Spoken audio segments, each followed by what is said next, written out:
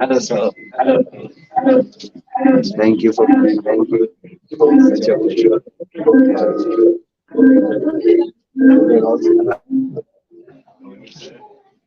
So I'm acting as the Vice Chancellor of UEM Jaipur.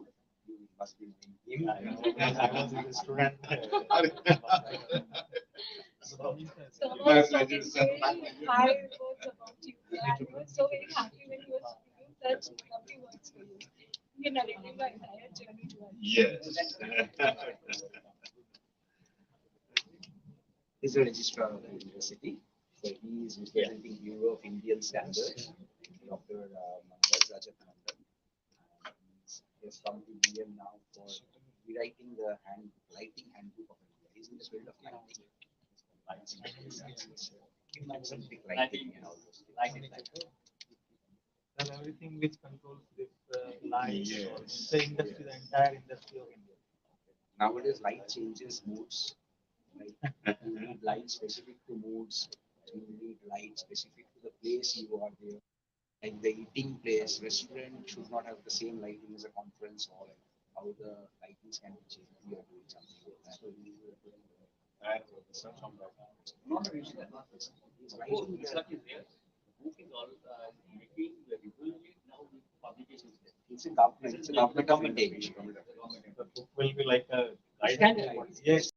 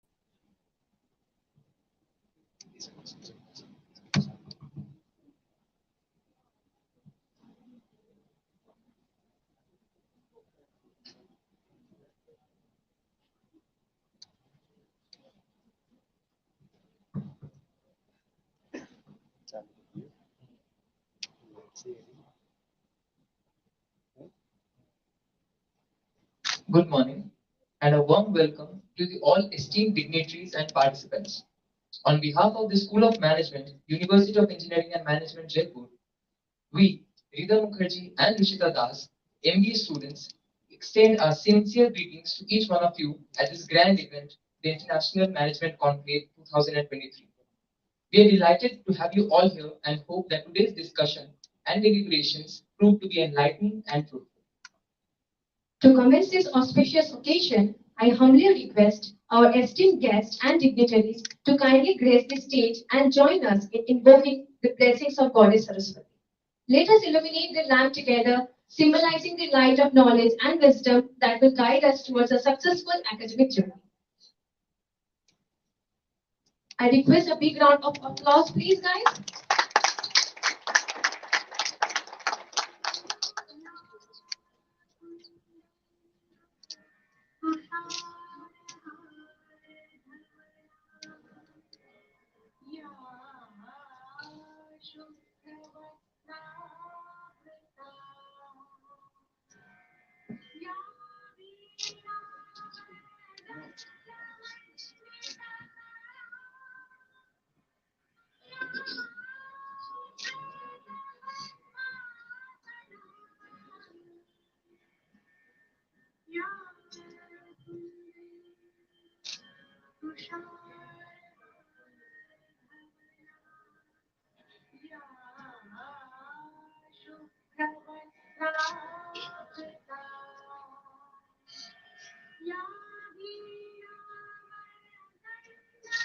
So,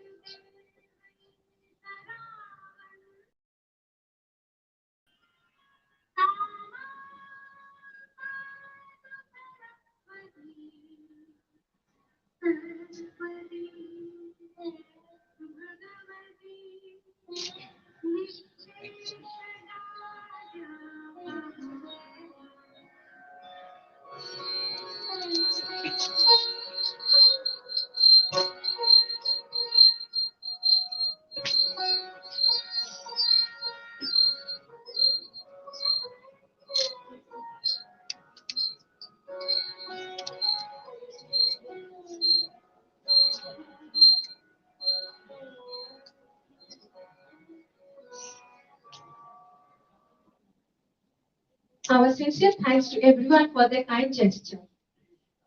To begin with today's grand event, I would humbly request all the dignitaries on the dais for the inaugural of our Management Newsletter, Volume 5.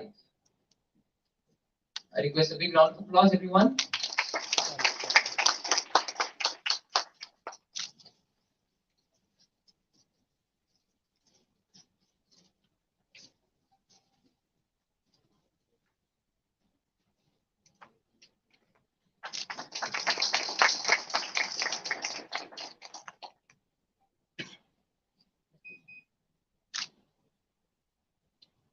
Thank you so much all for your kind gesture. Welcome to the International Management Conclave 2023, presented by the School of Management, University of Engineering and Management, Jaipur. As the world adapts to a new normal in business and society at large, it is crucial for aspiring managers to stay informed and equipped to thrive in this changing landscape. This event serves as a platform to learn from industry leaders at the forefront of sustainable business practices and technological advancements. Despite economic challenges, we have witnessed a positive impact on resource utilization and environmental improvements. At this conclave, we bring together corporate professionals and academicians to discuss the new disruption in the HR and tech industry with artificial intelligence and the importance of putting people together at the heart of growth strategy. Get ready to gain valuable insights and be a part of this exciting journey towards a sustainable future. We are indeed honored to be graced by the presence of such eminent personalities who have not only achieved great success in their respective fields, but have also inspired many to follow their path. Their contributions have brought significant changes in their domains and positively impacted countless lives and communities. It is with immense pleasure that we now proceed towards felicitating our distinguished guests. Without further ado, I would like to invite the esteemed Vice Chancellor of University of Engineering and Management, Jaipur, Professor Dr. Vishwajit Chatterjee, to extend a warm and hearty welcome to our first guest of honor for the day, Mr. Dhanpat Raj Dhariwal. Mr. Dhariwal is the founder and CEO of Vision 2025 and has previously served as the president at Ultratech Cement, a part of the Aditya Birla Group. We greatly appreciate and acknowledge his outstanding contributions to the field of management. And it is our privilege to have him here with us today. Thank you very much, sir. If we have a round of applause again.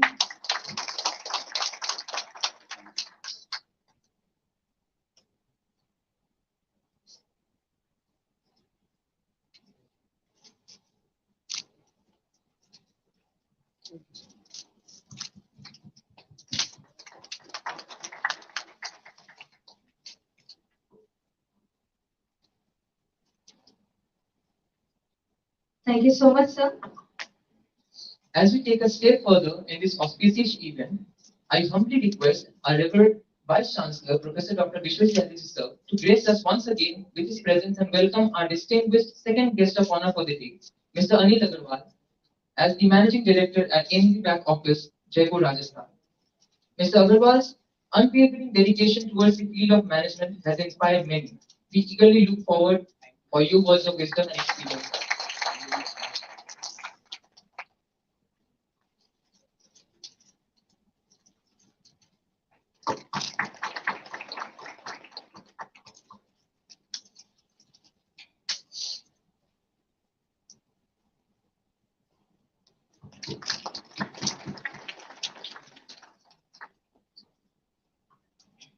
Thank you so much, sir.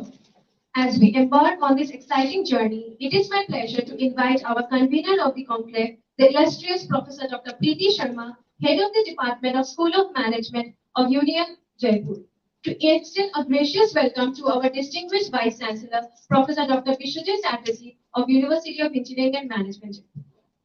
May we have a round of applause, everyone?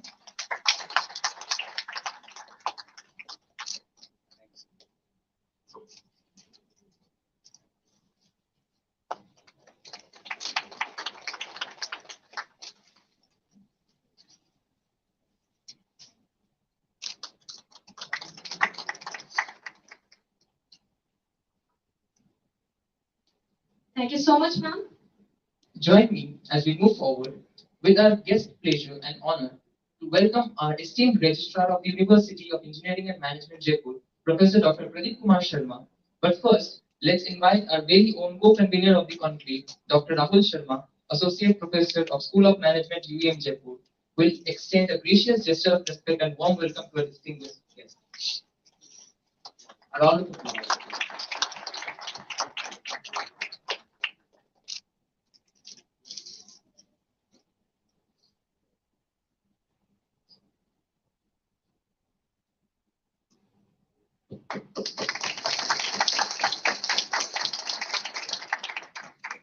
Thank you so much, sir.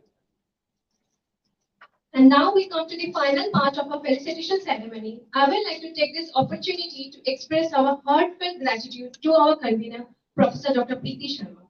But first, I invite our co-convener, Professor Sweta Pari, Assistant Professor of School of Management, UEM Jaipur, to extend a warm and sincere gesture of respect and appreciation to Professor Sharma for her invaluable contributions to this event. We are truly grateful for all that you have done, Professor Sharma, and we hope that this is just the beginning of many more successful endeavors to come.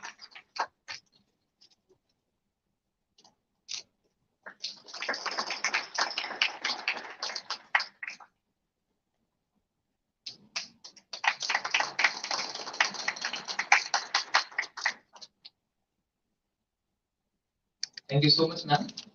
As we move ahead, I'm thrilled to welcome our esteemed Vice Chancellor, Professor Dr. Vishwajit Chatterjee, who will be delivering the welcome address today.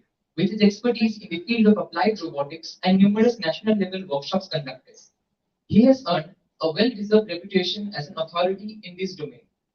With the published work of numerous SCI international and national journal and conferences, he has made significant contribution to this field. He is also an esteemed member of the prestigious organizations like Confederation of Indian Industry (CII), Computer Society of India (CSI), and Academic Council and Governing Board of other universities, adding further creditability to his profile. Under his guidance and leadership, students are constantly encouraged to innovate and develop new industry standard projects like Industry Ready ATV. We are honored to have you here, sir, today, and we eagerly await for your wise words.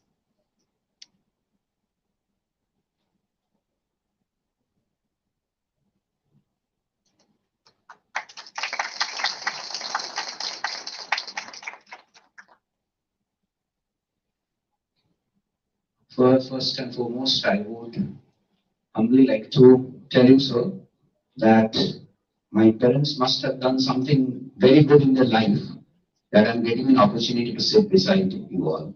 Thank you so much. Thank you for being over here. On behalf of University of Engineering and Management, UEM Jaipur, I wholeheartedly welcome Mr. Dhanpat Raj Dhariwal, founder CEO of Vision 2025, who is also the former president at Ultratech Cement. Thank you, sir, for coming over here. I will definitely, I really believe that we all will be enriched by a level or two once this discussion is over, once we hear from you. Thank you. I wholeheartedly welcome Mr. Anil Agarwal, the Managing Director of NAV Back Office, Jaipur, Rajasthan. Thank you, sir, for coming over here. And I'm really honored to again sit beside you, and I'm eagerly waiting to hear from you and get enriched. So will be all our students and the delegates present over here. I wholeheartedly welcome Professor Dr. Anil Mehta, who is at the moment Professor of Management in Tulip, a senior professor. And as somebody was very properly saying that when Professor Dr. Anil Mehta is over here, Professor K.S. Yadav was over here, and he was telling me very correctly that when Professor Dr. Anil Mehta comes at a place, it is very difficult that you don't find a student whom Anil Mehta sir has not taught. So again, thank you so much, sir, for being a teacher and telling all of us the way of life. Thank you so much. I also welcome Dr. Rajat Mandal, who is representing the Bureau of Indian Standards, and he has been given the task from Government of India to rewrite or to completely modify the Lighting Handbook of India, which is doing a very. We are very proud to say that he has also in turn given a part of the responsibility to UEM Jaipur, and we are collaborating and doing it together. Thank you so much, sir.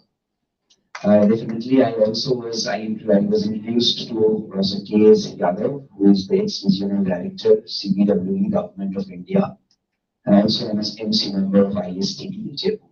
Now he is a transformational speaker. So, thank you, sir. Thank you. I wholeheartedly welcome all the other delegates present over here, and I wholeheartedly welcome all the teachers, organizers of the conference, and all the delegates who have come over here to listen and enrich themselves. Thank you. And I also thank all the students who have come over here to be a part of this event. Thank you so much. Thanks to you all, dear students. And as I always say, UEM Jaipur is for the students, by the students, of the students. So if you are not enriched, then our job is useless. I only believe everything is being done only for you, and you should be enriched with whatever is being done. Thank you so much. I have been given the microphone and I am a teacher, so I will not stop over here. I will take a little more of your time. Sorry for that. So when I came over here, I was looking into the two topics that you have taken up for discussion. That is AI and the new disruption in the Indian HR tech industry. And another one is chat on putting people at the heart of a growth strategy. So I am very eager to hear about that, but I do have some personal opinions on this, and I will share my opinions, and I would like to, very quickly, I would like to hear from all the delegates present over here. So when the topic is on, I would definitely say that when we are talking about AI in HR, there are three important factors that AI has taken over. When I started learning about management, one of my teachers told me a story of a lift, saying that there was a lift in a big building and all the residents of that society was demanding that the lift should be made faster. So the chairman of the society took a quotation that how the lift can be made faster, and it turned out that the money that was needed was much higher than the funds that was there with the society. So what he did was, instead of repairing the lift, he put a big mirror in the lift, and from the next day, complaints stopped coming because people were busy watching their faces in the lift, in the lift while they were going up and down, and they stopped complaining about the speed of the lift.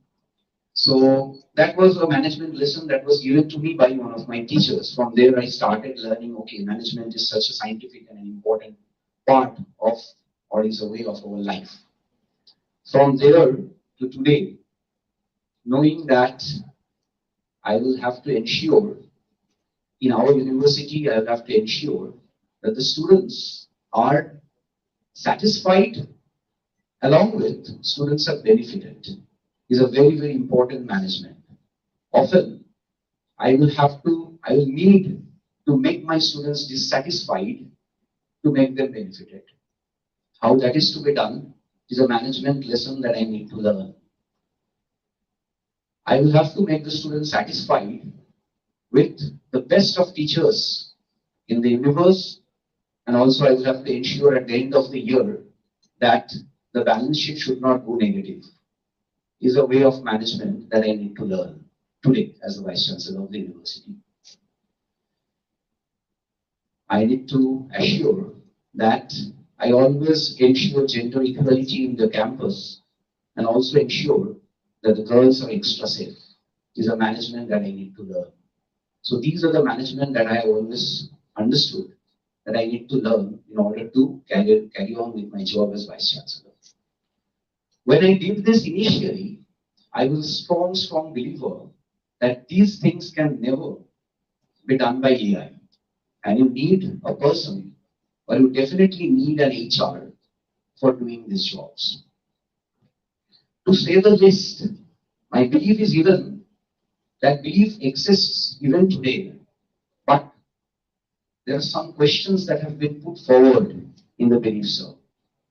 And I want to share that with you because of late, I have totally come to understand that AI softwares are writing programs or computer programs itself and replacing middle level programmers.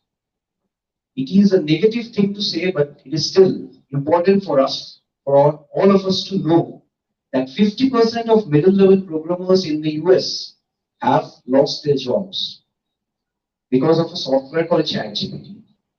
It is a fact.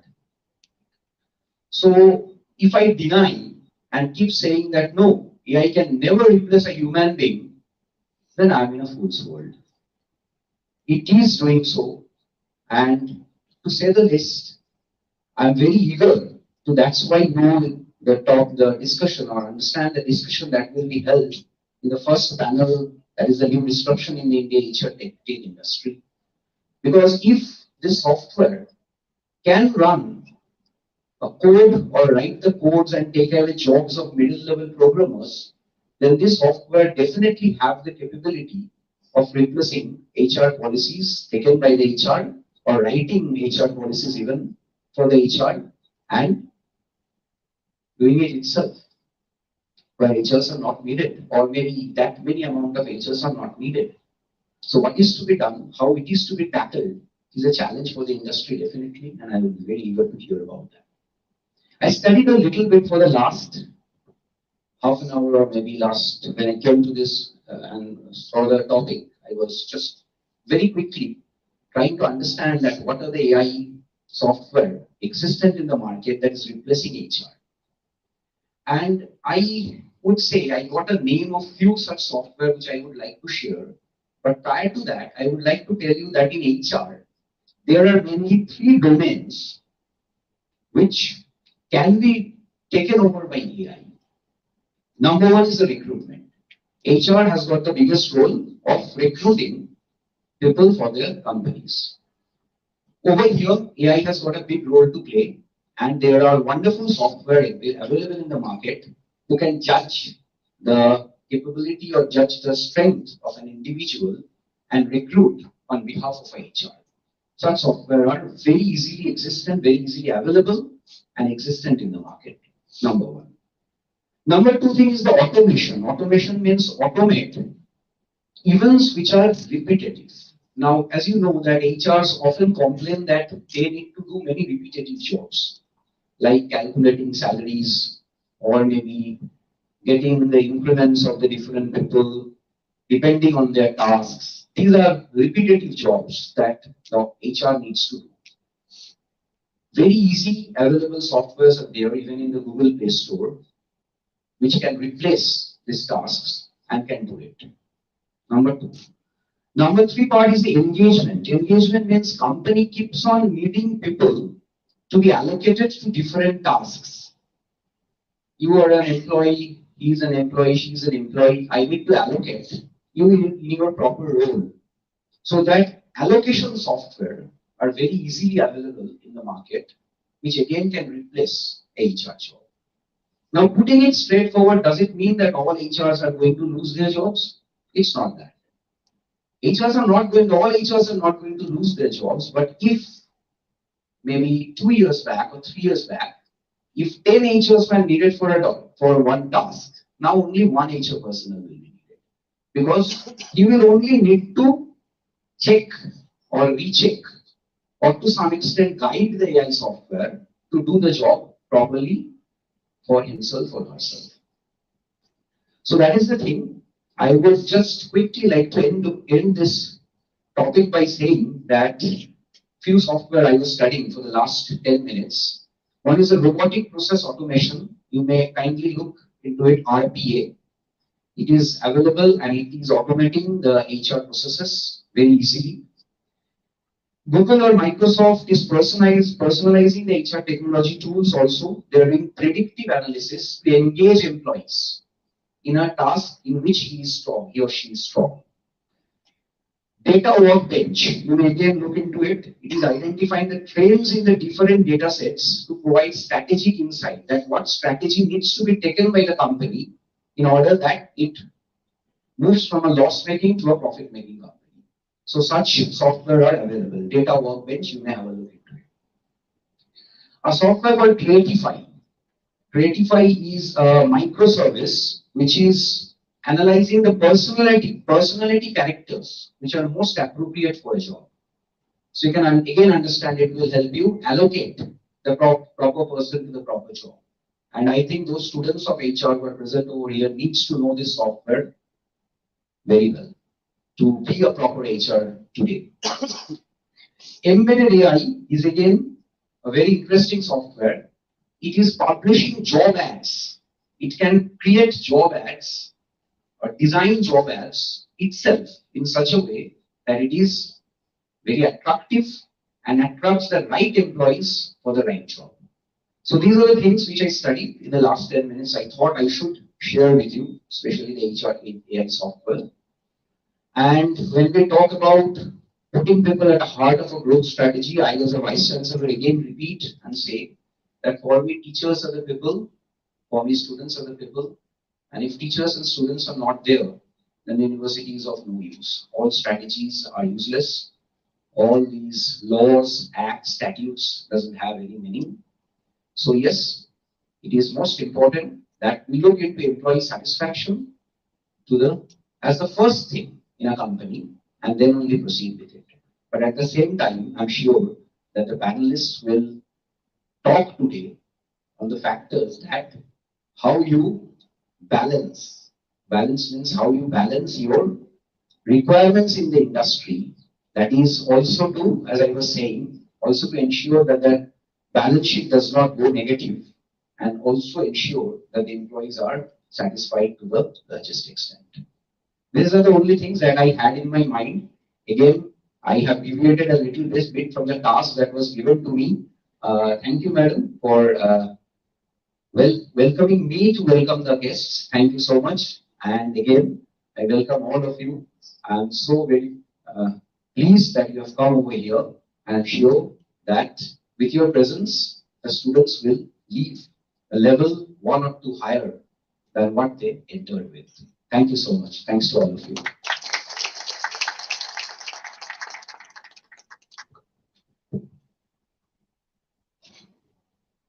Thank you so much, sir, for your valuable words. Moving ahead, it is with great pleasure that I invite our esteemed respected Registrar of University of Engineering and Management Jaipur, Professor Dr. Pradeep Kumar Sharma, to the stage to deliver the first oration speech of the day. With an impressive number of years of experience and a passion for exploring topics such as wireless power transfer, security issues in cloud computing, and quantum physics, he has made significant contributions to the academic community, with many research papers published in highly regarded national and international journals. It is truly an honor to have you here with us, sir, today, and we eagerly anticipate gaining valuable insight from your wise words. Without further ado, please join me in welcoming Professor Dr. Pradeep Kumar Sharma to the stage.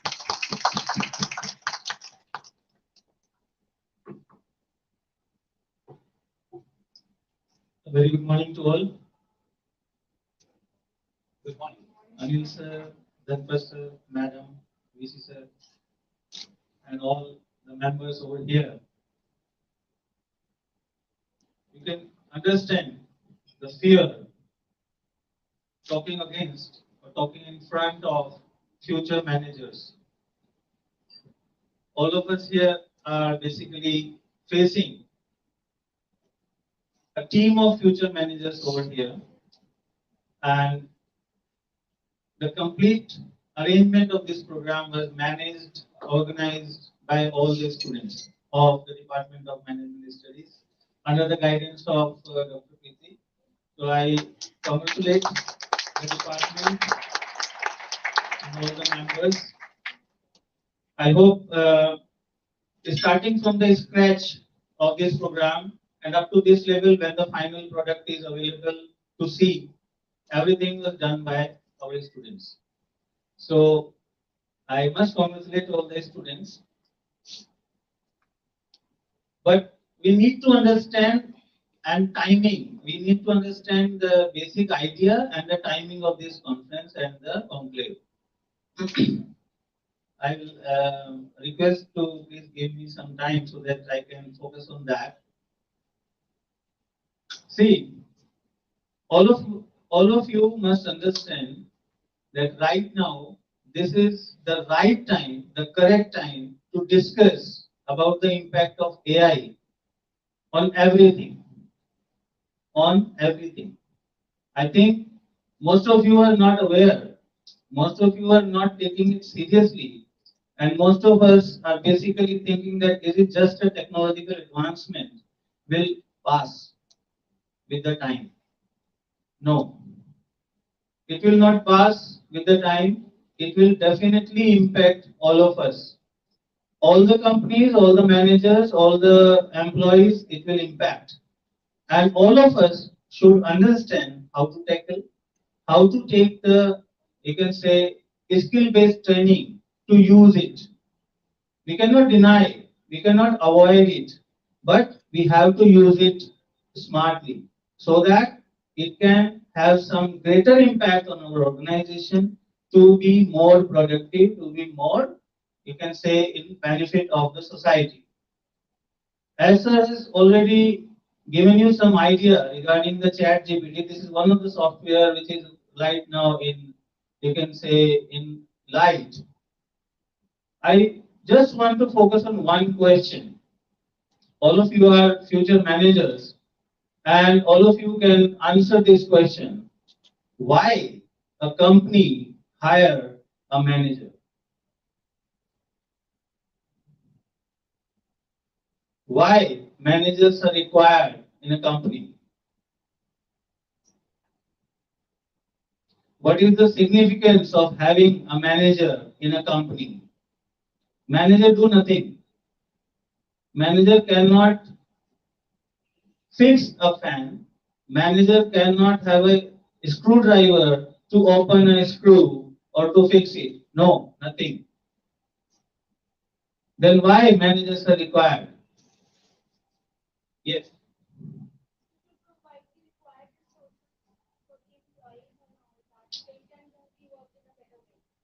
In terms of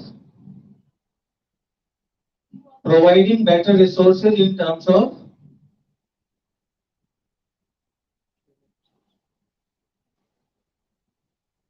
advice. Manager can advise. Manager can inform that what can be done. Manager can have some suggestions to the, you can say, the uh, proprietor, or you can say the owner of the company, that okay, if we do this we can have this, and how many persons we require in production line or in manufacturing line. But manager cannot have a part in manufacturing line, or he cannot have a part in production line. Manager is a decisive tool in a company who can decide that what should be done. Okay. Now, how these managers are trained? Madam, if you can have some impact, all of you know how you are being trained right now. You have been given some case studies for different managers who have been successful in their companies. In a particular situation, they take a good decision, right? And that's why that case study is with you right now, so that when you will face that situation, you can take such kind of decision so that your company can be out of that situation. And that is the best manager, sir. I hope I am not wrong, Anil sir. But now the situation, what I was talking about, this is the time of revolution. ChatGPT kind of software already been fed with all type of case studies. You just give a situation, it will give you the better solution. Whatever the thing you will provide, it will provide you the best solution according to your company. I'm just quoting one example. I already shared with VC sir also twice, I think once or twice. In USA, there was a firm, and he designed something for a very big advertising company, and that advertising company, which are very big, means there is no issue regarding payments, but that company stopped the payment of that designing firm. It was $109,500. So $109,500 that company stopped. After months of writing emails, the owner of the designing firm decided that I should move to the legal court. But when he decided to go for the legal option, he thought that there is a very long process, and in USA, having a legal attorney with the company is very costly affair. So 109,500 to get, he has to pay more than that, many a times. So what he thought? He gave the problem to ChatGPT. He write the email and fed it into the ChatGPT platform. ChatGPT rewrite the email in such a manner and sent to the company. Within 2 minutes, he received the reply, okay guys, we are paying you. This is the best example. You can see the letter in your Twitter account. If you have a Twitter, in the Twitter you can search and you can have the letter. Now the thing is, what ChatGPT has written. It's not a warning, nothing. It's a simple empathetical letter giving reference to all relations of the company with that big company, and just to maintain in future also. You please see, I have seen that letter. It is just written very nicely. So my point is, where that manager or legal firm was required, a software does what expected from that. In the same manner, in future, within I think 2 to 3 years, the requirement of a decision maker manager will not be there. Now, for us as a university, for a higher education institution, and for you as a student, and for all others as teachers, we all have a challenge. Then how to have a new skill-based training so that our future managers will be more viable, will be, you can say, more progressive and productive in a company in such environment. And I hope this particular discussion today in both the sessions will have some solutions for that. If not, I request that please take into account these kind of discussions so that we can all have some solutions for this particular problem. But definitely, we are going to face it. So this is my say for today. I hope all of you can understand what we are going to face within next 2 to 3 years. It's a very big challenge for all the managers, very big challenge for all higher education institutions, and all, means the companies will be at ease. The organizations will be at ease because they will definitely will see how to reduce the cost. So thank you very much. Thank you. Thank you so much, sir, for those wise words. Next on the agenda, we are thrilled to welcome our first guest of honor of the day, Mr. Dharmas Raj Dhariwal, with 4 decades of experience working for top Indian corporates in 3 diverse industries, namely chemical steel sector, insulator power sector, and Birla White cement and paint sector. Mr. Dhariwal brings a wealth of knowledge and expertise to our company. He is the CEO and founder of Vision 2025 Outlook Change and an advisory board member of CEO Portugal. Notably, Mr. Dhariwal has worked with 10 different states in India and served as a CEO and MD of a 50:50 JV of avid Group with NGK of Japan, as well as with joint ventures involving Japanese, European, and Indian partners. He has managed organizations with over 4,000 people across multiple locations. We extend a warm welcome to you, Mr. Dhariwal, sir. Your presence here is an honor, and we eagerly look forward to hearing your sagacious words. May I now invite you to grace the stage and enlighten us with your invaluable insights.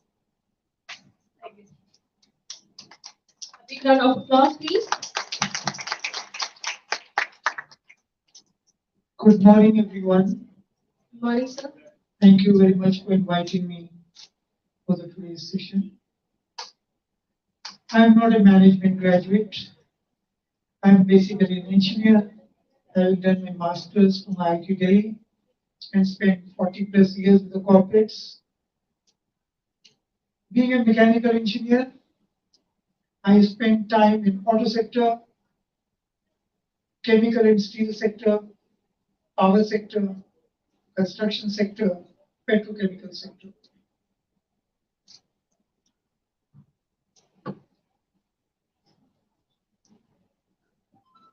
I'm not going to speak to you today on HR or anything which the industry experts are going to spend time in the panel discussions today.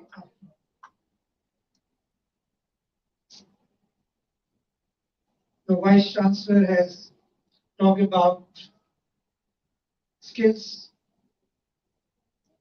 We shared about various softwares. We talked about what children need to understand, which can make great future for them. I'm happy to be here to share something very different. And in case any of you have any queries or discuss any of the points which I touch upon, maybe during the break time, we can certainly discuss on that. I'm delighted to be here with you all this morning to share my thoughts for young aspiring managers of our country. Think beyond today and tomorrow. Speed of technological innovations, global competitions, customer and user expectations are the real challenges. Moving out of the comfort zone is the real key. We enjoy to be always in the comfort zone. And for that, you need to be very passionate, dream big, dream differently, and develop a journey map to scale new heights of life. I personally believe that today is always better than yesterday. This is what everyone aspires. Tomorrow will be always better than today. But it is not a magic. It is in our hands. And for that, how do we think? What do we think? And what do we want to do? It's certainly very important. We make great things happen. We create new things. We build the road to achieve our dreams and life goals. I thought I would share a few real life examples and stories. How children below your age, children less educated than you, can do great things. And if they can do great things, what prevents us from doing those great things? It is all in our hands. I'm reminded of a little girl who was 7 years old in the United States. One day, this girl had to accompany her dad to a dentist. After the interaction with the dentist was about 40 miles away. The doctor was quite impressed seeing this little girl and offered her a lollipop. Children are very happy seeing a lollipop. But the moment she came out of the doctor's room, there was a smart girl sitting on the reception, and she said, "Baby, not good for you. Don't eat it." Girl was puzzled, just a 7-year girl. She was puzzled. She was confused. What is this? Children love lollipop. Doctor gives me lollipop, and this unknown lady tells me, "Don't eat it." The entire return journey for the 7-year child was a different thing in life. She deliberated with her dad the entire 40 miles journey. What is this? I am lost. I am confused. Doctor gives me, I like it, but somebody says don't chew it. Her dad explained her the reasons behind. And by the time they reached the home, a new purpose got created. Why not we make a healthy lollipop, good for children, and nobody should say, don't eat it, don't chew it. The next 2 years, the father and daughter worked together. Imagine a girl of 7 years. And they discovered, they did a lot of research after office hours, after school timings. And they developed a lollipop which was healthy. The name given was Zollipop, Zollipop. She created many new products, and she was just 9 years studying in grade 4.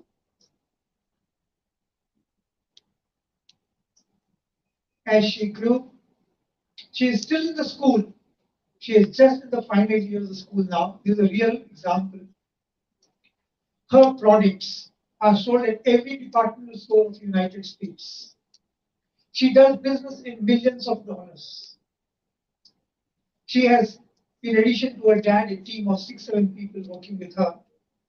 And as a student, she could apply. She was so passionate, she was so committed that she could do all of a sudden an idea click, she worked on it.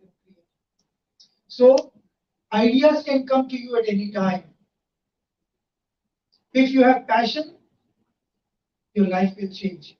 Maybe many of you in 10 years' time may be CEO of a MNC or a global Fortune 500 company, or maybe something different. It's all in your hands. It is not a magic that somebody will come and offer you. You need to move with time. The word skill which we talked is certainly very important. I am associated with Atal Innovation Mission of the Niti Aayog, working with children of schools across the country. What is the age of these children? 10, 11 years to 18 years, class 6 to class 12. Because the experts feel that that is the most innovative age. Children are open to experiment things. Children are open to learn new things, pick up and practice. They are not biased. Interact with children across the country. And it's a great learning process for me when I interact with children. We do 2 projects every year, which are long projects. And I only feel that if when I was studying, if I had this opportunity, maybe I would have done differently to the world. Government of India have identified this year 8 sectors. And under each of these 8 sectors, 2 real-life problems of the country. 2 real-life problems under each of the sectors. Sectors are like education, healthcare, logistics, climate change, tourism, digital economy, and so on. And they have given us 2 projects under each category. Now these children in the school age, 6th class to 12th class, are given time to work and bring out innovative solutions. The government feels that the best innovative solutions can come from this. And the top 350 solutions that will be presented by these children will be extended to all the G20 countries, because this year India has a presidency of G20 countries. So that is the strength and power the children has. When you interact during this period with the children, the way they are doing the primary research, please listen to me very carefully. To do a great project, first important thing is the primary research. Second important thing is the secondary research, and then you come to the pilot. That means before we do anything, you are in any field. Have you understood your stakeholders who are going to use your products, who are going to use your services, who are going to use your inputs? Understand that. What are the present solutions they have? How is your solution superior to them before you start working on your project? We don't occupy a seat and start acting. We start first understanding who are my stakeholders in this journey. Are they the students? Are they the farmers? Are they the working people? Are they people of this age profile? So we need to interact and understand, and then only we can move forward. Then it goes on, and then these people are put for 5 months with industry experts to refine their solutions. Because the time looks larger because they are students of the school and they cannot spend more than 1 hour or 2 hours a week. It's an additional activity. So the time goes larger, and then they are invited to NITI Aayog in Delhi to make presentations to investors, industry experts, government officials, and then finally some are invited to the Rashtrapati Bhavan or the Prime Minister of the country to join.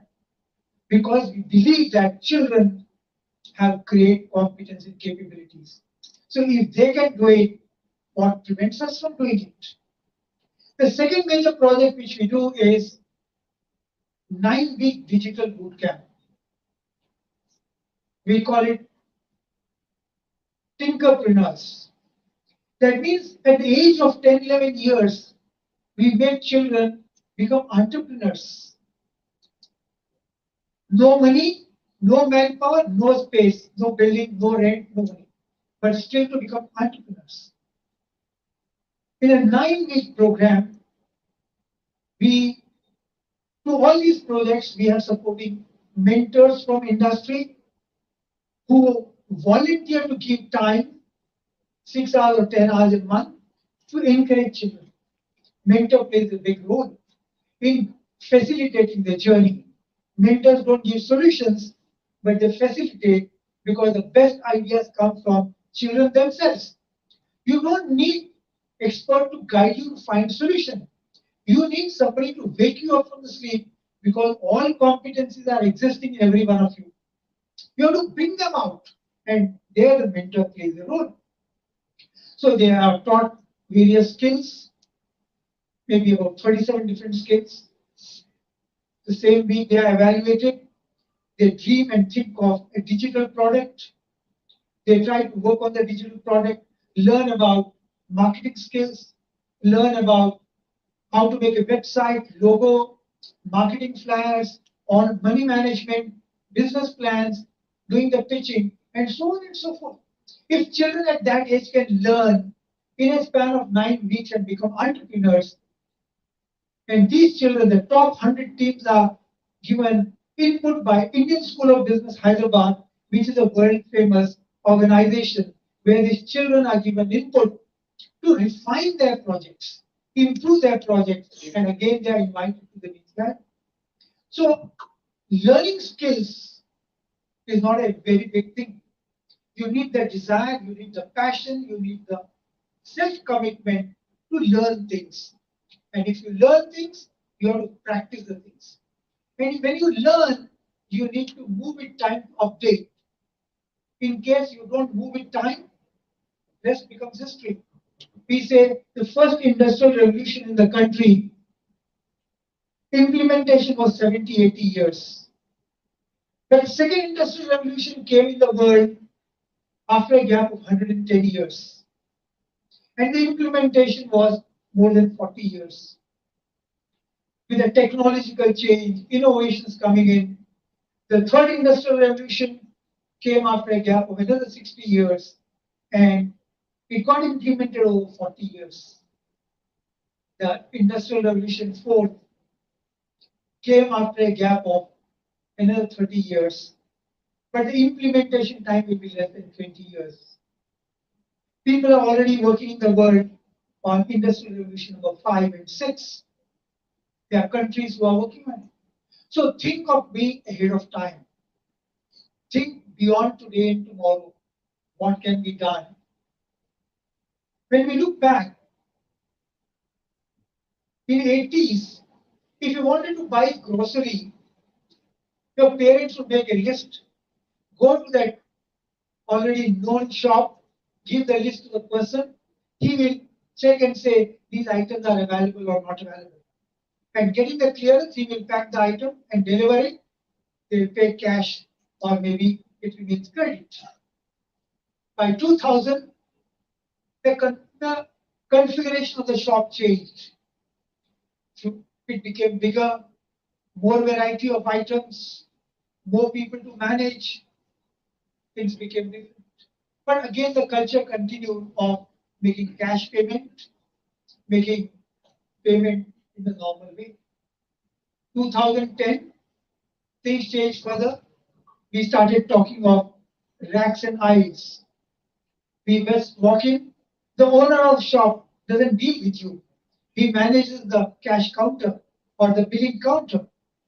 You walk in, pick an item. Items are not in stock out.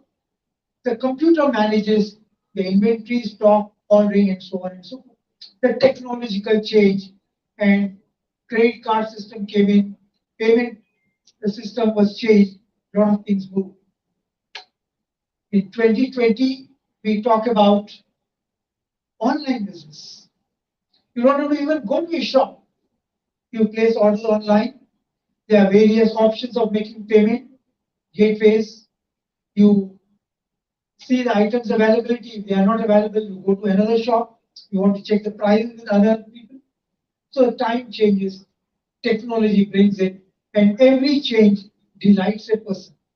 So we as future managers, potential global business leaders, do we have that passion to acquire that skill? Do we have the passion to try something new? Do we have that desire to really see that, go beyond and discover ourselves, to see that we do great things and experience the delight? It is not like passing an examination in today's world. It is passing to achieve your dreams, converting them to reality, and seeing the results, how your other stakeholders accept you or give you their feedbacks. It is all in your hands. So this is a subject on which I can keep talking about it. I'll give you a last example. When I was in the Aditya Birla Group, my last assignment was I was CEO of Birla White. This is an organization based in Rajasthan, 18-year-old organization. They were having a turnover of 240 crores with a profit of 40 crores. I don't have any knowledge of construction sector. I have not worked it, but this business deals with retail sector or end consumer. Every business had a different profile of customers. Same people, same team. I did ask them the question, why your company could not become a 1,000 crore company in such a long time? Do you see the things around you? Do you see the organizations around you? You know, he said, sir, you are too new to this business. Just relax. Maybe after 2 months you will talk in a different language. Unlearning and learning was a great challenge. In 5 years' time, I spent with our group. At the end of the 5 years, this business was giving results of 1250 crores and 400 crores profit. And the same people did it. And in 2010, this company was declared as the best company of Aditya Birla Group in the world. They got the highest honor of an award. So people are not having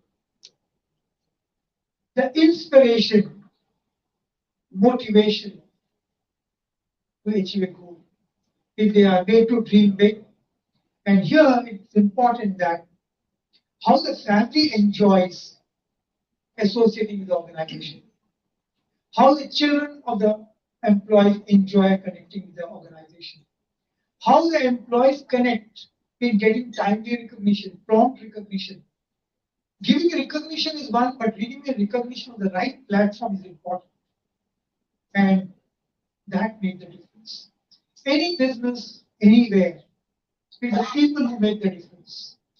Whether you have computers, whether you have any technology, any skill, it's the people who know how to create new skills, how to manage the skills, how to draw the benefit and mileage. So don't underestimate your brain power. Don't underestimate yourself. You can do great things which can give you the delight of the highest standard. Great to be here. Thank you all very much. I hope my points, my examples would have given you a little thought or little inspiration. Try to see if even one point, even if one sentence can make you think differently. I'll be too delighted. Thank you very much.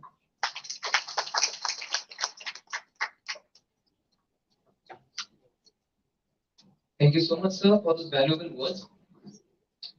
An insightful mind with a distinguished career. We are privileged to introduce our second guest of honor for the day, Mr. Anil Agarwal. As a chartered accountant since 1998 and the founder and managing director of AV Back Office in Jaipur, India, Mr. Agarwal has been a driving force behind the organization's success in providing sophisticated high-end accounting services. NIV Back Office has set a new standard in the industry by serving more than 2,200 clients worldwide with over a US dollar of $210 billion in asset under administration. Their professionally qualified team of over 2,250 experts, including 600 chartered accountants, 125 company secretaries, CMAs, and MBAs, have relevant experience in alternative investment management. They are determined to deliver the best to the fund managers with a diverse investors base. We are honored to have you here with us today. Mr. Agarwal, your invaluable insights will be greatly appreciated and to share your experience with us with the words of wisdom.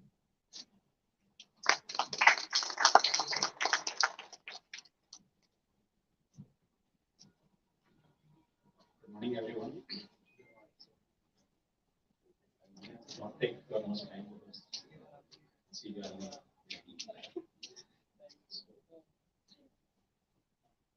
I would like to begin by appreciating the School of Management, University of Engineering and Management Jaipur for organizing this conclave on international management. Thank you for inviting me to be part of this event, for giving me this opportunity to share my thoughts to these young minds. After witnessing a huge blow for 3 years due to COVID-19, even 2023 is proving to be a difficult year for world economy. Factors such as increased interest rates, along with the Russian invasion of Ukraine, bank failures in US, are leading to factors such as recession, a sharp downturn in growth. According to the World Bank, the global economy is projected to grow by 1.7% in 2023 and 2.7% in 2024. Growth is expected to slow down sharply in many places. In 2023, forecast for 95% of advanced economies and nearly 70% of emerging and developing economies will be cut. Management graduates in such scenario play a key role in keeping the organization afloat. It is they who are capable of striking a balance between the internal policies of the organization and external global demand. With a variety of specialization and super specialization in business schools, it is evident that there is a need for managers in all aspects of the economy. As a managing director for 22 years, I can vouch for this. I have been a chartered accountant for around 35 years and managing director for NAV back office for more than 22 years. We started this company in Jaipur in 2001 with 2 computers and 3 employees in a room and have grown to more than 2,200 employees across 6 locations in Jaipur, which includes 600 chartered accountants, 125 company secretaries, a lot of CMAs, a lot of MBAs, and other qualified staff. The experience has been challenging yet fulfilling in all aspects so far. During COVID-19 pandemic, one of the hardest things we had to do, like many other organizations, was change the way we work. Before the pandemic, we had a strict work from office rule because we work on a lot of confidential data. So we were scared giving access from home. But this challenge later on turned into an opportunity as we were able to hire talent from around the country that fit best for us.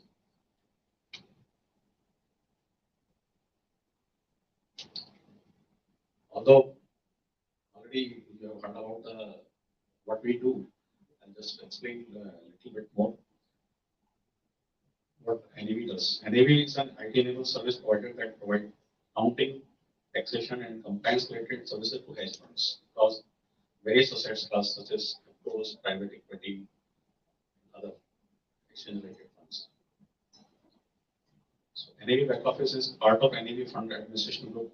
The group started operations in 1991 in the US and today recognized as the best fund administration in the world for various asset classes by several independent surveys. We started the operation in the USA and India, but now have a global presence with offices in countries such as Singapore, Mauritius, and Australia, to name a few, and expanding in few more countries. So we all at NAV believe that this is just a beginning. As the world is becoming smaller due to technologies such as automation and artificial intelligence, my major advice to fresh management graduates is to have a multi-dimensional approach to everything, along with the zeal to keep learning at every step. Every experience, whether big or small, provides us with a learning opportunity.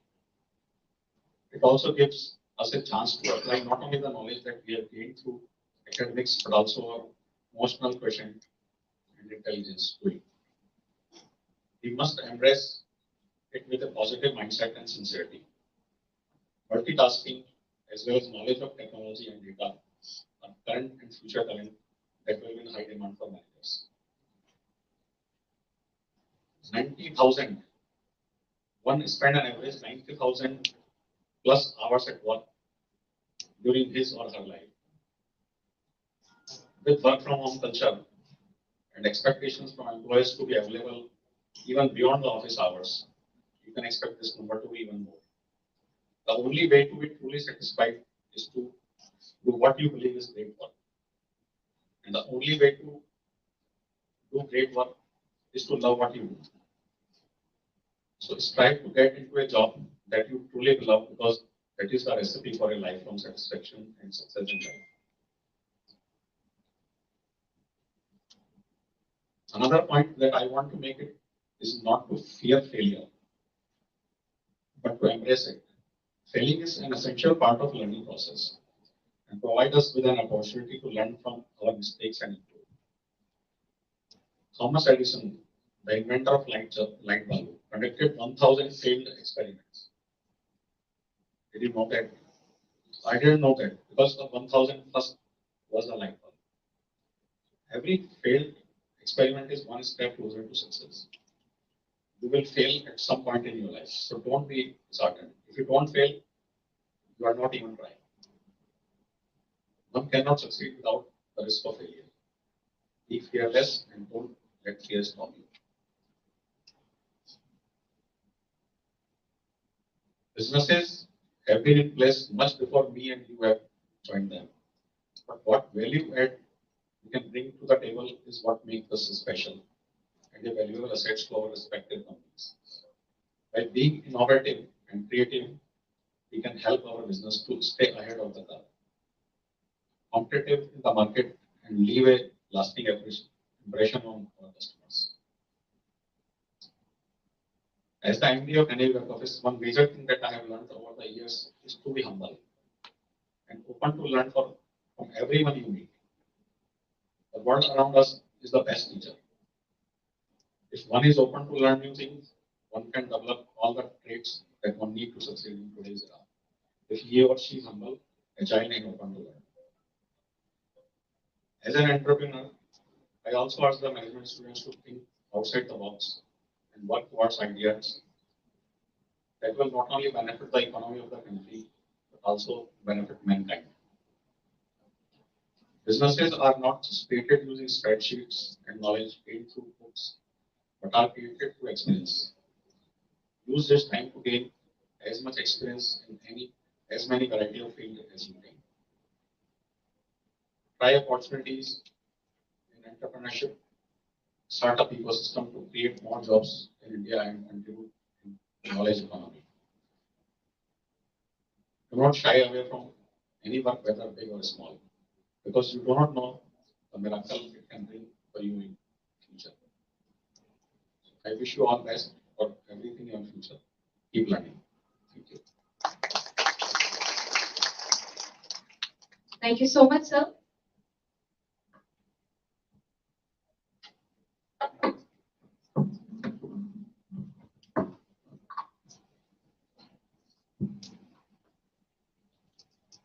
I now have the pleasure of introducing our convener for the International Management Conclave 2023, Professor Dr. Preeti Sharma, with a distinguished career as an administrator and educator in higher education. She has demonstrated consistent success and is a seasoned expert in conceiving and building programs from the ground up.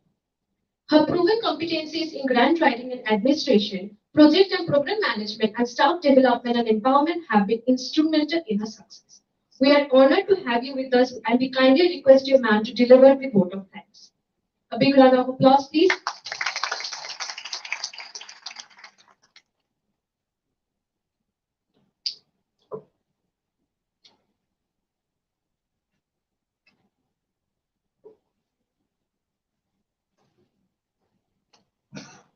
Hello. Thank you, Prishita. Good morning, everyone. On behalf of School of Management, UEM Jaipur, I convey my gratitude to all the dignitaries present in International Management Conclave 2023.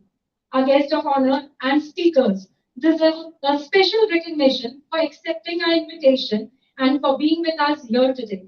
It's indeed a great honor for our university to welcome such prominent speakers who have been known for a great contribution in their respective research areas. A particular mention to our Chancellor, sir, who inspire us to achieve our best and serve as a pillar of strength. A special thanks to our Vice Chancellor, sir, Ms. Joy Chatterjee, sir, who has been with us since the inception of this conclave. His contribution has been unique and extraordinary. The university is what it is today just because of him and due to his vision, leadership, dedication, and sheer hard work. Thank you, sir, for being with us. I thank our registrar, sir, who graced us with his presence and guidance. Thank you, sir, for sharing your words of wisdom. We have been fortunate enough to be assisted by our Dean Academics. He has been a constant support and has given a lot of encouragement to the entire team. It isn't something that happened overnight. It was not an effort of one day. But to make this conclave a success, all the management graduates worked on their respective areas for a long time to develop the novel idea. The wheel began rolling months ago when this conclave was declared. Since then, everyone has been a part of the process in many ways, from the organization team to the committee members, to the participants, to the faculty members. We have been lucky enough to have been supported by a team of students and faculty who have been proactive and devoted. I'm at loss of words to express my gratitude for their participation and willingness to do things beyond their comfort level. Let us give an applause and heartfelt appreciation to all those who have contributed, making this conclave a success. Finally, I'd like to convey my gratitude to every one of you present here, taking time to join us today and for assisting us in making this event a huge success. Thus, at the end, it gives me immense pleasure to see the proud faces of my team members and see their efforts being bearing fruits. Thank you very much.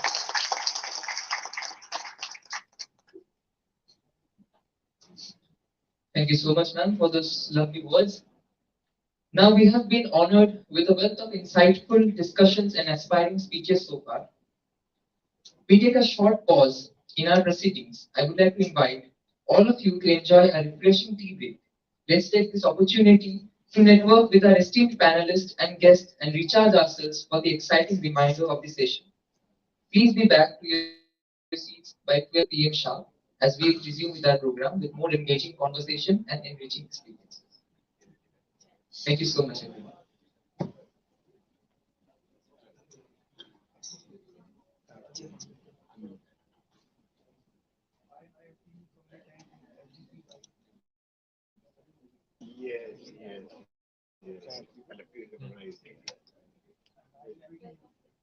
Okay, okay, okay. Very good.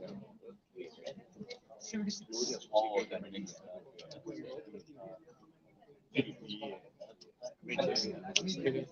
Because Sani used to be the director at that time. I'm talking about Rajat Gupta, McKenzie. Rajat Gupta was in 72 batch or something.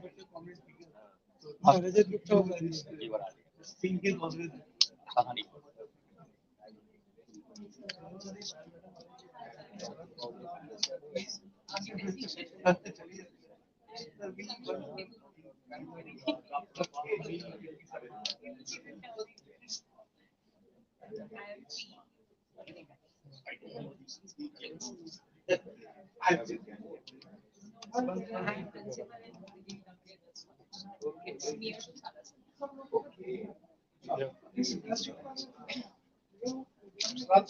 How are you? old people like So, so glad to see you. वो तो है and what is small what is small what is small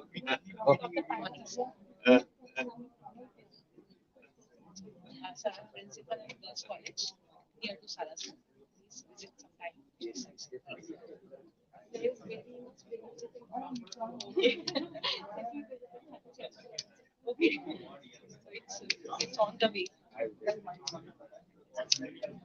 Please, please. I'm Dr. Ajay Pandey from MEP used to go. Yes, yes. And Dr. P was together in January, long back, 12 years back. From that association, still continuing. Great that you have valued that association Yes, and I you have know. come over here. So such an honor. Thank you. Uh, hello Yes, sir.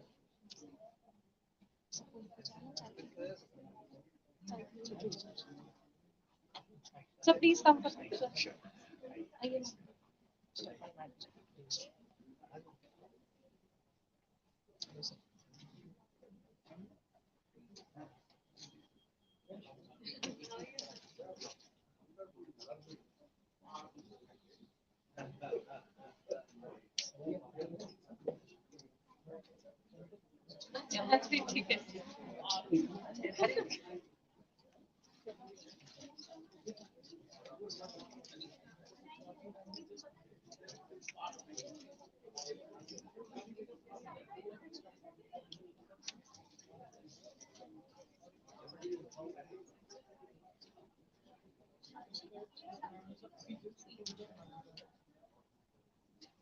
सबको करो।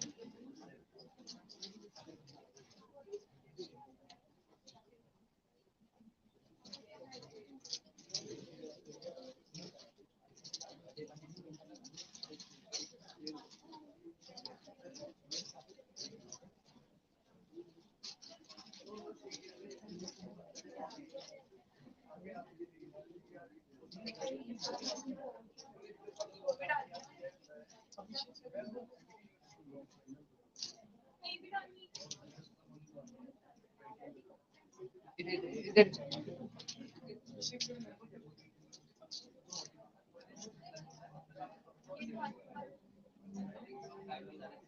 अभिषेक hello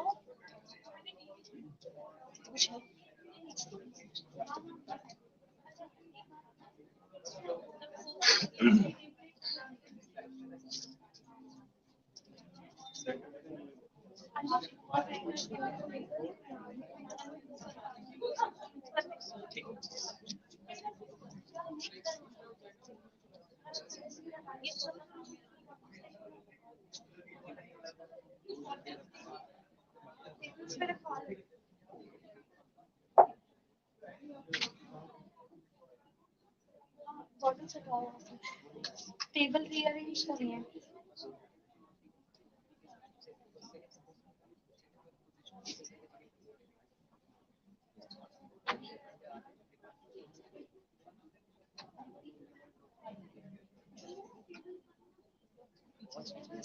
हाँ मत जाओ हाँ अभी break है चोरी करना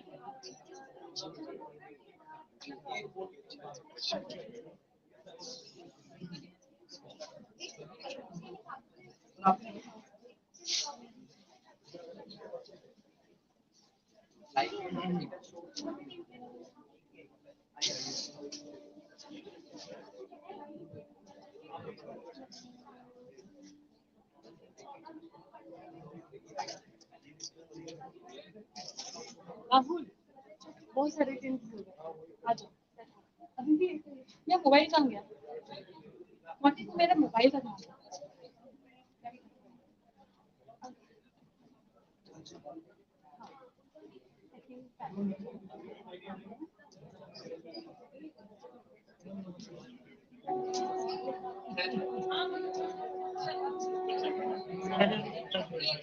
हाँ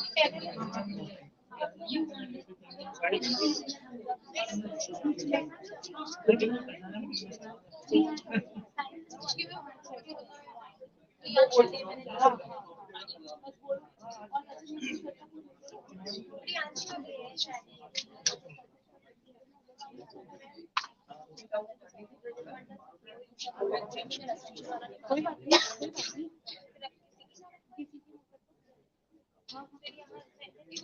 सेंटर टेबल तो रखो वो हाँ वो लेफ्ट से क्योंकि राजस्थान का यहाँ पे ये पॉसिबल भव्य तरह यहाँ पीछे वो चेयर्स ना पीछे लगाओ सही से अच्छे से लगाओ स्ट्रेट या वो साइड में कर दो मैम वो यहाँ हाँ चेयर यहाँ आएगी हाँ तीनों एक साथ हाँ हाँ स्ट्रेट लाइन में पीछे करो थोड़ा सा पीछे करो हाँ कोई बात नहीं पीछे करो हाँ और एक सामने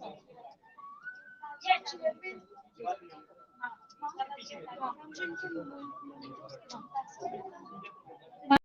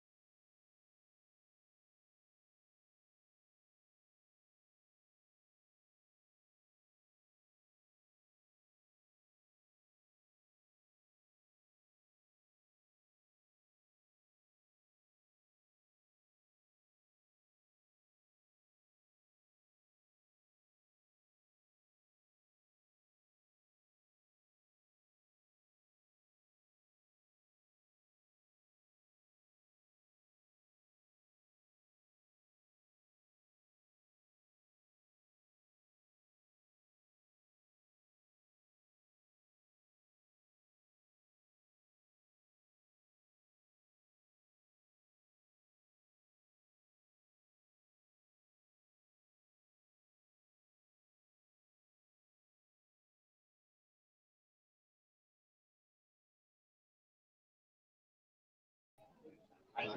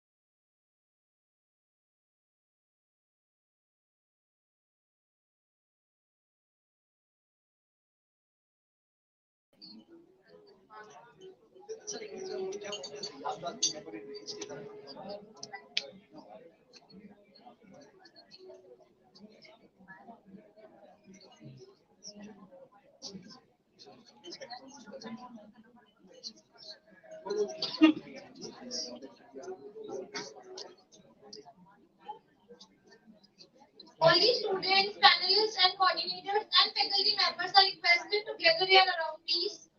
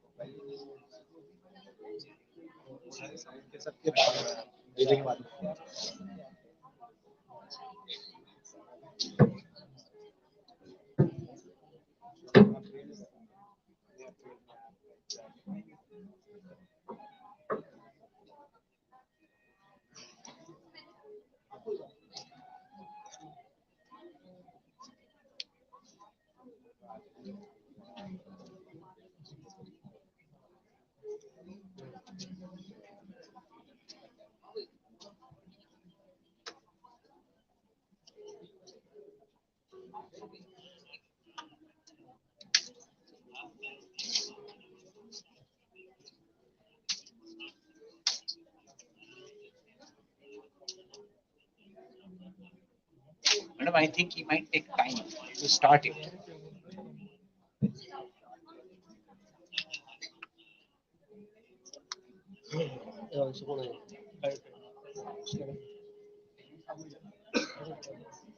A very good noon and welcome back everybody to the first panel discussion session of the International Management Conclave 2023. I am Priyanshi Kudeda and my fellow host Shruti Agarwal, students of BBA first year, will be taking over the rest of the session. Firstly, introducing you to the agenda of this first panel discussion session, which revolves around AI, the new disruption in the Indian HR tech industry. As the world becomes digitally driven, artificial intelligence (AI) is creating dynamic changes in business organizations across every sector. Similarly, even the HR industry is not immune to the efficiency that AI integration generates. To match the pace of human intelligence, a deep connection is being made between machines and humans that further disrupts the human enterprise experience. Proceeding towards the first panel discussion session, I would like to introduce our first panelist for the session, Professor Sudhir K. Jain, former Vice Chancellor, SMBD University. A round of applause, please. Katra, Jammu and Kashmir. Adjunct Professor and former HOD, DMS, IIT Delhi. He is an experienced professor with a demonstrated history of working in the higher education sector. Skilled in applied economics, intellectual property rights, entrepreneurship, educational and development planning, and organizational development. A strong professional with a PhD in demographic and development economics from IIT Kanpur, India. We welcome you, sir.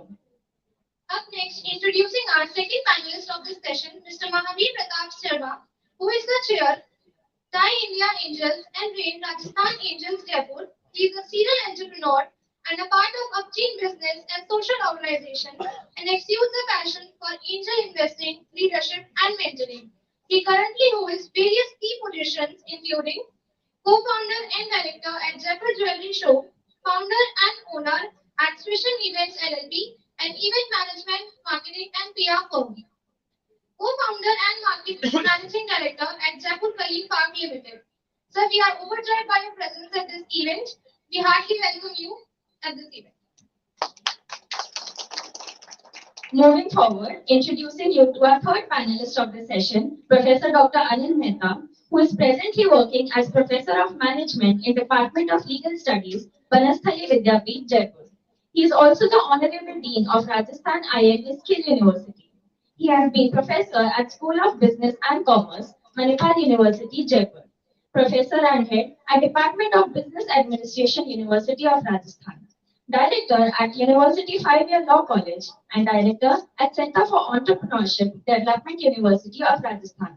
He has more than 40 years of teaching experience of MPhil, postgraduate and graduate classes. He has also worked as Vice Principal, University Maharani's College, Jaipur. We welcome you, sir. Furthermore, we are now introduce you to our last panelist of this first panel discussion session, Professor Dr. Tulip Kumar Jain. He is a writer, thinker, and promoter of social entrepreneurship, social innovations, spiritualism, Indian culture, and philosophy. He has written many ebooks, blogs, and newspaper articles on these issues. He has conducted workshops on social entrepreneurship and teacher training throughout the India. He firmly believes that improving education and empowering training in social entrepreneurship are crucial for the development of our country. He is the first person in India to start doctoral research on social entrepreneurship. He is the professor and currently dean of ISBM. He is on his way and will shortly joining us. Now I would like to request the moderator of the panel discussion session, Dr. Rahul Sharma, Associate Professor of School of Management, University of Engineering and Management, Jaipur, who has experience of 14 years and has specialization in quantitative techniques, financial derivatives, and operation research. Strong NED qualified education, professional with a Doctor of Philosophy, PhD focused on retail banking from the University of Rajasthan, to come up on the stage and take over the session from here. Thank you.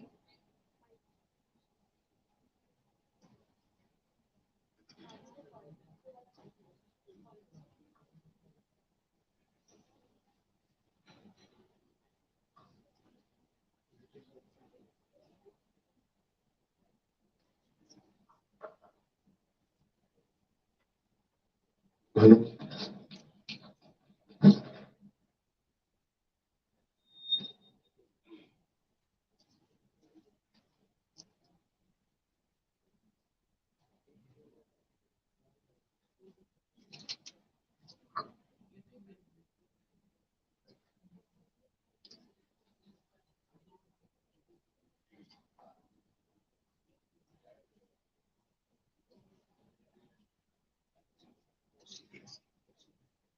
Good afternoon, everyone. First of all, it's an honor for me to moderate a panel which involves such great intellects from corporate as well as the education sector. I'm highly delighted to be the moderator of the session where one person who is sitting is my guide's guide.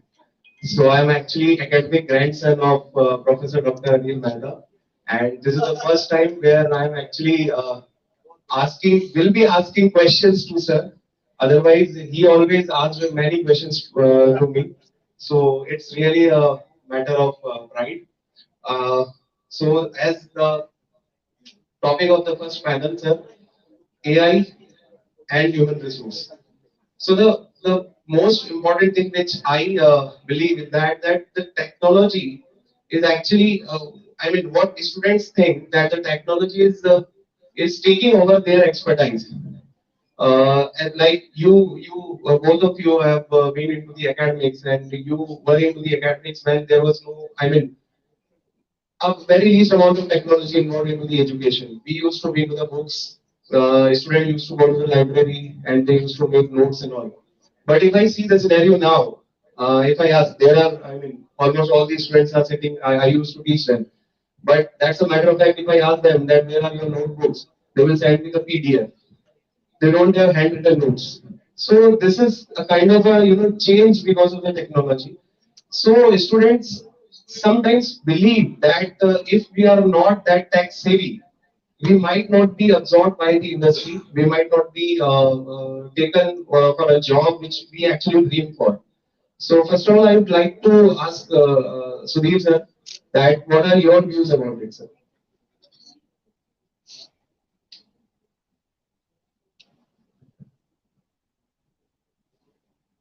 I think Professor Sharma, you are absolutely right.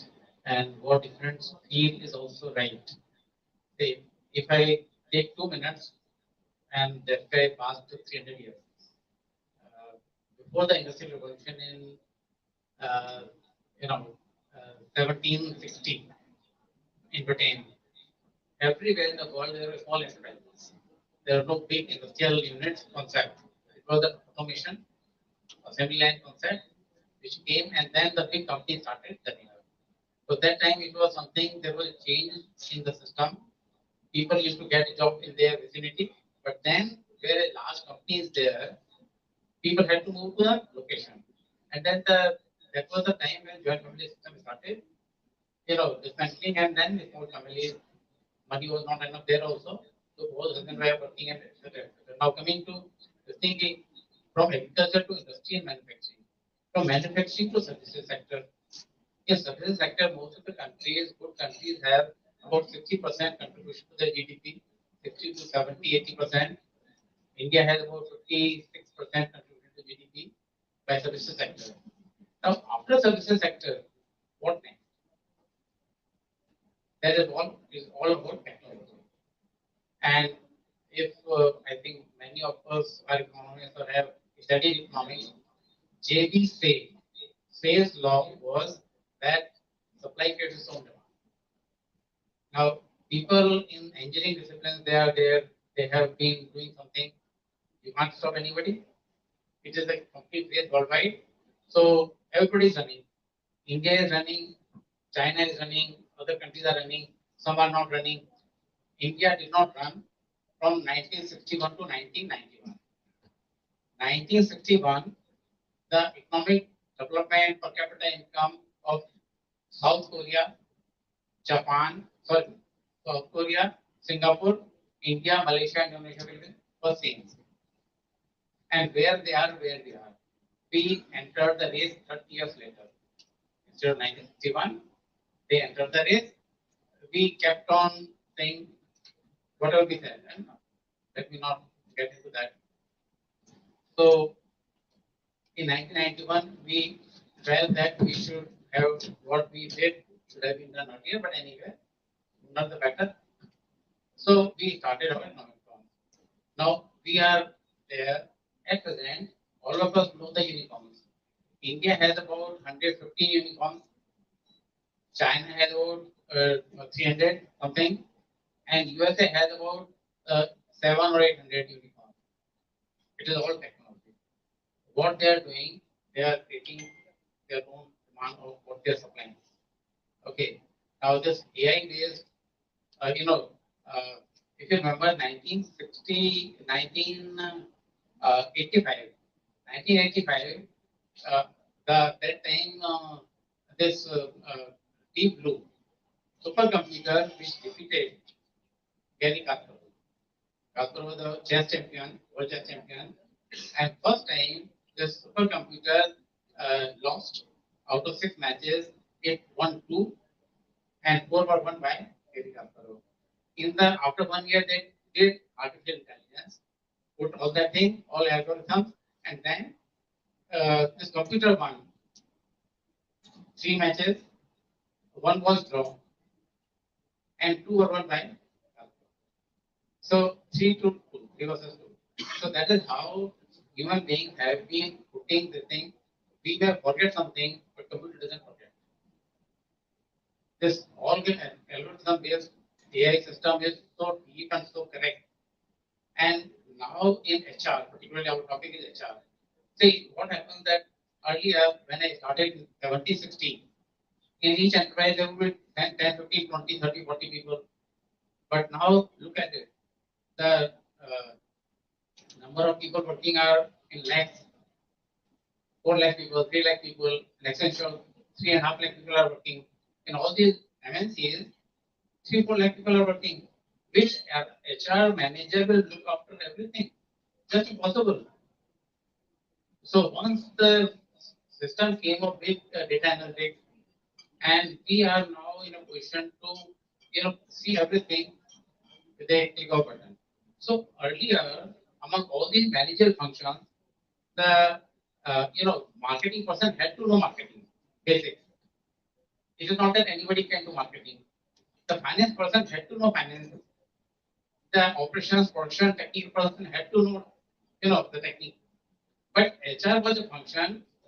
Any BA or MA pass person, HR थोड़ा सीखने के ऊपर से senior से, they will start performing HR function. But now it is not the case.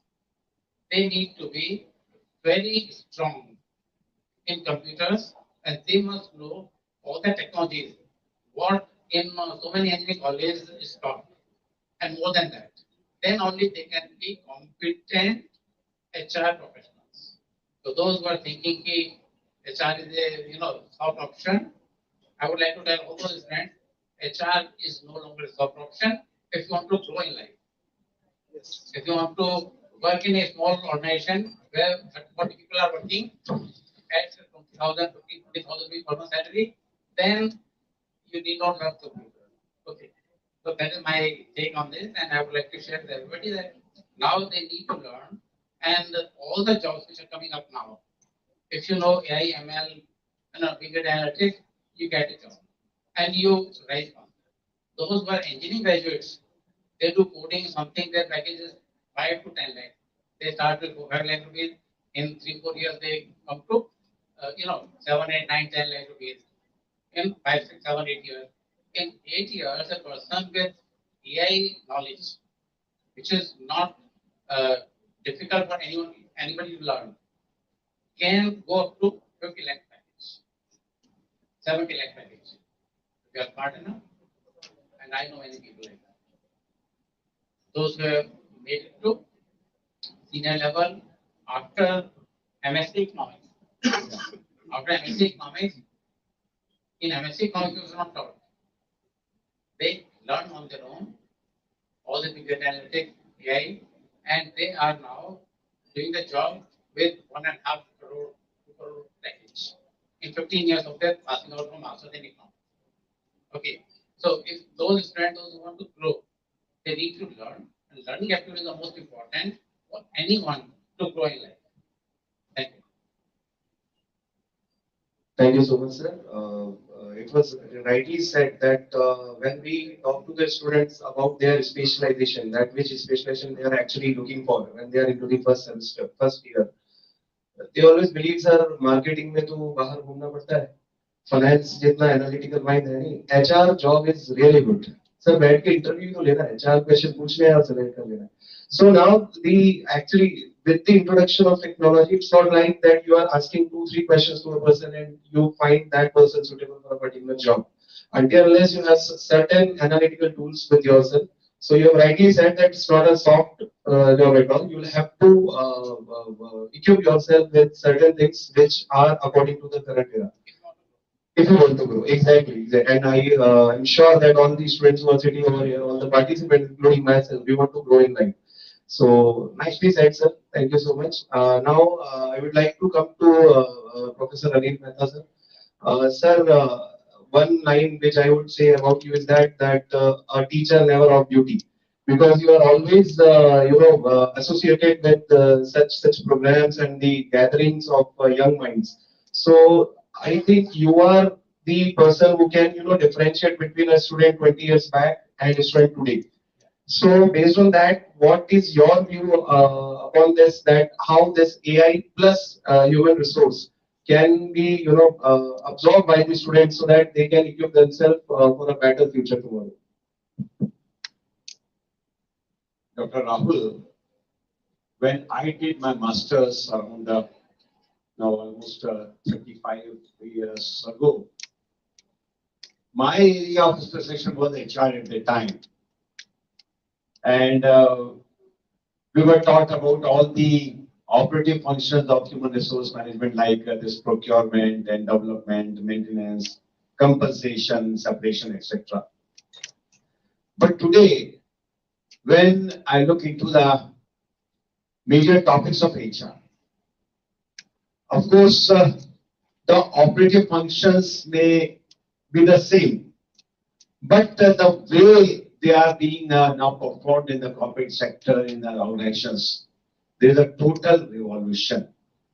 In fact, almost in every function of HR, now technology has entered into.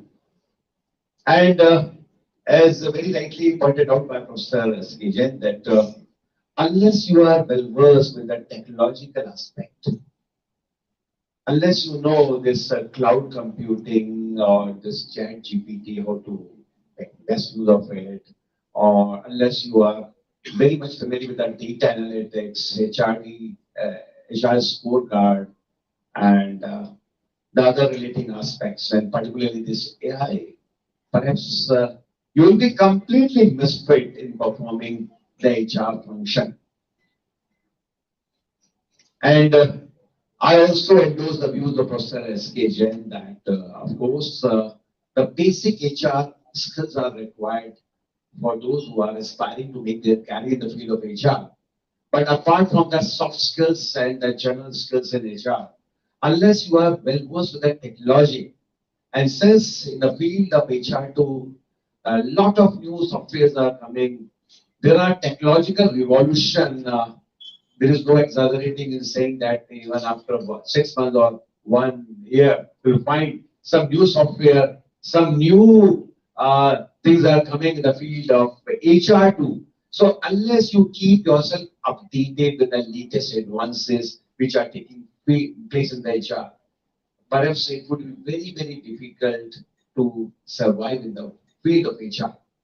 Yes, I do agree that in the today's world of globalization, where we can say that, of course, there might be political borders, but there is no geographical boundaries as far as the business operations are concerned. So, in order to keep yourself updated, in order to survive in a highly competitive environment, in order to acquire the market leadership, you will have to be very familiar with the technology. But I would like to emphasize one thing that, of course, technology is a very good servant, but very bad master. Uh, in spite of so much development in the field of technology, perhaps in the future also, I feel that it cannot substitute the human aspect, the human touch, the human count. So, for students, what is important is that on one hand, they should be very much familiar with the technology and its implementation in the organization.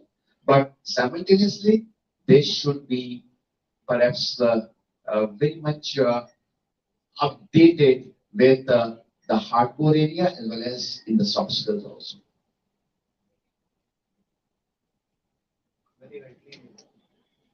Very rightly said, sir. So I would like to ask you one thing that if as an HR manager, if you are going to recruit for some company and there are two students, there are two persons, not exactly the students. One is with 7, 8 years of experience, and second is a 2 years of technical experience.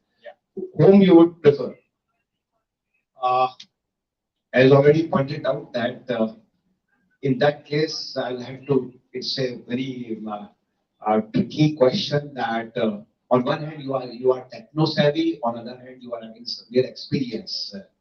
Perhaps I'll be looking for both and I'll just see the potential of the candidate that how much learning capability is there. And as we know that perhaps one of the very important area where this AI will play an important role in the recruitment itself. I'll be using here AI. I'll be describing my job. That is, I will be doing the job description. We'll put it into computer. I'll try to match the students, the capability, the potentials, and then I'll be just matching them whether this candidate is suitable for me or not. And simultaneously, on one hand, I'll be taking help of AI along with, of course, as already mentioned, that I'll be evaluating them personally also, and of course, psychometric tests will play an important role here. So I'll be doing psychometric tests with the help of AI.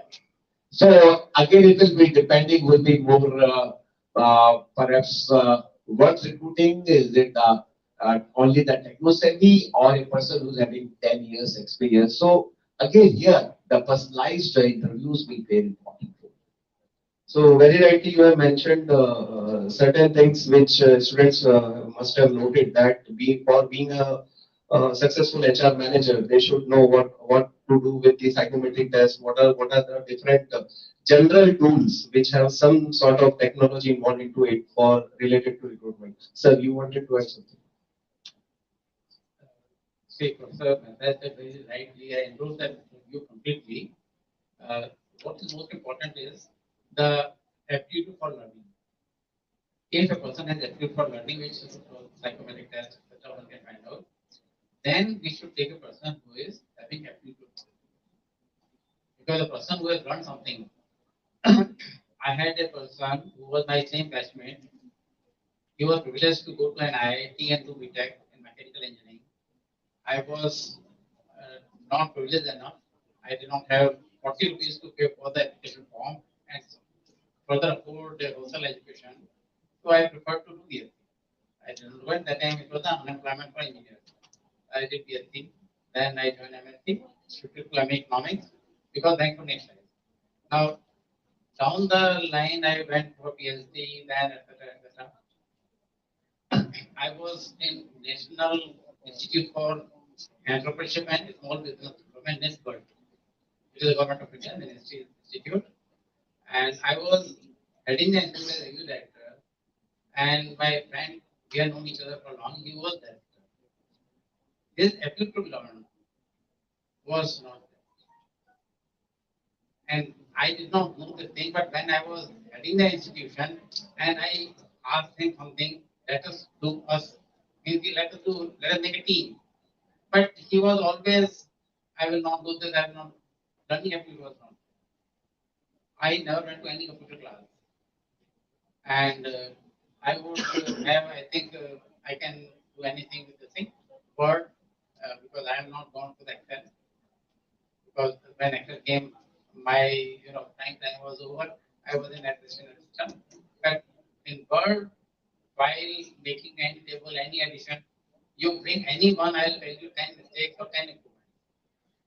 Okay.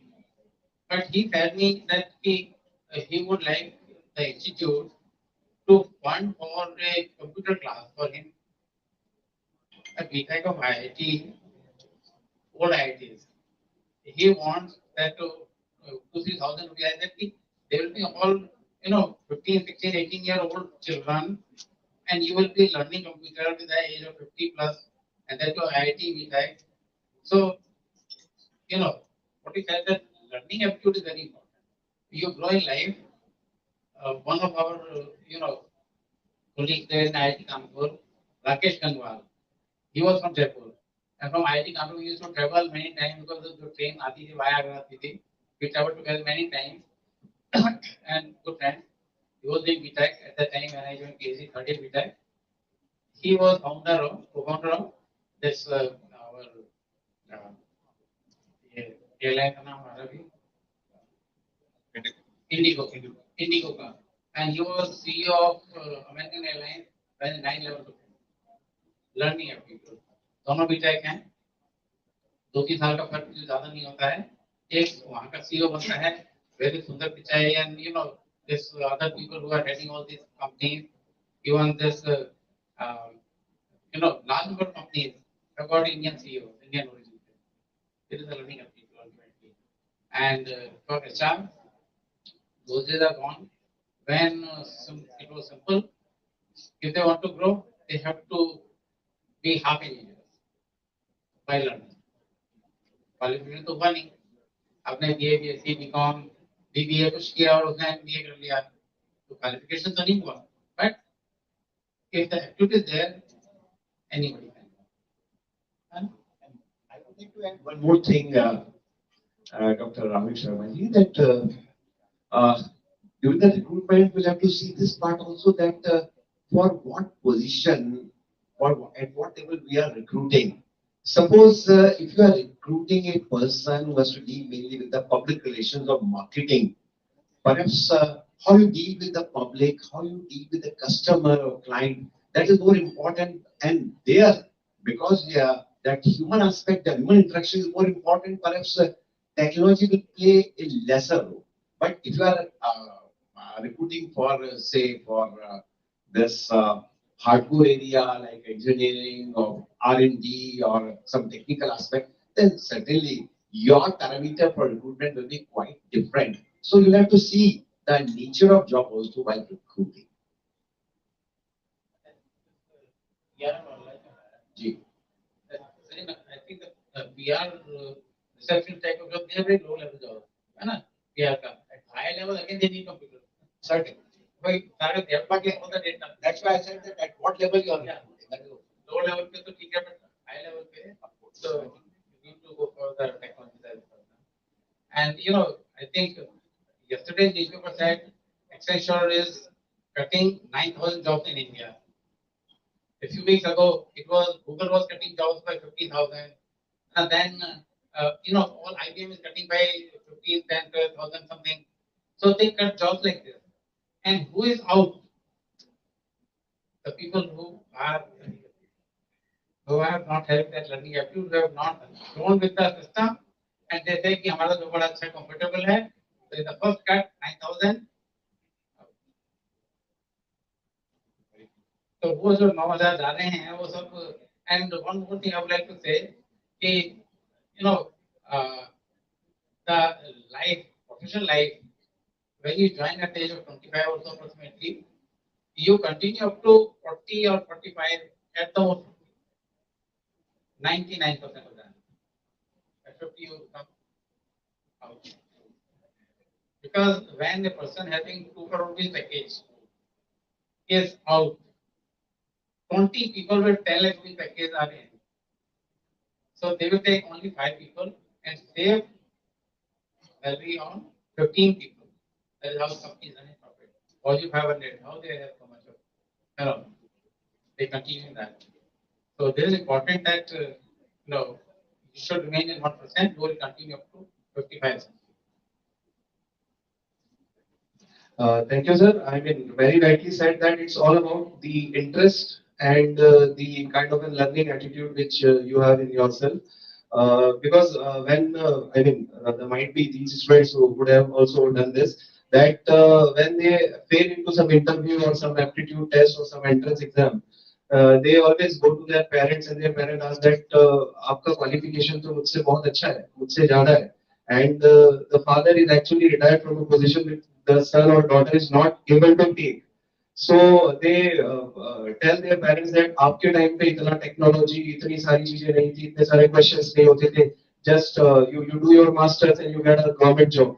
So the reply is quite, I mean, very simple. That we understand that at their time there was no that technology, there was not that much competition and all. But the kind of the resources to learn new things were also limited. In today's time, if a student is failing for a particular topic that I could not answer this question, the answer to that question is just 2-3 clicks away, and the entire world of knowledge in their pockets. That 5.5 inch screen is having all the answers. And now, since morning, we are talking about Chat GPT. So it's all about just you need to write the question, or don't need to write the question. You just need to write, I want to know the questions of this. So the questions with answers are there. So I mean the things are quite simplified with the involvement of the technology. So as a summary, yes sir, it's all about the learning approach which you carry, and this is the thing which you through which you succeed in life. So I would like to come to Mr. Mavi Pratap Sharma sir. Sir, we have heard a lot from academic point of view, from academic experts. So now I would like to hear your view first, as a businessman, I mean, who is having that much of experience. So what are your views on to AI and its impact on the human resource and the recruitment process? See, technology is an enabler. Technology is not a roadblock. And someone who's doing arts or MBA or anything, they have to be in line with technology. There's no other option. I don't think, and acquiring technology, as you said, resources, everything is available. And it's not just knowing technology also. And it's not just having an engineering or a BTech degree. It is not important at all. What is important in the HR field or in any other field which is non-tech? See, for tech, you need tech. Coding, you need to know coding. But non-tech, any profile in a company is about execution. It's about ability to learn, as they have said. It's about acquiring knowledge continuously. See, if you continue to acquire knowledge, if you continue to acquire new talents, if you continue to acquire new learnings, you will not be redundant. The company will not let you go because you've acquired new skills and new knowledge. And learning these days is not just when you graduate or postgraduate. Learning is a continuous process. I mean, here I am, sitting as a simple science graduate. I learn every single day. I'm still reading a lot and I'm learning technology, and I can do whatever you want me to. I mean, any topic you can talk on technology and I will answer that. Point is that learning is a process, it's a constant process. And while you're in education, post-education, while you're in job, even if you're secure in your job, it should not stop. And it is just an enabler. Technology should not be a fear or a barrier कि मुझे tech नहीं आती और मेरे साथ में जो interview देने आया उसको tech आती है. These are just absolutely graphics. I mean, if you can be asking ChatGPT what presentation to make, you don't really need to know the tech because it will all get made anyways. So point is that it is something that we should not fear. Technology has always created more jobs. Technology, it is not in a roadblock in terms of whether we will have writers or people who will make presentation or marketing or PR. This will continue to evolve because the human touch, the emotions that we can portray by our own writing, ChatGPT cannot. We can communicate and convey the same thing in 10 different ways, and ChatGPT will only do it one way. And there are so many other ways which we can. So I think going forward in the world of corporate world or in the startup ecosystem, technology is a must. For someone who does not know technology or runs away from technology, he or she might as well not be in the world today because there you can't live without it. Everything is tech, but it's using, it's not creating tech. So tech degree of tech knowledge is not required. It's ability to use tech. And I think if a 70-year-old or 80-year-old who has never used tech in his working life can be on social media, on PDFs, on PowerPoint presentations, on emails, and be chatting, with AI or chatbots. Everyone can learn. I don't see why that should be even a question because, and I can trust me, these kids would probably know more tech than we would at times, at least using it. And creating tech is not important, in my opinion, to work. Rightly said, sir. I mean, again, the crux is that whether we want it or not, if we want to grow, we'll have to, The crux is not we want, we don't have an option. yes, we'll have to be tech friendly. To what extent that depends on the requirement of the job. As you said that it's not about that from where you have graduated, which course you have opted for. Technology is everywhere. When you put yourself into a job and the requirement of the job is, for example, MS Excel, you have to learn MS Excel. You cannot say that I will not work on the computer. I don't know what Microsoft Office. I don't know. So today's world is like you will have to, go with that. If but requirement is artificial intelligence, you will have to learn the basics of the artificial intelligence. So it's about, as I said, interest. It's about the requirement of the job. Sir, one question out of the league, I would like to ask you that there are many students who have opted for marketing specialization. And when we talk to them about marketing, they only think about sales. They never see the other vertical, other domains of the marketing. So I would request you to please put some light onto the branding, since you are associated with branding and all that. So, See, branding and marketing is long-term sales. Ultimately, our tangible goals are sales, but and I've seen that. And when we all get calls for someone's trying to sell a credit card or some other things that are being sold, they normally don't, end up branding or marketing the company they're working for. So I'm calling from so and so bank. We have a loan for you. And I would say, no, I don't need it. And most of us would say that, Nini, we need चाहिए, madam, whatever. But what they should say, okay, sir, they put the phone down. Which is, no problem, sir. Whenever you need, this bank is always willing to give you, and you have been free. So you should always. So the difference between sales and branding is that branding is long term, it is deep. Sales is immediate, and that's what you're measured by. But if you are a good employee, if good sales or marketing person, you will make sure that you leave a mark on the person that you're approaching, whether over the phone, whether through an email, whether through closure is important. So if on an email I say, I'm not interested, thank you. So, no problem, sir, we understand. But if anytime you need, some people do that, some people don't do that. And they are that's the difference I feel between branding and sales. And branding is always long term, and it has to be with a vision. It has to be with long term goals. Sales is immediate, which obviously is a must. Without that, branding is of no value. right. So I would like to come back to the audience. They must have certain questions to be asked. So any participant have any question to the experts? I have a question. So, Sir, I would like to hear from you, sir, that as per the topic is concerned, how much is AI actually disrupting HR tech industry? Like, is it a matter of grave concern for me as the vice chancellor of a university, for my students, for the coming 2 to 3 years, that there might not be so much of requirements in the industry as far as recruitment is concerned, as far as HR policy making is concerned, as far as fitment is concerned, for the deciding of fitment is concerned. Is it a matter of grave concern for me for the coming 2 to 3 years? How much is it disrupting? I don't think there should be any concern.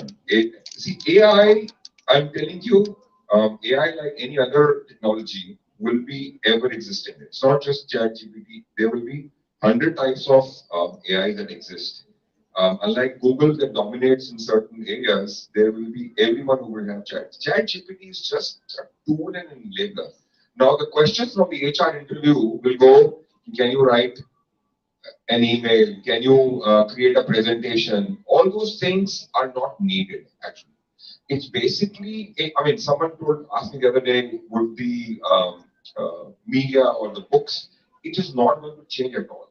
AI is just something that the HR manager will also know, the technology people will know, and you as an interviewee will also know. It will not make a difference. It will exist. You are not threatened by it because ultimately using AI is the most simple thing. You just have to type a question and then taking whatever is relevant from that. It is how you apply that information into the company that you're working for and the sector that you're working in that company is the most important thing. So you should teach them the ability to use and apply. It's application, application, application, execution, execution, execution.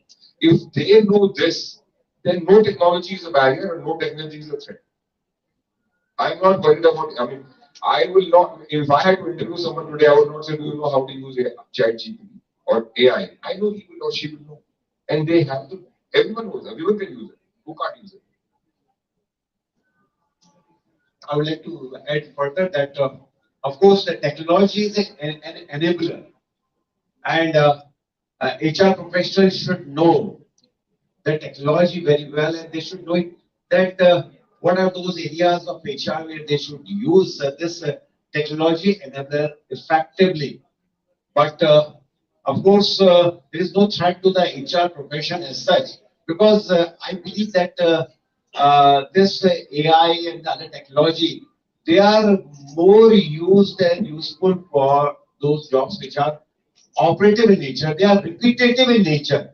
But there are many areas like devising some new plans or new interventions or at the strategic level. Ultimately, it is the human aspect.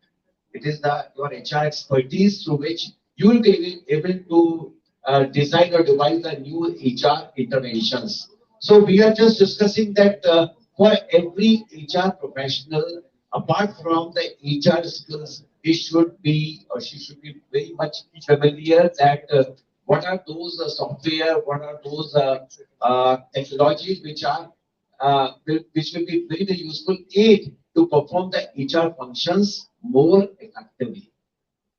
Sir, what I can make out from this discussion is, especially sir's answer, what he said was that if the students are trained to have intelligence above artificial intelligence, then there is no threat.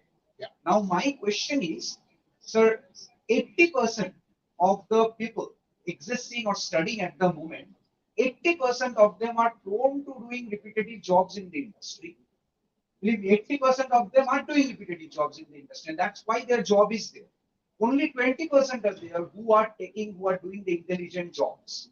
Now, my question is, even if the colleges are successful in driving those students who are prone towards doing these repetitive tasks, towards doing intelligent tasks, is the industry in a position to recruit 100 students instead of 20 for those intelligent jobs?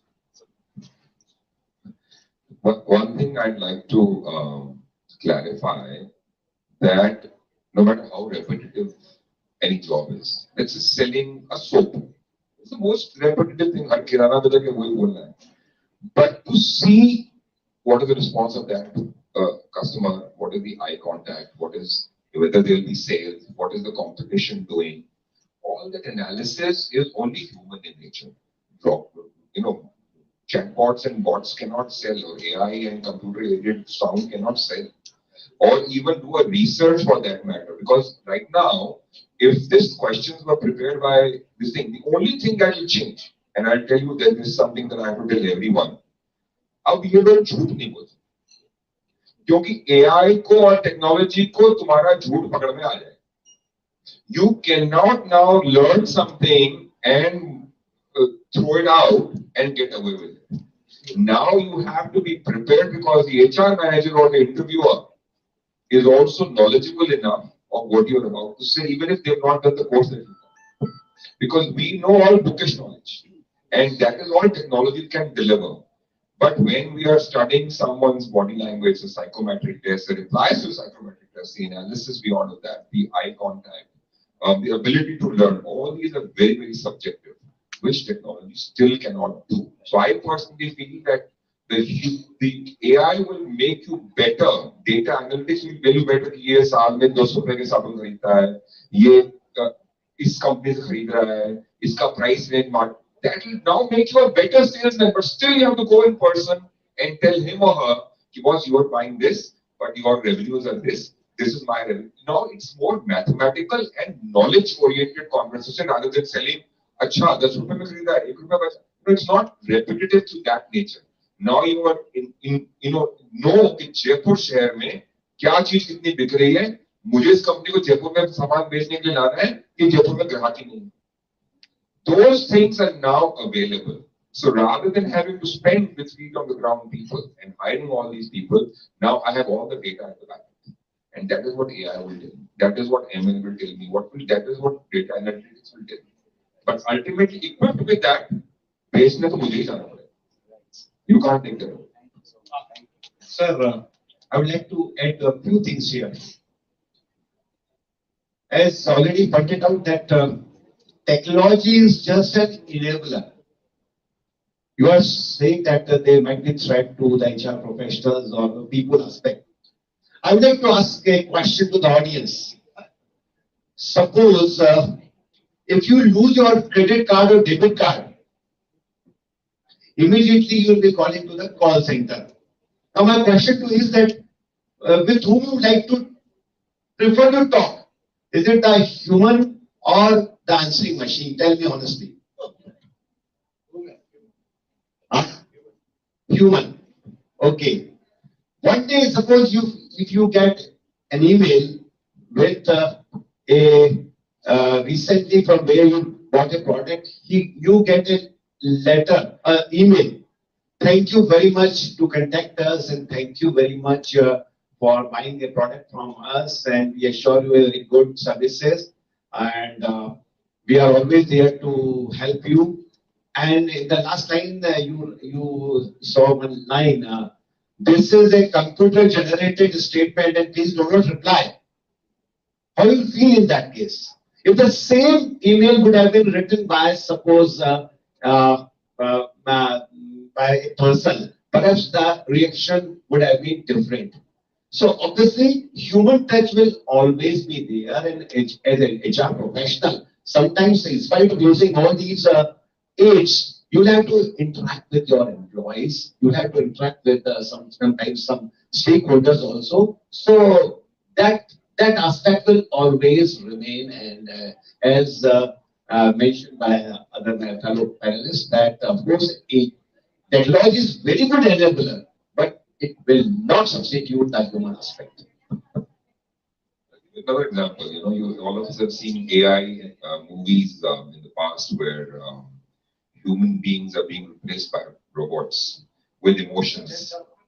एक second बस. So मेरा ये था कि all these emotions that are being replaced. So if I was, rather than getting married or having a girlfriend, if I decided to have a robot which had everything, which would do what I please and what I love, trust me, the spice would not exist, because the robot would do what I like. Because she is programmed according to my likes. खाओ घर पे खाना बनाओ खाना खाओ जाओ जो भी करना है करो. But it will lack the spice. It will lack the fight. It will lack the disagreement. It will lack the emotions. It will become boring after a while. So basically, technology, as he said, monotonity is what we humans can break. So don't worry. Technology is not going to take away any human interface. It will add more. Sir. Yes. Mera, it's wonderful कि artificial intelligence topic के साथ साथ doctor Anil Mehta साहब और महावीर जी बहुत ही balancing इसको करके आ रहे हैं. कहीं ऐसा नहीं है कि उसको साथ के साथ ह्यूमन टच और ह्यूमन कनेक्शंस, ह्यूमन फेस बिल्कुल ठीक है. और एक सबसे बड़ी बात एक सामने आई थी, धारीवाल साहब भी बैठे, कनेक्ट करना जो है. मेहता साहब भी अभी उन्होंने कहा कि ये हमारे प्रोफेशनल ग्रैंडफादर हैं, तो सचमुच में ये ग्रैंड पता नहीं कितने लोगों की है ना, ग्रैंड आप जैसे हजारों लाखों ग्रैंडसन है, और बराबर इनका जो है ह्यूमन फेस पे बहुत अच्छा रहा है मेरे इस दौरान। लेकिन अब अभी मैं ये फील कर रहा हूँ, अभी अभी देखिए आपने एक बात कही है कि ये IR आर्टिफिशियल इंटेलिजेंस के बाद झूठ नहीं बोल सकते, और मैं इन स्टूडेंट्स को बोल रहा हूँ जब जब इसकी वीडियो बनेगी तो आप सारे बात करते हुए पकड़े जाओगे मेरे पीछे जो है ना क्योंकि क्योंकि केवल 10% लोग कनेक्ट है। तालिबान साहब एक बात कहेंगे, जब तक आप कनेक्ट नहीं करोगे, अभी भी आप देखिए कि वो हमारा पुराना IR का जमाना था, जो हमसे टकराएगा चूर चूर हो जाएगा, नारेबाजी है ना, जो है चाहे मांग चाहे जो मजबूरी मांगो। लेकिन अभी भी आज के दिन भी नोएडा मतलब आप कितने हाईटेक, अगर ह्यूमन कनेक्ट नहीं रखोगे तो बहुत सारे HR वाले लोगों के जो है कमरे में बंद, कहीं मैन हैंडलिंग, कभी फिजिकल अटैक्स, ये सब हो रहे हैं। और सबसे बड़ी बात है कि अभी मैं पिछले दिन जो सुन रहा था कि HR मैनेजर के पास एक ऐसा ऐप होगा कि वो आते ही पकड़ लेगा कि आज तुम घर में झगड़ा करके आए घर वाले के साथ है, और वो आपका गला पकड़ लेगा, क्योंकि इसके ये बात करने के लिए कि आपको एक स्किल चाहिए, है ना। आप सीधा नहीं कहते कि घर वाले के साथ झगड़ा कर, वो कहेगा तुम्हारा क्या क्या है, तुमने क्या बेडरूम देखा था हमारा। अभी एक है वो एक और आ रहा है, वो कहते हैं कि अभी रात को आप सुबह उठोगे, अगर वाइफ बता दी कि आपको रात को सपना क्या आया था, नहीं समझे, सपने में कौन, अगर आपने वाइफ को कह दिया कि सपने में है आज कौन किसके साथ निकाली, तो भाई फिर झगड़ा हो जाएगा, मुझे लगता है ना। ये ह्यूमन स्किल चाहिए बड़े प्यार से जो है, और आज देखने में ये आ रहा है कि जो जो हम हाईटेक होते जा रहे हैं इसमें तो कोई शक नहीं है, लेकिन अब दिल्ली में अभी गूगल का डाटा कह रहा है, अभी मैं कल नोट कर रहा था कि जहां जो है 1988 में जो है से 2019 में 40 गुना डाइवर्स बढ़ गए।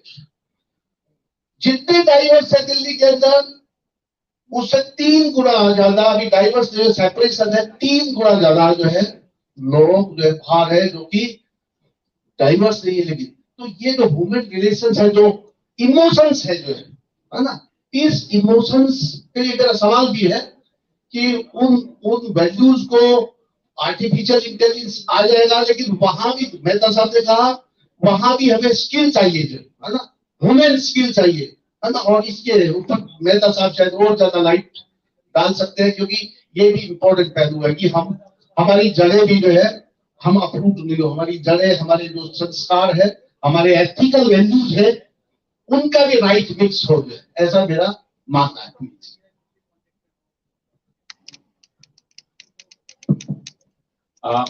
What you have said is absolutely correct that apart from AI and the technology, we cannot forget our human values.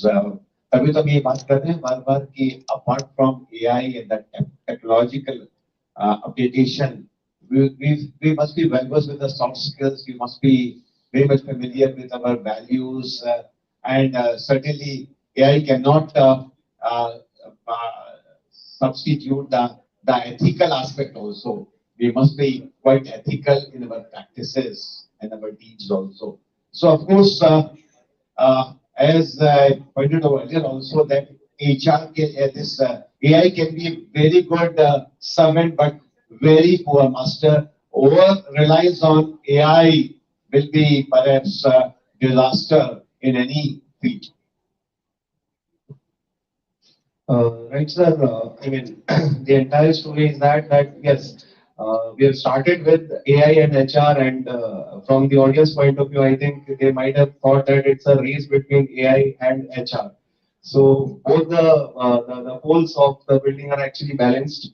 A single pole cannot hold the entire building. So that's the thing. I would like to welcome Professor Dr. D.K. Jain, sir. Sir, we were eagerly waiting you, sir. And I welcome you to the panel, sir. So, coming to you, sir, we all know that You have worked extensively into the field of entrepreneurship, and especially, if I'm not wrong, social entrepreneurship. Your main area is. So I would like to hear your views on the topic first. Then I'll come to one or two questions for that. It's indeed a great opportunity for these students to listen to Mahavir Prasad Sharma ji, to listen to Professor Mehta Sahab and other panelists. This is indeed a great opportunity for the students to learn and emerge as great entrepreneurs of the future. In my opinion, while we have talked a lot about the negative aspects of AI, Professor Mehta has already given warning that we should not let the artificial intelligence ruin the overall HR environment. I would like here to take the advantage of the emerging AI segment. This is going to create a lot of business opportunities for you students. When I see here the budding MBA students, BBA students, I see to you as future entrepreneurs in services domains. Services domain is one of the fastest growing business segment. We need a large number of entrepreneurs in these segments. And artificial intelligence can help you in your business planning, in your business development. This can help you substantially. I would like the MBA students to interact with me here on this. Have you people started using these AI tools in preparation of your reports? Yes or no? Any one of you? You do prepare your reports, isn't it? When you undertake a market survey, your faculty might be giving you some assignment, you might be doing a market survey, and afterwards, when you come to your rooms, starting preparing your reports. So don't you use certain AI tools in preparation of your reports? Nobody giving answer. These are people because their supervisors are sitting over here. See, if you are not using, then you are old age people. But I believe you must all be using, right?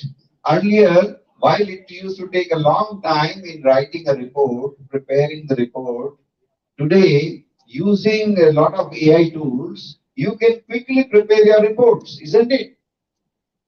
This is just a beginning. When this AI tool is helping you in preparing a report at this juncture, tomorrow it is going to help you in multiple sectors. So, why don't you start thinking about using AI tools in HR domain and in offering leadership training, in offering corporate training? Why do you think yourself to be only limited to an executive profile? Think about taking up a leadership role, think about becoming an entrepreneur, think about becoming a social entrepreneur by entering into segments like education or the deprived segments, offering training to the people who really need it. And these are the sectors which offer plenty of possibility of innovations. Using AI, using latest technology, you can think about launching new business ventures that can help you tremendously in improving the services, in improving the quality of product delivery, in improving the connection with the companies. We definitely need a large number of innovative business ventures in these segments. Entire corporate sector is transforming because of artificial intelligence, and plenty of new business opportunities will emerge. The business ventures which are already working, they will have to adopt it. They have to change themselves. If they do not change, then people sitting before me have an opportunity to replace them completely by launching your own business ventures. Isn't it? I see a large number of budding leaders, budding entrepreneurs here before me, and I see to them as future entrepreneurs. And therefore, I am asking all of you not to look at AI as a threat for you, but as a tool for entrepreneurship. You need lot of business opportunities to come, and these business opportunities are coming here in the form of complete transformation of technologies, complete transformation of the organization. See, when the organizations are undergoing transformations, the organizations need consultant, the organization need new HR support ventures, and you people can come forward and start offering your services. Not only this, India is predominantly a agrarian economy, a village-based economy. 60% of the population is still in villages. And we believe it and we know it that people in villages are not able to get the best of the education facilities, best of the healthcare facilities. Best of the doctors are not interested in going to villages. Even if they get a posting in village, what do? They just mark an attendance and somehow or other pass the time. They are not willing to give their best services. But if you really want to develop our country into a greater country, what you have to do? You have to convert these villages into smart villages. You have to start using artificial intelligence tools in offering the best of healthcare, best of education services to the villages, the far off villages. And here, AI tools can help you substantially. We cannot take the best doctors to the villages, but we can give their services in the villages using technology, isn't it? We can use AI tools to offer the best healthcare services in villages, isn't it? And this can be possible. We have seen emergence of many new smart villages. Do you know about Modera? Modera is a village in Gujarat which has become 100% solar-based village. It has developed like a smart city. It's a village, but it has developed itself like a smart city. If Modena can develop into a smart city and offer all the services, the latest services to the villagers, why can't we have a large number of entrepreneurs coming forward to transform our Indian villages? Students like you who have come from villages should look not themselves as future executives working in some multinational company in some Europe or American city. Think of yourself, visualize yourself as using latest technology to transform the villages in India. Think about starting your startups to transform the villages of India. And there, the AI tools, the softwares, the latest technological applications can help you substantially, isn't it? If you can think about like these directions, there are going to be, the budget is not the constraint. The sarpanches and the entire village bodies are given plenty of budgets by the government. The only thing they are lacking is vision. If you start giving them the right vision, if you start giving them the dreams to transform their villages into ultra modern, smart villages, probably very soon we will have ultra modern villages which will not only attract investment, but they will become thriving ecosystem for modern agriculture, modern village-based services, modern village-based ecosystem. So why don't you think in those directions? Why should people migrate from villages to cities to experience better living, to experience better conditions? Why should? Why should people migrate from villages to cities to get basic healthcare facilities? Why should people migrate from villages to cities to get basic education? At least up to the class 12 education should be available in villages. And using technologies, you can provide best of the best facilities, education facilities in villages, isn't it?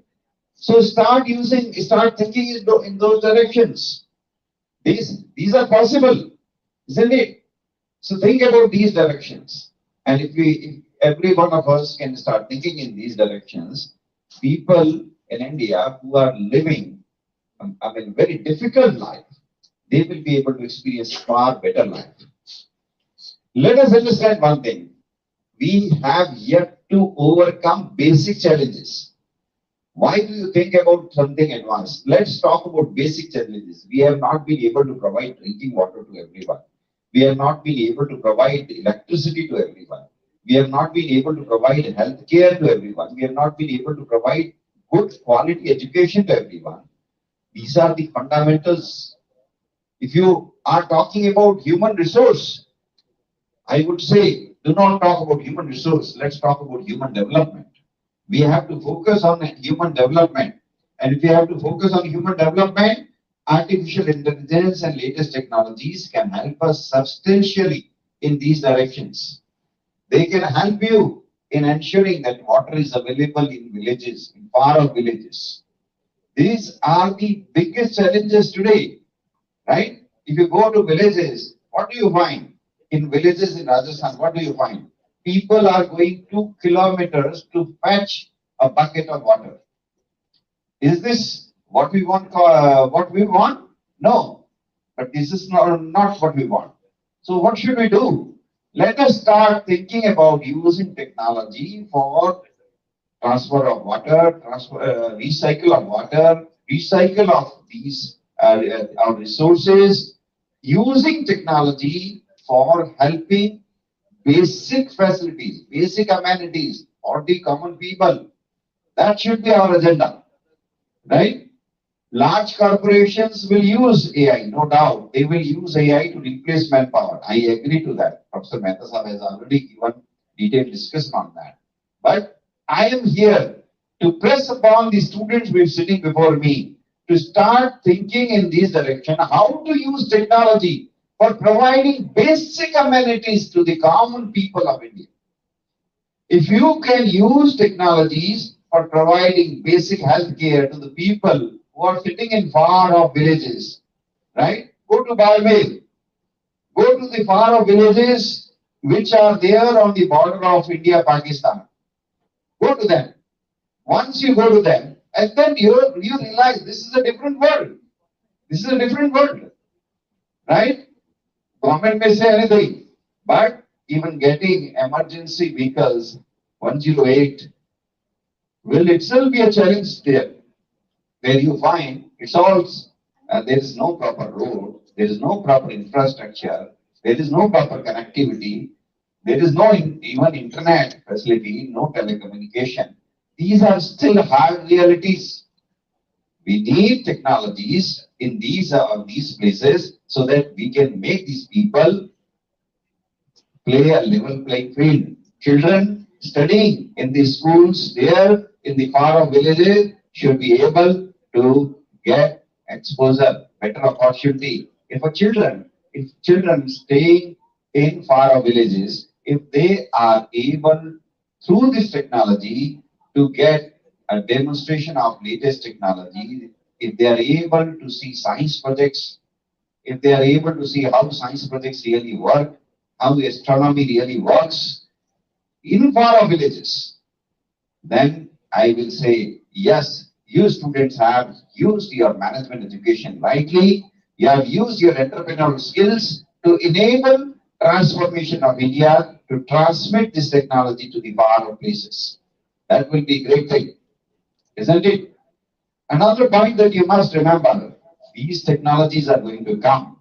Nobody can stop them. When they are going to come, we have to welcome them, we have to use them, and we have to understand how we can best use these technologies for our development and for development of our undereducated communities, undereducated people. Large number of people are not able to get jobs just because they are not able to speak in English. They are not able to communicate with people in English. They might be very good in other skills, but because of language related problems, they are not able to communicate. I've seen a large number of students who have not been able to prepare very good letters, prepare very good reports. I asked them, why don't you use Grammarly and other apps? And there are plenty of apps now. They can help tremendously. And many students have started using them. And through these apps, today, they are able to prepare very good reports. Isn't it? Isn't this a big advantage for them? right? English is obviously a foreign language for most of the students in our country. And if they get handicapped just because of English language, we are here to help them, enable them to achieve better competence. Isn't it? I welcome your queries if you have. Thank you. I want to thank from the core of my heart the UEM team. Really very good organizing, wonderful organization. The delay on my part is regretted, but the UEM team has been doing really outstanding, very good outstanding, and they have you know cherry picked really outstanding speakers. I was always throughout my travel, I was thinking that by being late, I will be missing the wonderful orations of Professor Mehta and Mahavir Sharma Sahab. I was always, thinking throughout my journey, I was thinking, when I entered and got here, I realized that I really missed a great opportunity. Thank you all.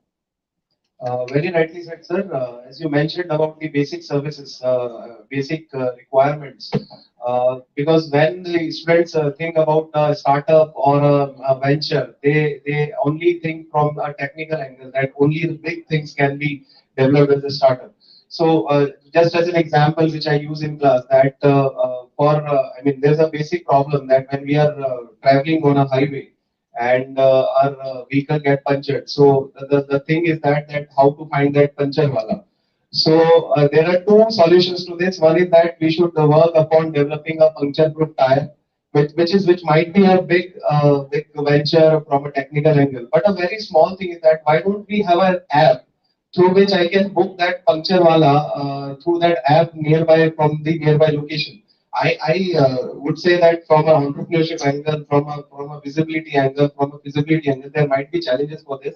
But it's a simple like if we have the application for everything, why don't we have an app through which we can panel all the people who are providing this puncture service. So wherever I'm there, I book that puncture wala and that thing get repaired.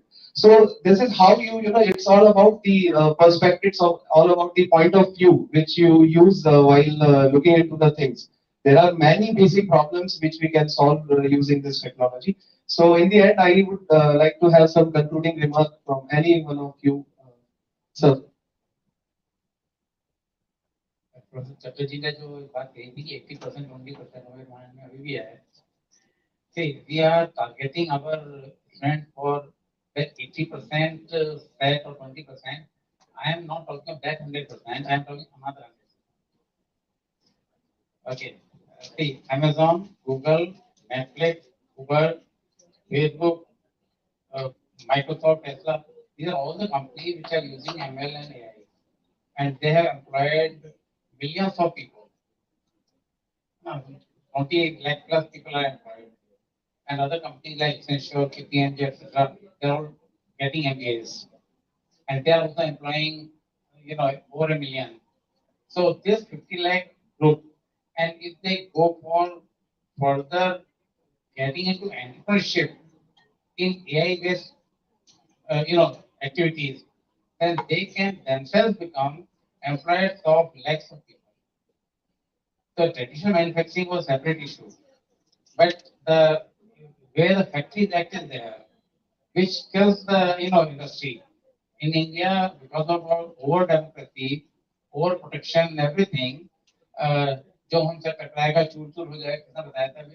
हाँ, आपने बताया था ना कि हम भी उसी जमाने के हैं कि जो 70s में जो सारा पूरा 70s निकल गया और इंडिया इतना पीछे हो गया. तो अभी जो है जो जो हमारा न्यू स्टार्टअप्स हैं उसमें फैक्ट्री एक्ट नहीं लगता है, क्योंकि नॉट बेसिक मैन्युफैक्चरिंग. इस तरह की जितनी भी कंपनी जितने हैं, मैं आपको बताता हूँ. इसमें जो है इंडिया में जो कंपनी काम कर रही है एआईएमएल में, Tata Electric, Bosch, Calton Tech Solutions, FPS Mind, Zensar, persistent systems, Secsoft, Oracle Financial Services Software, and there are the industries which are not only HR, but there are cloud AI companies, healthcare AI companies, vehicle transportation AI companies, security AI companies, e-commerce AI companies, financial AI companies, education AI companies, manufacturing engineering AI companies, which is of course the manufacturing sector. Then energy, environment AI companies, robotics AI companies, entertainment AI companies. In the real time, children are playing video games from different their own location. Okay, that is not a manufacturing sector. So there are the jobs, entertainment industry, tourism sector. Okay, we can have a virtual tour of Taj Mahal, and you will really feel, yes, I am really in the three dimension, I am in the Taj Mahal. We have that, we have laboratories. Yeah, that's what we are saying. Laboratory is there. What I'm saying is, if we, our students, go into such kind of activities in terms of their job, है placement or entrepreneurship, that will be the real good thing. So I think this topic was very good. And एक और चीज मैंने ढूंढी थी जो मैं सबसे शेयर करना चाहता हूँ कि मेटावर्स के ऊपर है.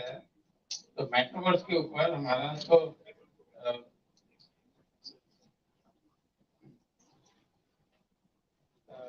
I think everybody has heard of Dilip Mehndi. Valle Valle. Singer Dilip Mehndi has reportedly become the first Indian to buy land in metaverse. He has bought the land through the metaverse platform, Party Night, and he has named it Valle Valle land. So, think, we are in a different, mindset, and the world is moving ahead so much. So, the hybrid car, for 10, 12 years back, Japan was making hybrid car. We have started making it now.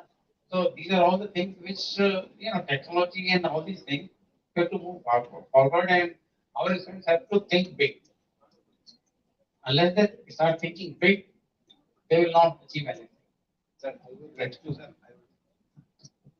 Sorry to take the microphone, sir, but I would like to take this opportunity to inform you all that the points you have said, the companies that you have said, somewhere or the other down the line in the past, these companies have recruited our students, and I only hope that we can impart, our teachers can impart, can keep on imparting education to that level, that our students can keep doing that. That is my only hope for the future. I would like to also tell you that in this metaverse, one of our students, his name is Shreyashkam Ghoshal, I'm also taking his name. He is doing work in the Geo class, and he is one of the main team members who is building this Geo class. So he will also be a part of this building metaverse system. I hope that he can continue again. I hope that he can continue doing that and stay with the company till the class is launched. Thank you for that. And sir, I would like to, TK Jain sir, I would also like to proudly tell you one thing. Our students in the past, in the last year, they had developed a product which they sold 20 pieces. They have developed that product and sold 20 pieces of that to a company called a company from Finland. The company name was Testback. Yes. So that company, what they sold was they developed a IT system which was totally solar based. Like somebody can carry a bag which is chargeable from solar, and that bag he can carry and just plug and play the IT system along with the projector. So they sold these pieces, and one of our students, one of the organizing students, Vishika, was also a member of that project team. So we are thinking that way. I only hope that our work can do good to our country. I've been kept on telling this to our students that whatever you do, we should always try to produce something from which the country is benefited. Thank you, sir. Thank you so much. I would like to just appreciate and put a word of appreciation. All these things possible in the private sector universities.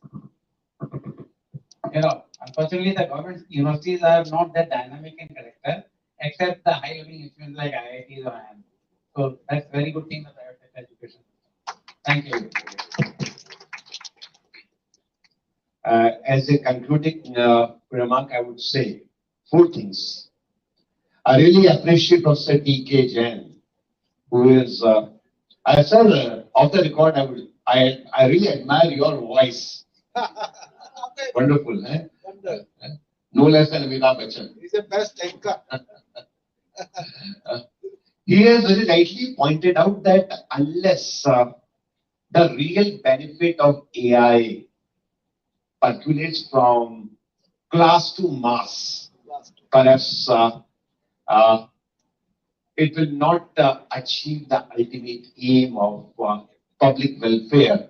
So this is the first thing that the time has come when real benefits should be perhaps extended to the masses, number one. Secondly, now there cannot be any debate whether AI should be there or not, whether it is HR or the other area. HR has become part and parcel of our lives. But there is a big challenge for we educators and education institutions that we must keep our students updated with the latest advances, not only theoretically, but their practical applications also. AI, how AI should be used in HR, marketing, finance, and other areas. We should keep this thing in our course content, and we should provide the we should impart real skills to the students. So when they join their jobs, they should be very comfortably apply all these AI tools in the industry. That is very, very important. Now it's a big challenge for all of us. And for that, faculty of all the institutions, not only the UEM, but every institution must keep the faculty updated also.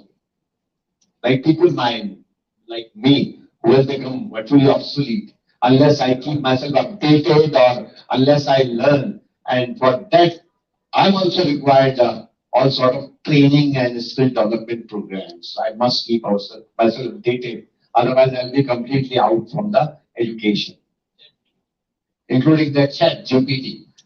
And the third important thing which I'd like, of course, HR, this AI is a part and parcel of our lives, but the most important thing, we should not and we cannot forget the human aspect, the human sentiment, the human emotions. So organizations should always keep this point in uppermost that it is not a mechanized way of doing the things, but human sentiments and emotions and one-to-one touch, personal connect cannot be ignored from any organization.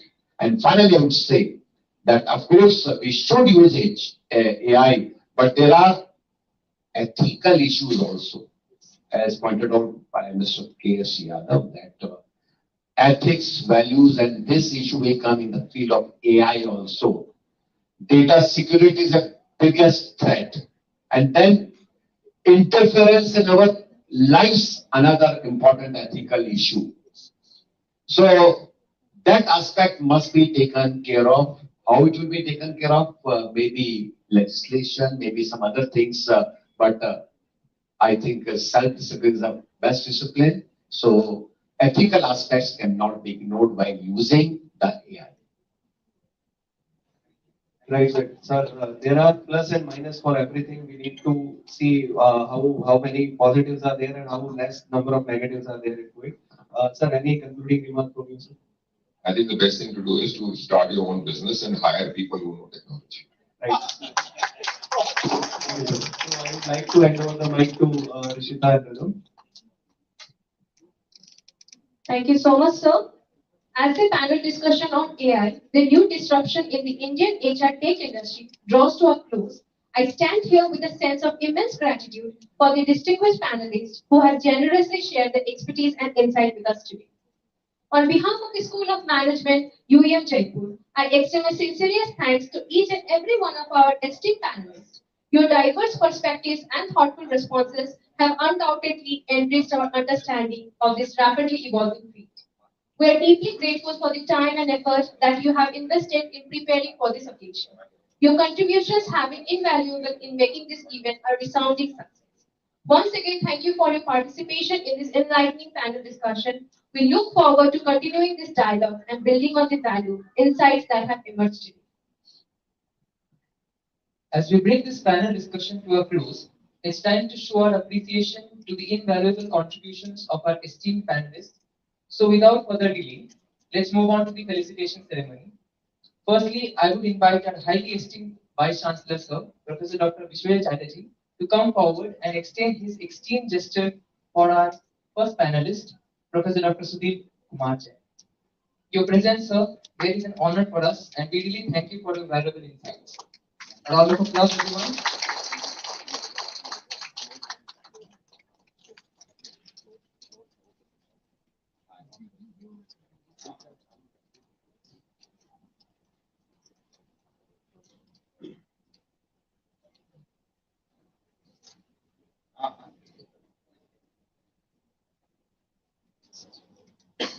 Thank you so much, sir.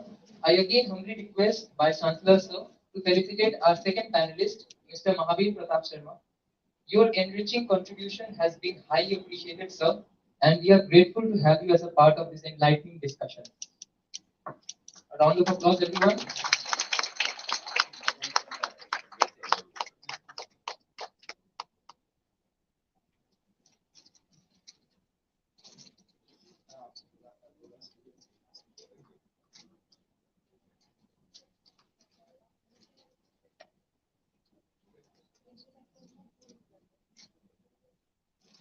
Thank you so much, sir. Next, I would humbly request Professor Dr. Pradeep Kumar Sharma, sir, our Registrar of UEM Jaipur, to come forward and extend his esteemed respect to a third panelist, Professor Dr. Anil Mehta, sir. Your presence here is truly an honor, and we really thank you for sharing your valuable expertise with us. A round of applause, everyone.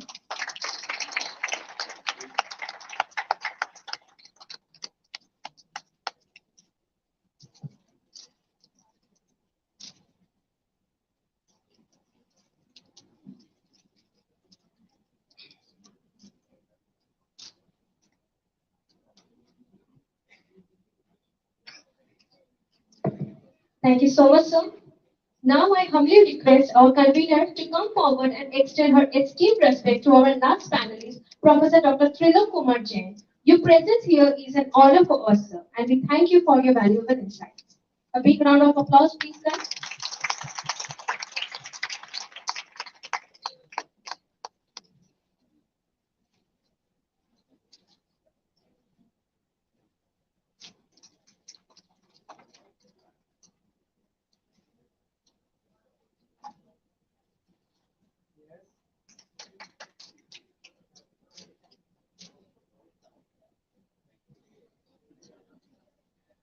Thank you so much, sir.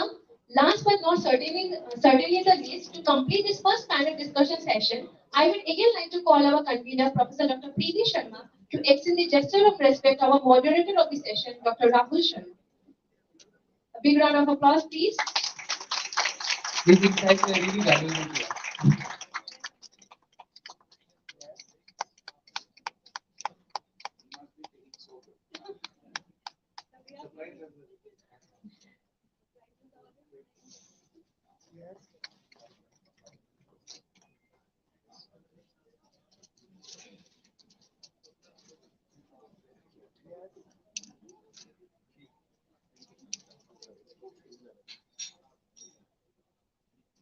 Thank you.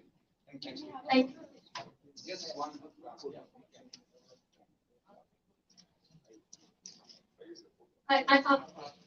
I extend my heartfelt gratitude to all the panelists for their valuable contributions to this.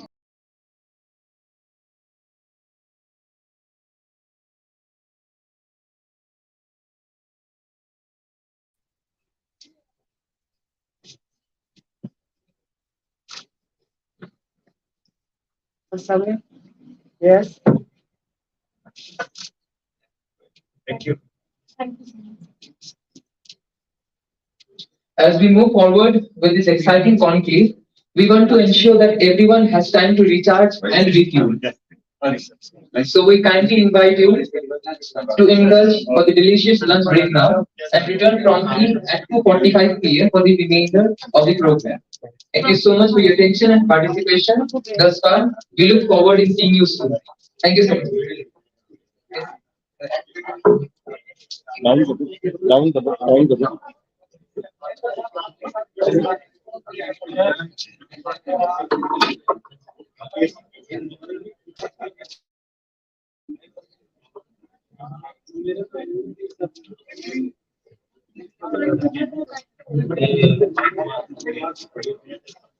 Sir नमस्ते, क्या हाल चाल है?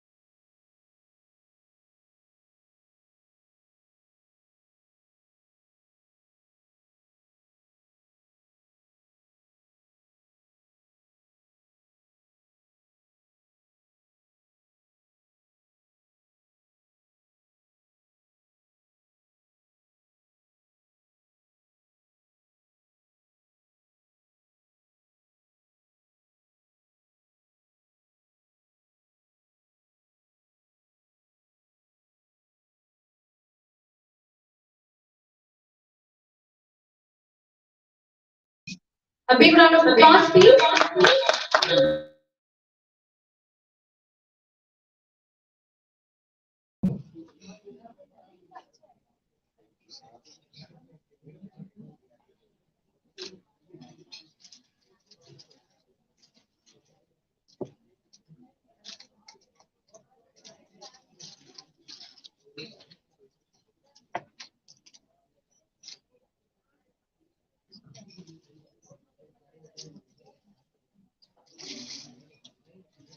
Next, I would like to call our Vice Chancellor Sir again to provide the gesture of respect to our seventh panelist for the day, Dr. Saurabh Sharma. Your presence here is truly delightful to us.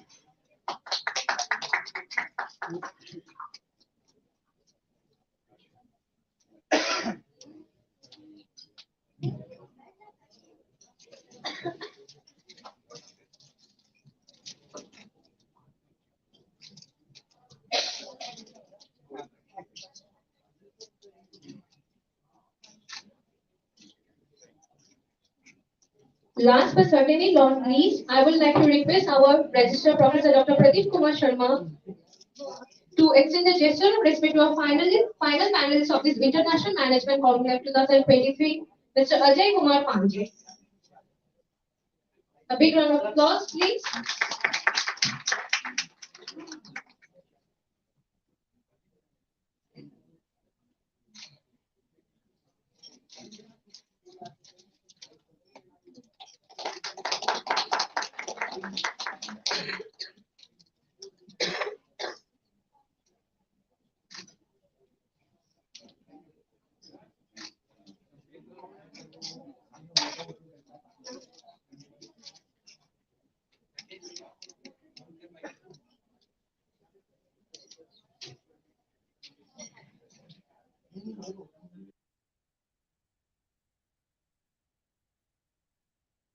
Next, we would like to call again our Registrar Sir, Professor Dr. Pradeep Kumar Sharma Sir, to extend the gesture of respect to our moderator for the session, Dr. Rahul Sharma Sir.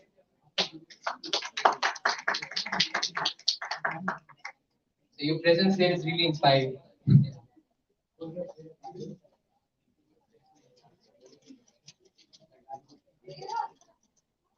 Thank you.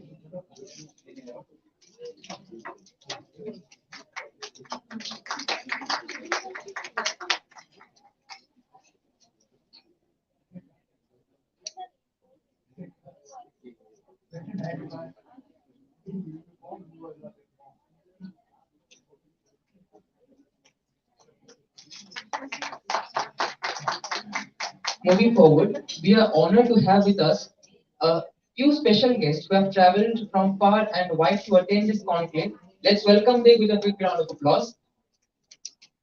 Firstly, I would like to call our Vice Chancellor Sir to extend the gesture of respect to our first special guest, who is Dr. Payal Verma, Principal of SMDPA, Governor Rajasthan. We are really grateful for your presence here.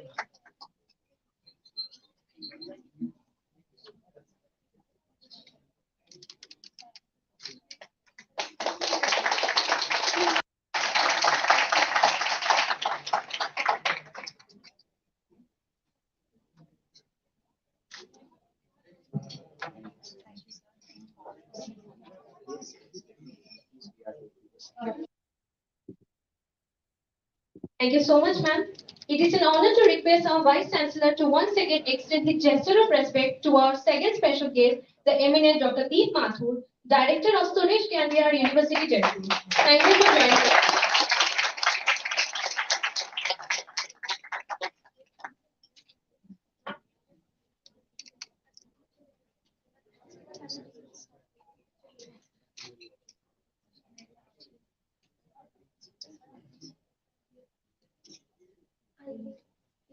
चलिए तालियां बजाइए commission को याद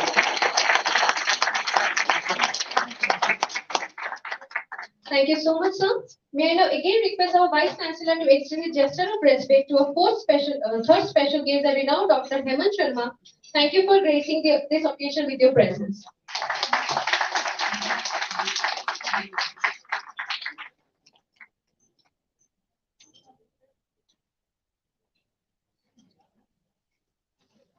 Welcome, sir. Please.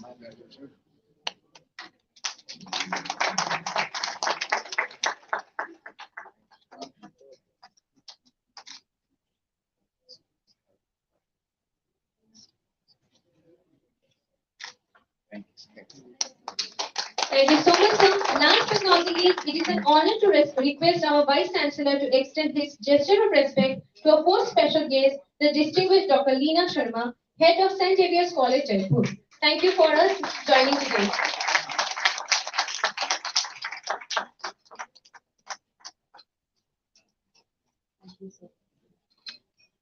A big round of applause.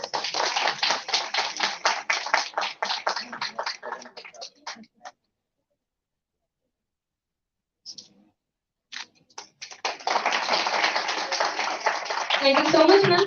I would like to request all the dignitaries and guests to come together for a group photo to commemorate this special occasion. Once again, thank you to everyone for making this International Management Conclave 2023 a grand success. Yes. One or two guests on stage. Please.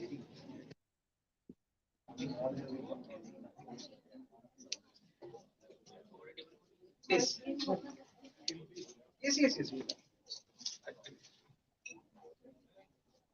Yes.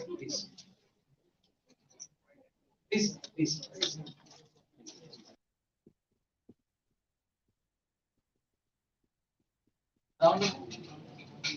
A round of applause for all these respected dignitaries.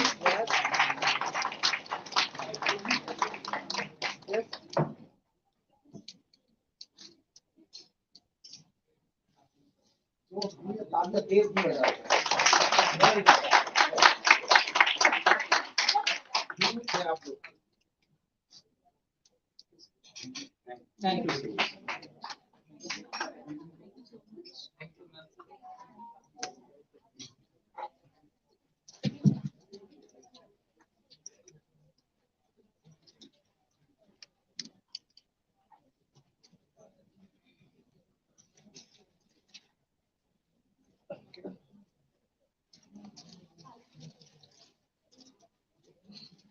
Proceeding towards the last session of this International Management Conclave 2023, I would like to introduce you to our first panelist of the session, Dr. Rajat Subramandal, who is the project leader at National Lighting Code NLC Division 2010 at Bureau of Indian Standard and ISLE.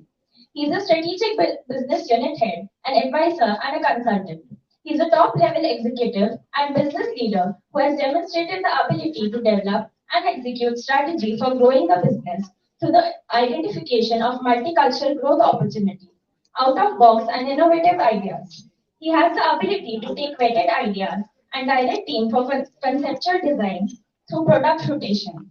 With 37 years of experience in the sphere of lighting, he is a marketing and lighting professional with a solid verifiable career track for successfully propelling Indian industry leaders through startups and turnarounds. We are honored to have you here, sir. Up next, introducing you to our next panelist of the session, Mr. Manish Sahu, who began his illustrious career as a production engineer with a business research group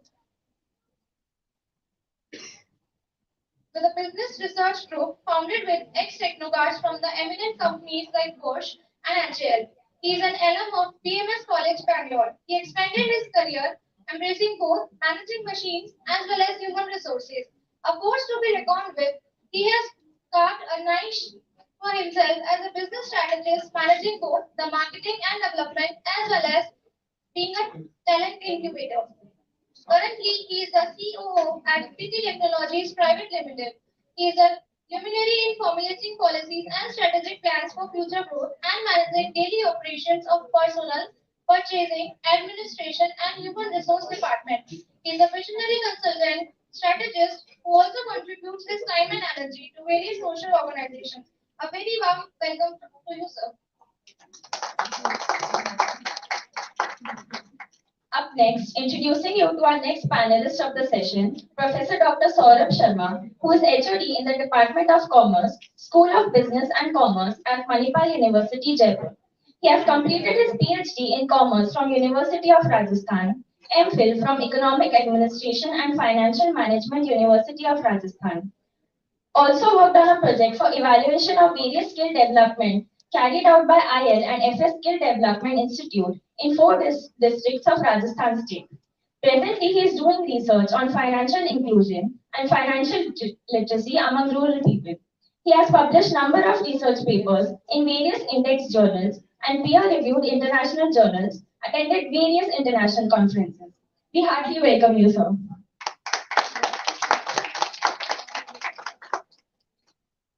Last but not the least, introducing you to our last panelist of the International Management Conclave 2023, Dr. Ajay Kumar Pandey, Associate Professor, ABH, AUH.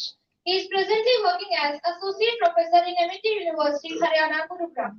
He is a management academician and has a versatile personality which has been built and owned up to experience of 18 plus years in academics and 8 years as export manager in industry, totaling 24 plus years. The credentials to the persona include a high number of research paper publications, conferences, FDPs, case study workshop presentations, cumulatively totaling around 35 including PhD guidance to 6 research scholars, out of which 2 scholar theses have already been submitted, and along with it carrying out attendant range of academic administrative responsibilities like coordinator of academics industry interface. We are delighted to have you, sir, at this event and warmly welcome you.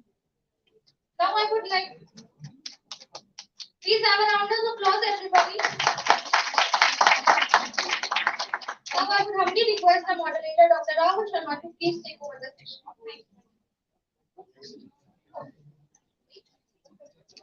Thank you.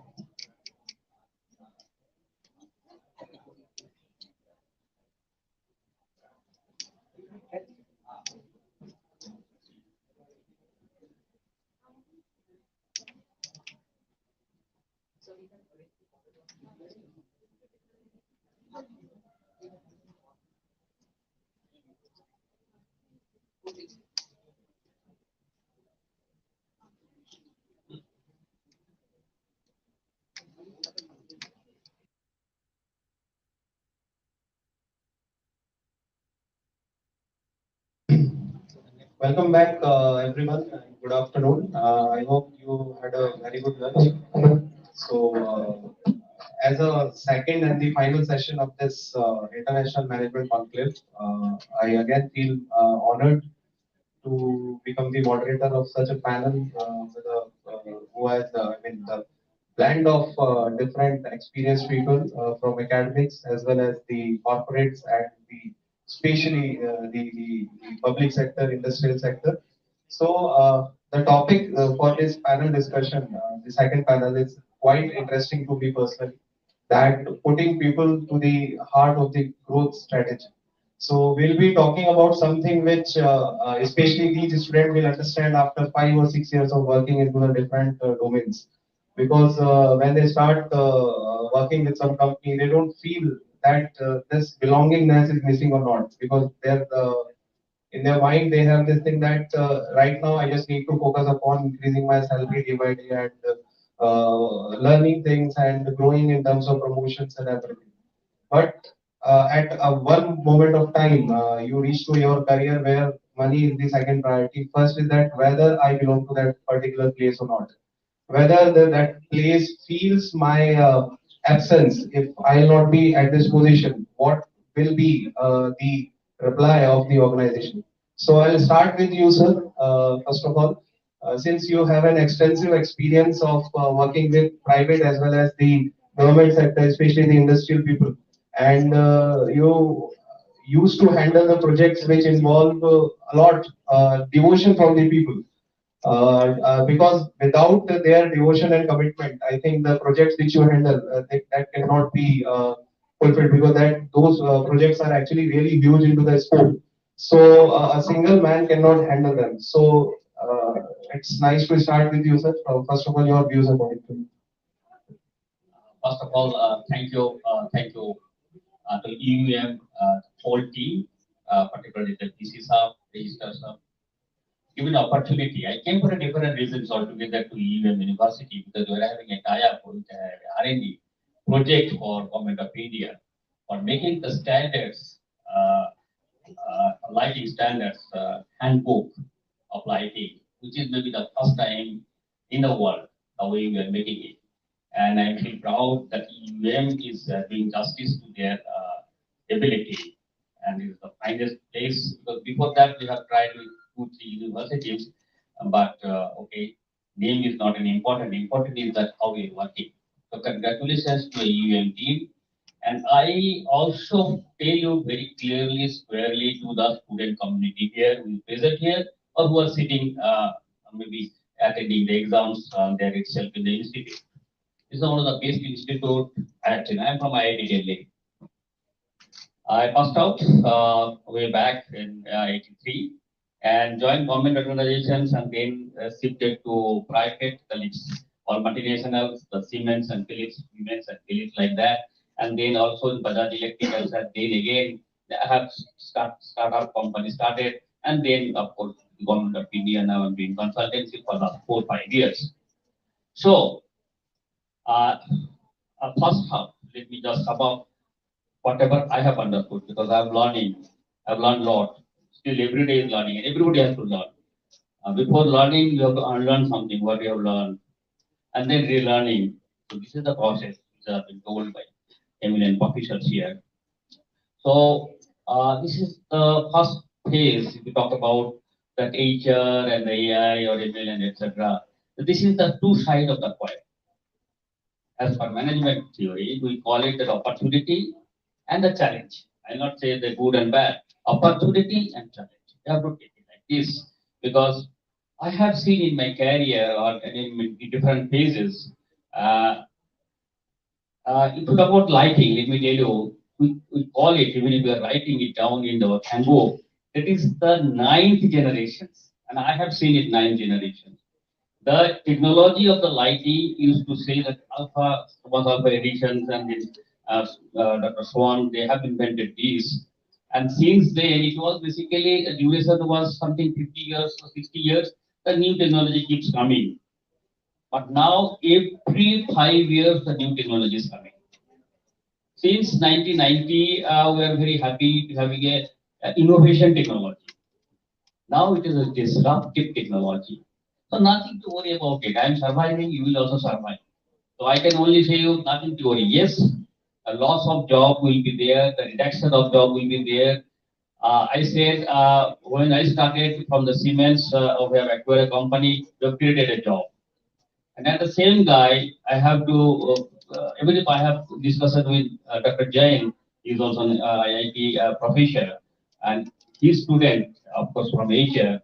Then he was also my ex-colleague of Siemens, and then he has to sack 3,000, and I have to also, I can't say sack or redundant, I should say, that 3,000 because the factory has to close. It's a part of life. But let me tell you, during these 37 years of my journey, I have not seen that people who has developed their skill. Today we are talking about the skill development ministry has also started, but this skill development, if you have developed your skill on any area of activity, then you will survive. If you don't develop it. Now coming back to the institute, I have been around because of my hobby, because I used to teach in Jaipur University on my engineering subjects, and also I did Delhi to a certain extent, whatever the time permits to me. So it is just part time and visiting lectures and etc. So there, as I think the previous speakers already talked, that for government organization is difficult to change the syllabus. But I'm again happy, and I'm telling you, the students, the opportunity you are getting it from UEM or maybe the other university to follow, that because here the syllabus and the new things are coming very, very fast.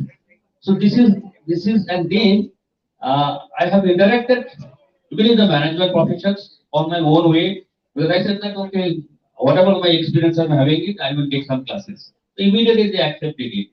But so I'm telling you that this eagerness to learn from each and every level, not only the student levels, academic, particularly the professor has to learn more than the students, and which I have seen that VC is also that way. The way he started talking about the 3, 4 aspects of the AI, it was also eye-openers for me, let me tell you. Yes, it is a problem.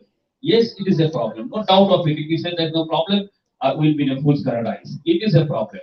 But say the problem, I should not say there is the opportunity and then it's a challenge. Let us take this problem of convert it to opportunity and make it challenge. In any project, HR, I have a very high regard for the HR.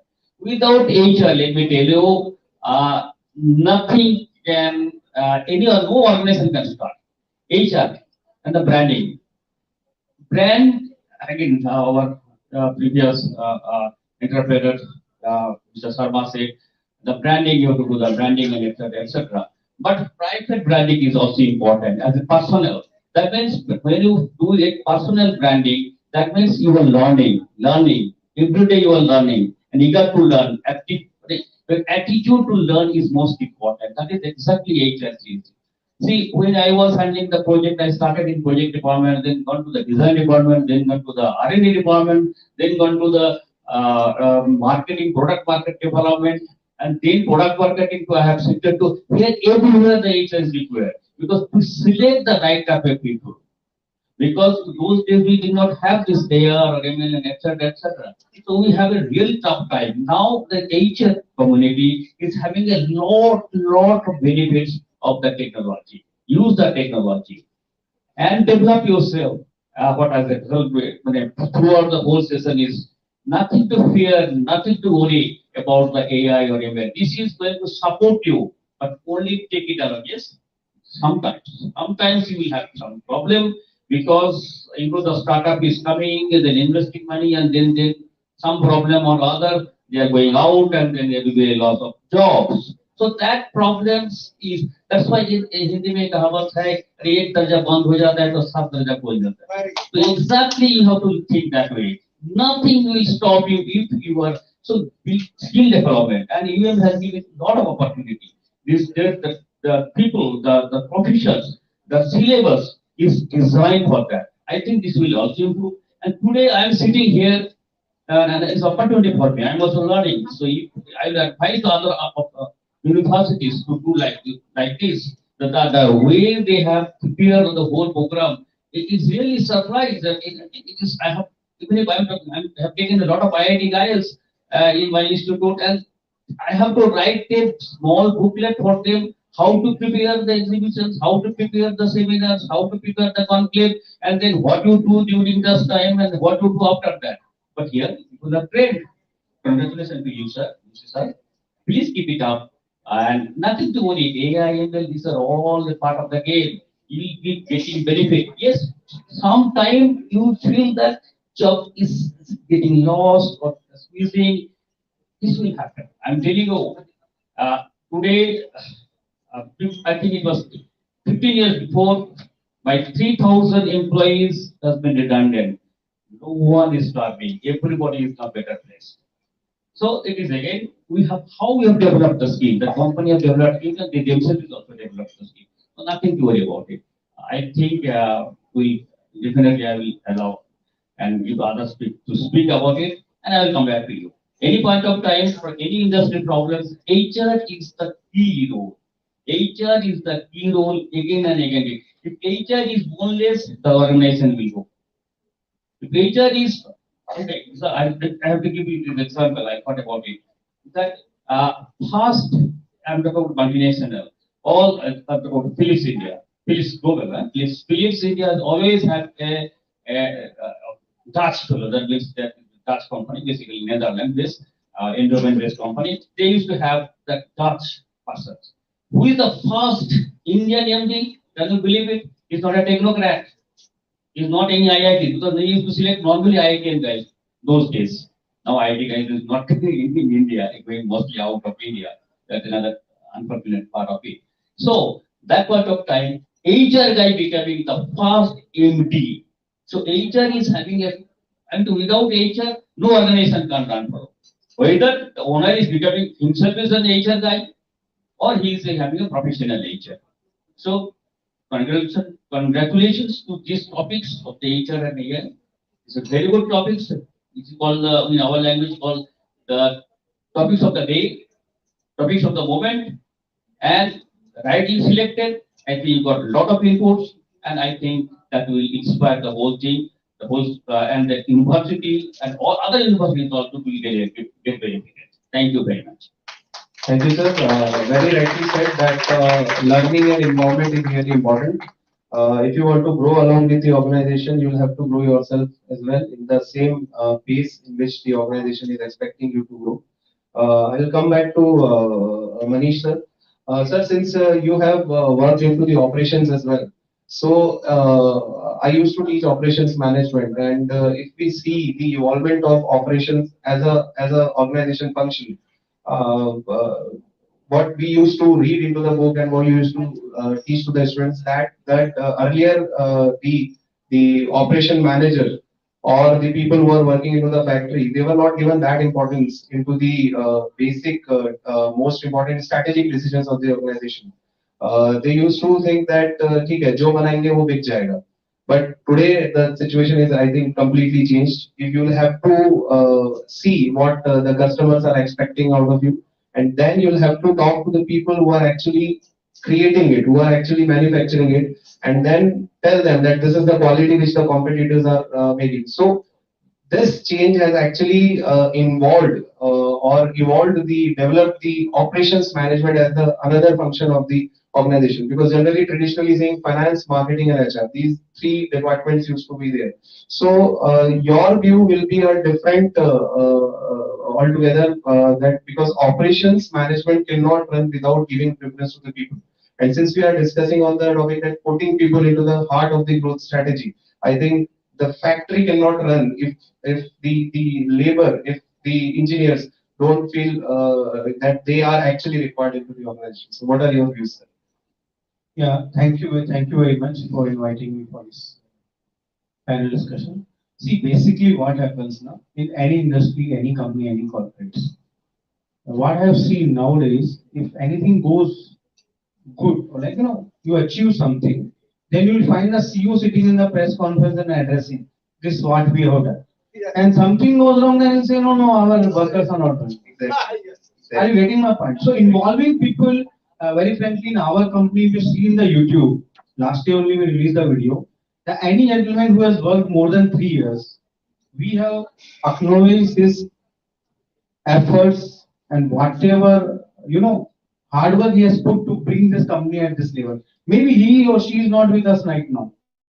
That doesn't make any difference. I'll tell you, there are n number of reasons why people leave you. It is not only that he's not happy with you. Sometimes, we have seen the candidates coming and saying that I'm leaving and I'm joining, such and such MNC. I told, why?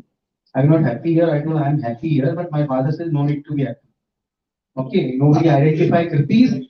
Shadi mein bhi thi. So go and join that company, whether you are getting half of the salary, what Kriti is paying doesn't matter. Okay, so even then people have left, it is not that connection is lost. Recently our team visited Mukut Manipur as a 2-day trip. One of the candidate, one of the ex-employee who is staying near Mukut Manipur, he found out through Facebook that okay, Kriti team is here. And he left because definitely where he is joined, we are nowhere near to that company. Neither in package or nor in, in brand name. But even then, the attachment was so high. He came, he spoken to the team member. I saw in the Facebook that you people are visiting Mukut Manipur. So I am here only. My house is here. I am working from home. They told, okay, good. So what time I can meet? They told, no, morning 5 o'clock we are going to that link, Mukut Manipur. And you will believe, by 5:30 he was there with the team. He is not working with us. He is not expecting anything. Very frankly, he will not be getting anything. But still he is involved. The reason was this only. See, you should have a tolerance for mistakes also. It is not that somebody has done wrong. We have to see his or her intention. I'll tell you very frankly, maybe me and VC sir were talking about all the past event what we have done, like CEO meet and plenty of others. Very frankly, my idea of CEO meet was totally flawed. I implemented don't disturb day, that was totally flawed. I tried first mock test, pan India level, that was totally flop. Only 700 candidates appeared. I tried, first TPO meet, it was totally flop. So there are lot of, people see that this has been done, but nobody sees how many failures I have attempted. And why I was able to do, because management is supporting. And management never told, no, no, no, why this, you wasted so many lakhs of rupees of companies for your tryout. It was not like that, because intention was there. So make it sure once people are working with you, give them credit, give them respect. That doesn't mean a manager, you are a manager and somebody is deputy manager, that means he has to obey you all the time. No, if he has a good point, you have to accept and you have to honestly say yes, we'll implement it. Rather than okay, हाँ पता है, देख लेंगे, तू चुप है. So then what will happen? It will demotivate people. Rather than involve them. Okay, come out. See, you have an idea and ask honest opinion, whether whatever I am saying is right or wrong. Try to correct me if you find me wrong. N number of time I found that my team is more intelligent than me. Whatever idea I have given, they have really changed it. And from east to west, no, sir, ये काम नहीं करेगा. Let's do like this. Are you getting my point? So the operation is all about involving people. Involving means they will feel it is my company. Why they will feel? You are taking the credit, you are blaming them, then they will not feel it is my company. And in my case, I have seen, very frankly, sir knows and most of the people knows, I am the face of pretty technology. But that doesn't mean I have done everything. And if something has gone wrong, management has taken the blame. Okay, maybe we have done something wrong. Let's accept it. So that is how we can involve, and without involving people in operations and day to day.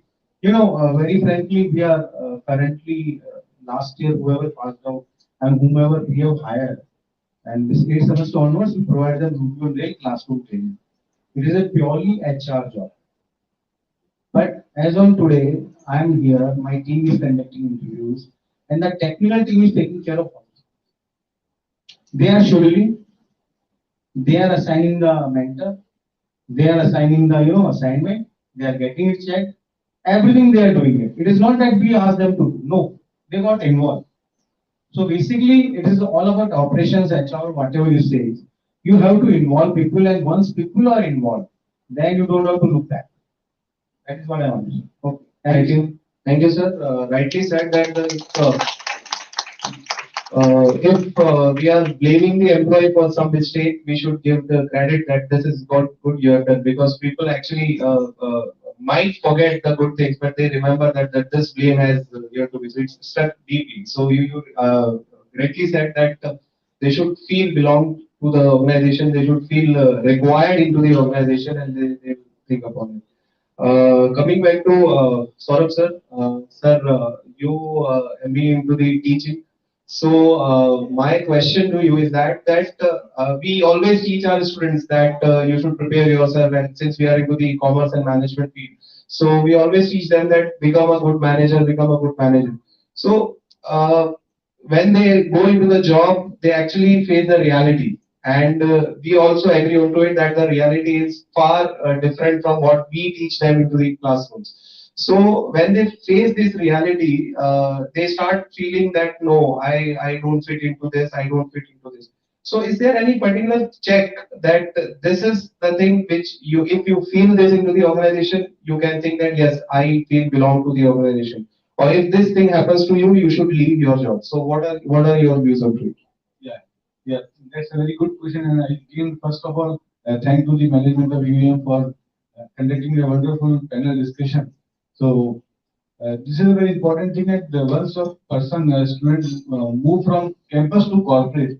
So first of thing that he has to be very clear in his mind that life is not so easy what we have done during last 20 years in the college or school. So after your campus, you have to be very devoted. First thing that you have to keep in mind that whatever field you go, you have to choose the field in which you have certain kind of interest.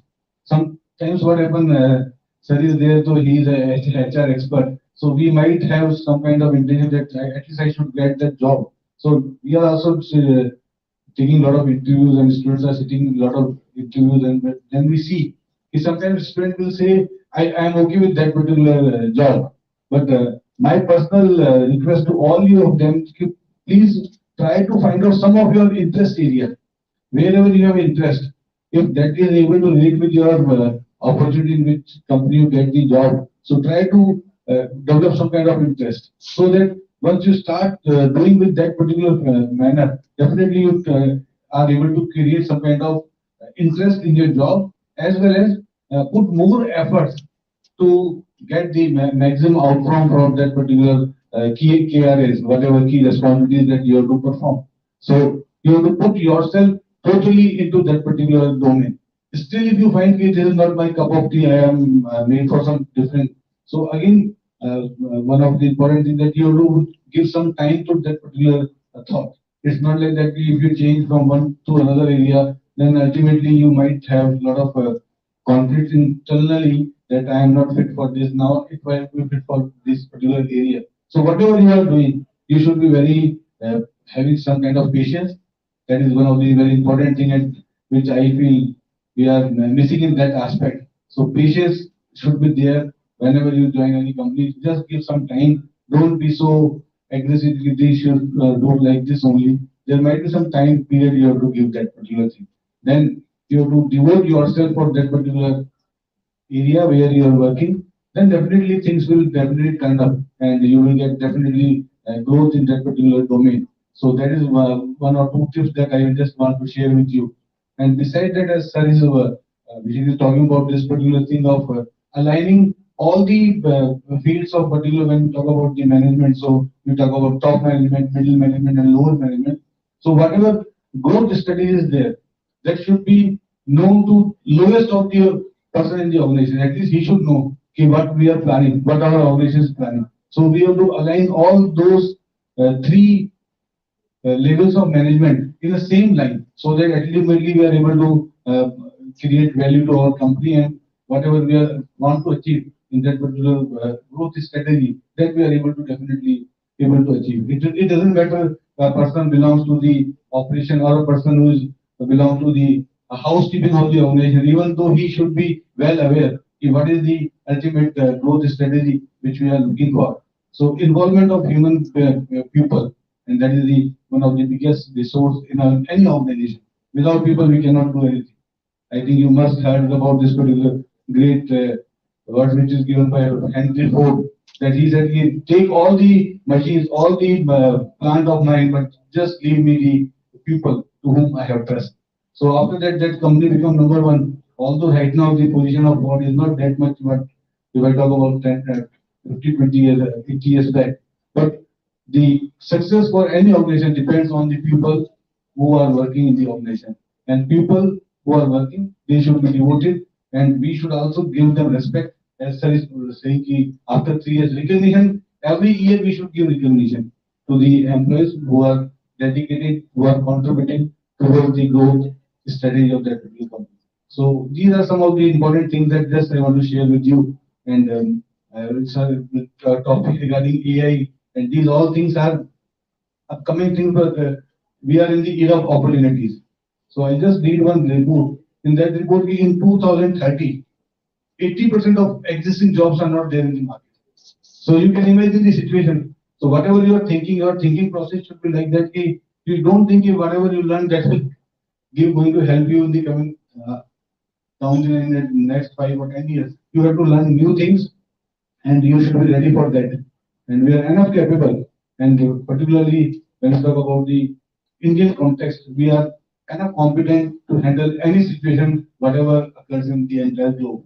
So first of all, I thank all you young students that you are in a very comfortable position that in UEM you get a very good level of education. Now just time to explore that academic journey into the corporate and grow. That is the only thing that I can say. Thank you, sir.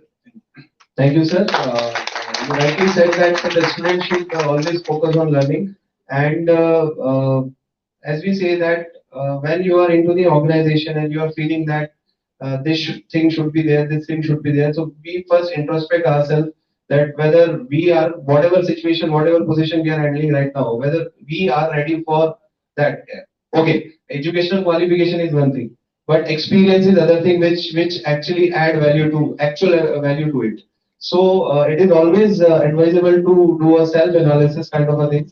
that before blaming the organization that ye cheez nahi hai, ye cheez nahi hai, to give some time to it and rightly explained by you. Coming to you, sir. Uh, uh, we have talked a lot about that how to improve, improve belongingness, and what are the importance of the belongingness. My question to you is that, sir, if a particular employee or a student has joined the organization and he want to work with the organization, but he's feeling neglected, he's feeling ignored. So how to deal with this situation, and how to why I'm asking this, because it's easy to leave, but it is very difficult to get that job, that kind of a job. Because if today if I leave a particular job, there are number of people who are ready with their resume to join that. This is the situation of the country in any of the fields. So instead of finding the solution as let's leave the job, what are the different things they can apply so that they can cope up with this? Yes, I'm audible. First of all, thank you, UEM team, for inviting me and giving me a chance to speak up here. The foremost thanks goes to my colleague, Dr. Priti Sharma, and thanks to Dr. Joy sir and Dr. Pradeep sir for giving such a warm welcome.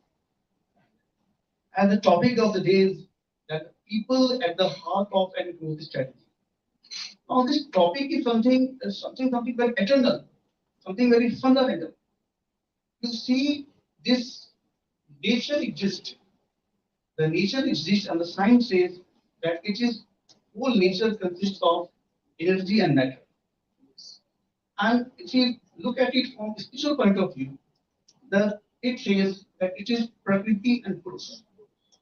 Now, the same fundamental applies to management. It has already been well established that it has two aspects. First is what? A mechanical aspect. And second is behavioral aspect. And they both exist together. There is an intricate entanglement between the two. One can't be separated. So this materialistic part is totally science. It is measurable, it is observable, it can evolve. And simultaneously, when this material aspect, the science aspect of the management is evolving, at the same time, the behavioral aspect, the soft aspect, it does not keep pace with this evolution, then there will be a mismatch. And nature never allows this mismatch to happen. Nature is always designed in such a way so that this intricate relationship between what? Between material aspect and behavioral aspect, it remains in tandem. Now what is happening? We all talk about artificial intelligence. We all talk about this data science. We all talk about this mechanical scientific part of management. It is continuously evolving. But this evolving just can't be a standalone aspect. Simultaneously, there must be an involvement in behavioral aspect. What is behavioral aspect? Your leadership qualities, your ability to stand up any adversity, your ability to remain poised, calm in any situation, your ability to observe things, observe phenomena in a very unbiased way, and above all that, your ability to communicate, your ability to empathize with others. When they two work in tandem, only then the real management takes place. So to say, that people at the heart of any growth strategy, this is something very inevitable, fundamental, and they're a sort of axiom. It just cannot be disputed. Cannot be disputed. Simply because you see, now what is happening? We all talk about this artificial intelligence. And in artificial intelligence, there are two aspects. First is what? First is this machine learning, machine programming. And the second aspect is what? Management integrated with it. Now they both operate in tandem. If mechanical part can totally be programmed, it can totally be executed, decision points can be created, and it automated any operation. But from where does the operation comes? The operation comes from this behavioral, the soft aspect. And this soft aspect So it is what? Simultaneously, this soft aspect must also evolve. The people-related aspect must also evolve. And then, as long as it evolves, its mechanical part would be taken care of by this machine language, by this artificial intelligence. So you see what happened. Now that chat GPT is there, intense debate is going on all over the media, in magazines, we are hearing every day that what would happen to the education sector. Now it has cracked so many difficult entrance examinations. Maybe say the thesis, which takes years for hard of work to get completed, it is just get completed by chat GPT in just a few minutes. So what would where would the education sector would have it to? And everybody has now stated the point that yes, this mechanical part has evolved. Chat GPT is now there. Now the behavioral part, that is the teacher's teaching, that now must encompass uh, uh, encompass human element into it, people element into it. The teachers will have to frame question in an imaginary situation, in a real life situation which is beyond the comprehension of chat GPT. Only then what happens, a true enriched learning will take place. So this learning is now on the verge of getting to the next level. And it's getting the verge of the next level.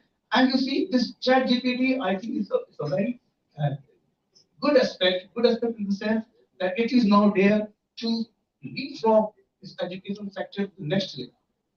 The people's intelligence, the people thinking when they are in trouble, when they are in when they face some challenges. Here, what happens? Sometimes serendipity occurs. Intuition works. This serendipity that just occurs suddenly when you are in trouble, when you are in hard-pressed situation.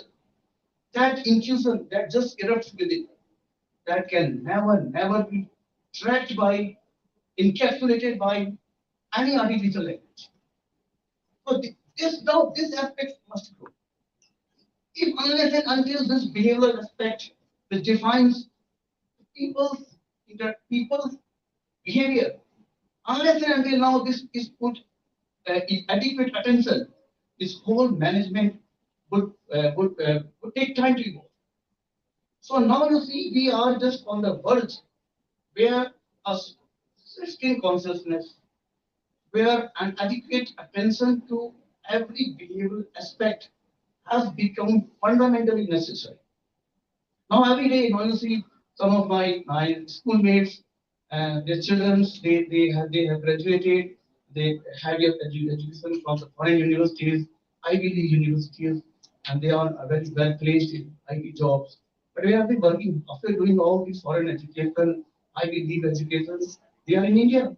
They are working in Bangalore, someone in Gurgaon, and someone has started their own. And finally, when we talked, they said we have a long dream that we could not go to any foreign university. It was a distant dream for us, and my children is now foreign educated. But does this make any difference? He said, no, it's all easy. Nowadays, because education, the mechanical part of the education, that is attainable. But this behavioral part of the education, they all say that we want our children to be self-confident. We want high leadership quality in our children. We want them to become decent. We want to behave in such a polished way that gives us more pleasure. Not that they are working there, because it is the mechanical part. So as long as this mechanical part is evolving, this behavioral aspect, that is the people aspect. So people always are at the center. You name me any management operation, any management function where this behavioral aspect, where this soft aspect doesn't determine this mechanical aspect. Mechanical aspect is truly science. It is absolutely accurate. It is absolutely accurate. It can be determined, it can be measured, it can even be forecasted. But this people's part, the behavioral part, that must also evolve. So now we don't have any option but to evolve our, to refine our, to enrich our this behavioral aspect, that is the people's aspect. So you see when the sir is asking that some student he get rejected, and you see sometimes bad. That, oh, this student must be feeling bad. He is now sad. How should I console him? Or I must interact to him. Yes, when this thought comes, then his rejection even it becomes nothingness. If some people is rejected, if some people have not been selected, you just talk nice to him. You just be humble to him. That okay, you are rejected, there's nothing new. I too get rejected many times. And tomorrow, here you have rejected because your behavior aspect is not matching with the mechanical aspect. There will be another instance where it would get matched. You just refine your behavioral aspect. And to the extent that your behavioral aspect is refined, you absolutely will have a good command of your mechanical aspect that is being very well conversant with the AI related applications, whether it is chat GPT or any other aspect. But this must evolve. There must be a upward evolving shifting towards this behavioral aspect. So I think, and this is very fundamental. As this energy matter issue is there, as this Prakriti Purush aspect is there, the same way this mechanical material aspect and behavior aspects are there. And management, that's why this management is considered work, not just science, but an art also. So management in totality is as science as well as art. And in both aspects, one has to be expertise, adapt. So this generalist specific theory is long going on in MBA circle, that the generalist always prevail over the specialist. Why so? But nowadays, this generalist specialist debate has come to a point where they both must coexist. Engineers they go to IIMs for pursuing this management career, to be conversant with this management aspect. Why so? Because they are specialized persons, technocrat, but they lack this behavioral aspect to have an art part. They are expert at science part. Now, when the both combine, then the real management, then the real breakthrough, magical breakthrough, I would say, that would become possible. That would become a reality. So you see, this behavioral aspect is also an integral part as well as this mechanical aspect. So that's what I have to say. Very Thank you so much, sir. Rightly said, you have actually given the direction from behavioral part. So I'll come to Rajat sir. Sir, any concluding remark? Growth. In fact, from a industry point of view, how a person will grow in the organization, who defines it? Who decides it? Is the HR or his immediate boss or the management committee? It's a very gray area, let me tell you. Here, the role of HR is very, very, very important.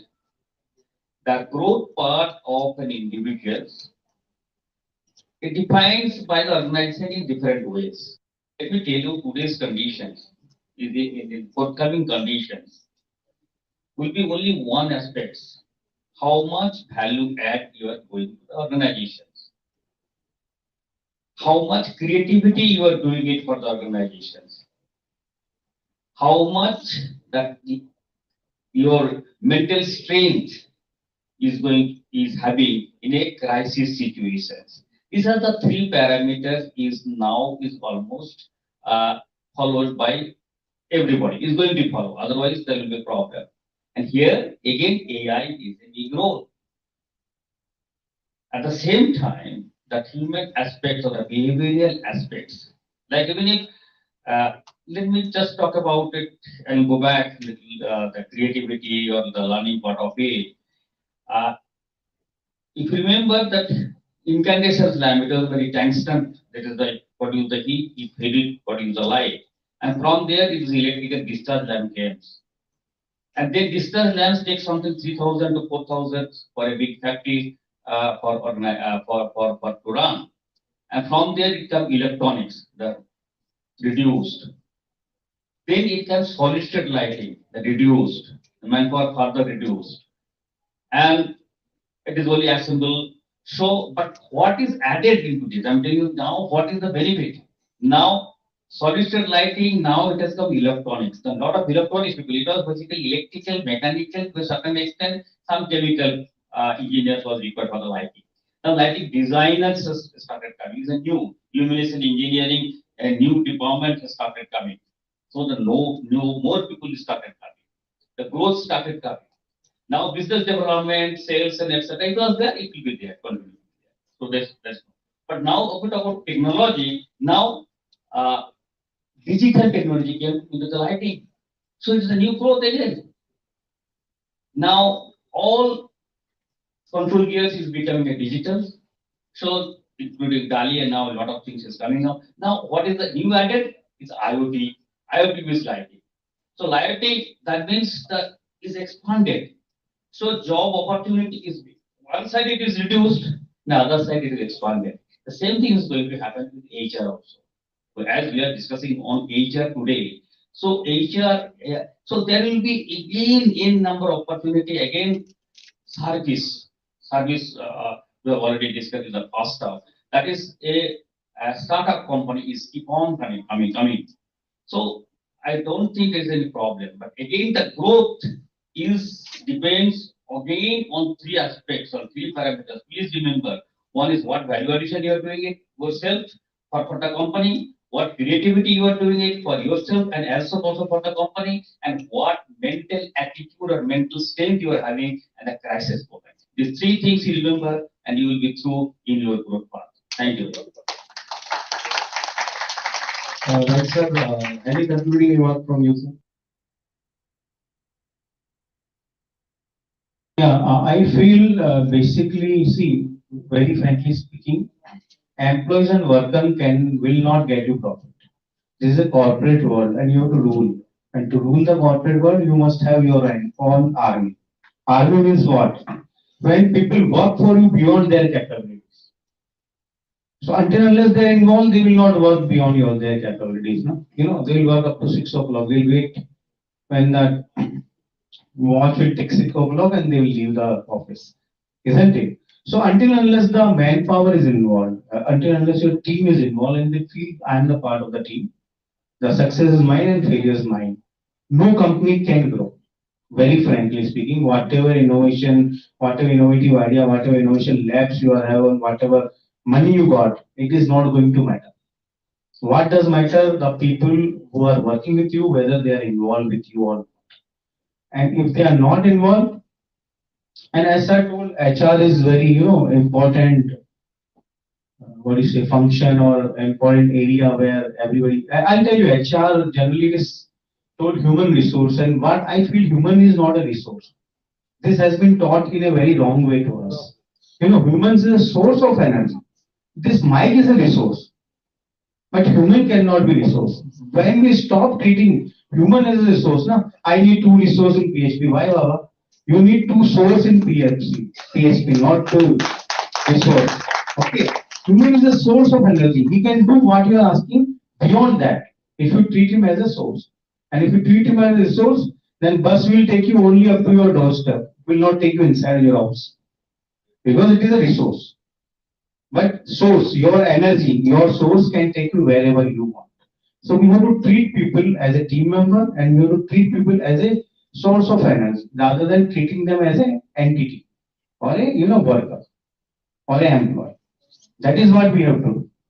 Because I have seen when I joined initially, the HR get all the rumors, whatever is being discussed in the office and all. So one of the person told, sir, हमारी company में तो HR का नया नाम निकाल रहा था. मैंने कहा, what is that? हरामखोर. And I was quite surprised. And they have proven it. Why written that we do coding for so many hours and what HR does. And same manner, when I started taking meetings, what is going wrong, why people are not involved, and then I told them, see what happens now. You get good marks, or you got good marks in your 10th or 12th, your father got you a bike, isn't it? But that doesn't mean when your father scold you, you'll go out your house and you'll start throwing stone at your house. You don't do that, no? Then why you are doing with the company? when you have done great job, we have given you appraisal. When you haven't got the, appraisal or as expected appraisal, you have written n number of things, good things on the Google comments and, n number of places. Such a good words you have used. Then, with lot of reluctance, one boy raised his hand. Sir, should I say something? I told him, please go ahead.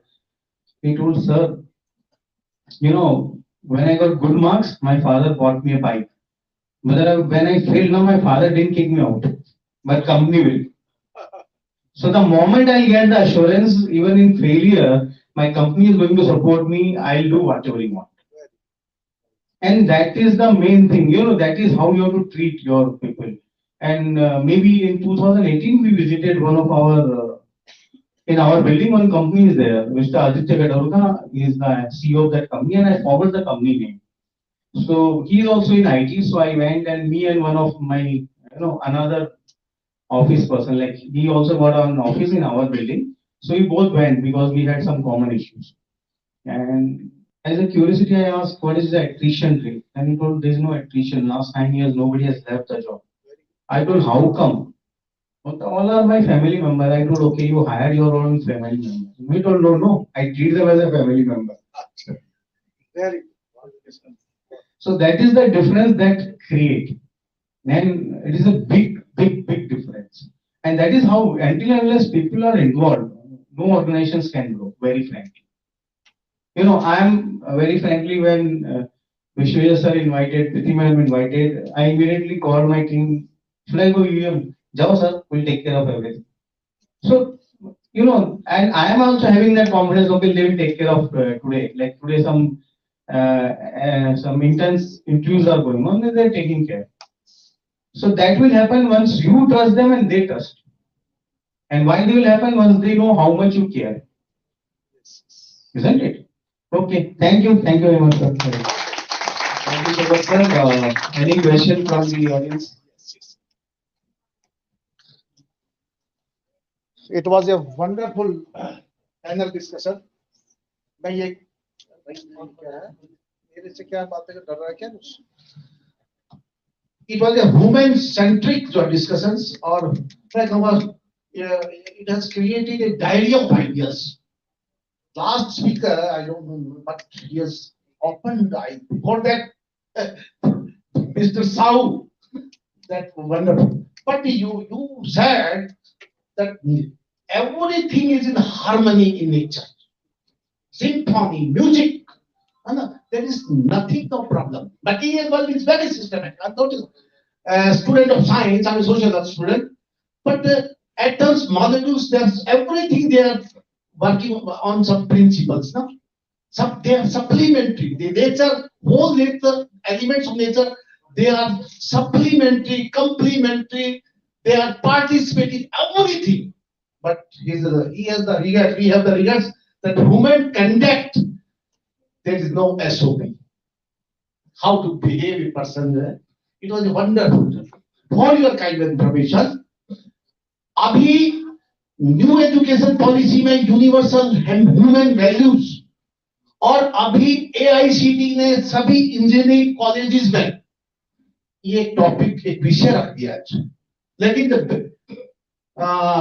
Disappointing part ये है कि अभी मैं भीलवाड़ा में MLV textile में हमने एक universal women values पे प्रोग्राम किया था. I was also the faculty.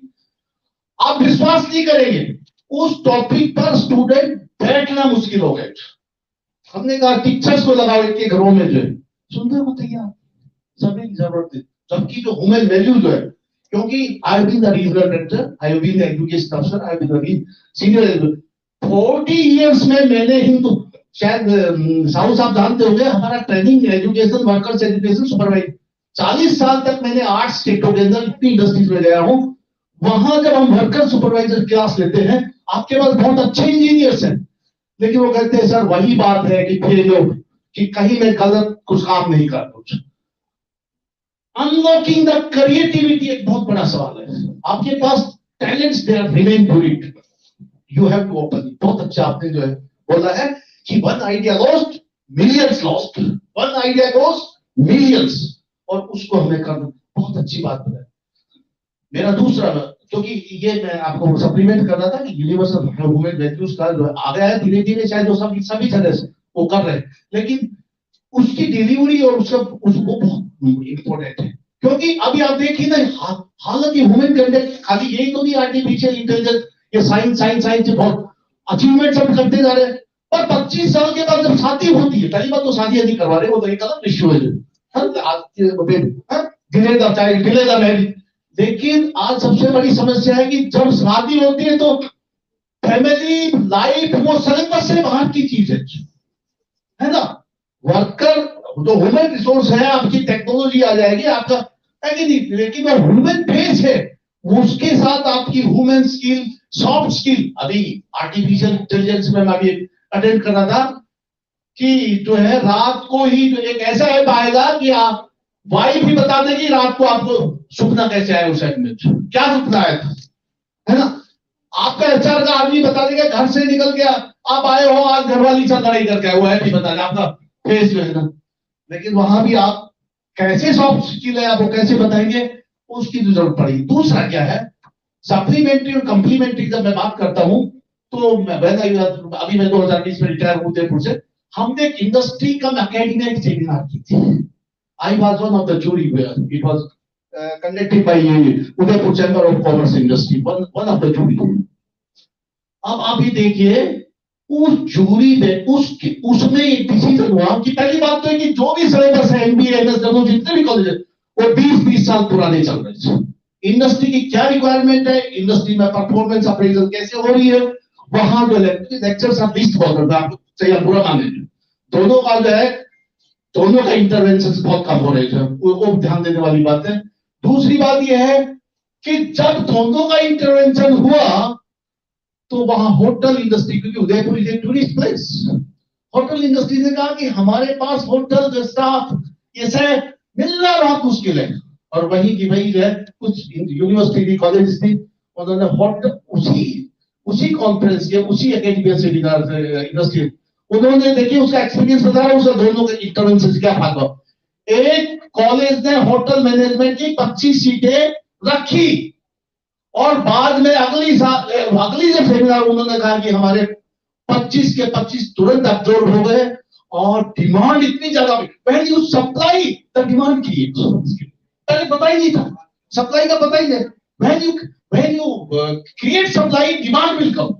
तो ये जो दोनों का इंटरवेंशन ये बहुत जरूरी है। तीसरी बात जो है, मैं आपको, आप सभी लोग बैठे हैं, आपके जितने भी जो सेक्शनल जो फंक्शनल हेड्स है, टेक्निकल मैनेजर्स है, टेक्निकल इंजीनियर्स है, उनको ह्यूमन रिसोर्स की जो है सबसे ज्यादा जरूरत है। 40 साल के तजुर्बे में मुझे यही आया कि आपके पास जो है ह्यूमन रिसोर्सेज है, लेकिन जो बीटेक और ये लोग जो करके आए हैं, सबसे बड़ी बात वहां खाते हैं, ये जो वीक लिंक है उस पर थोड़ा ध्यान दिया जाए। Thank you very much.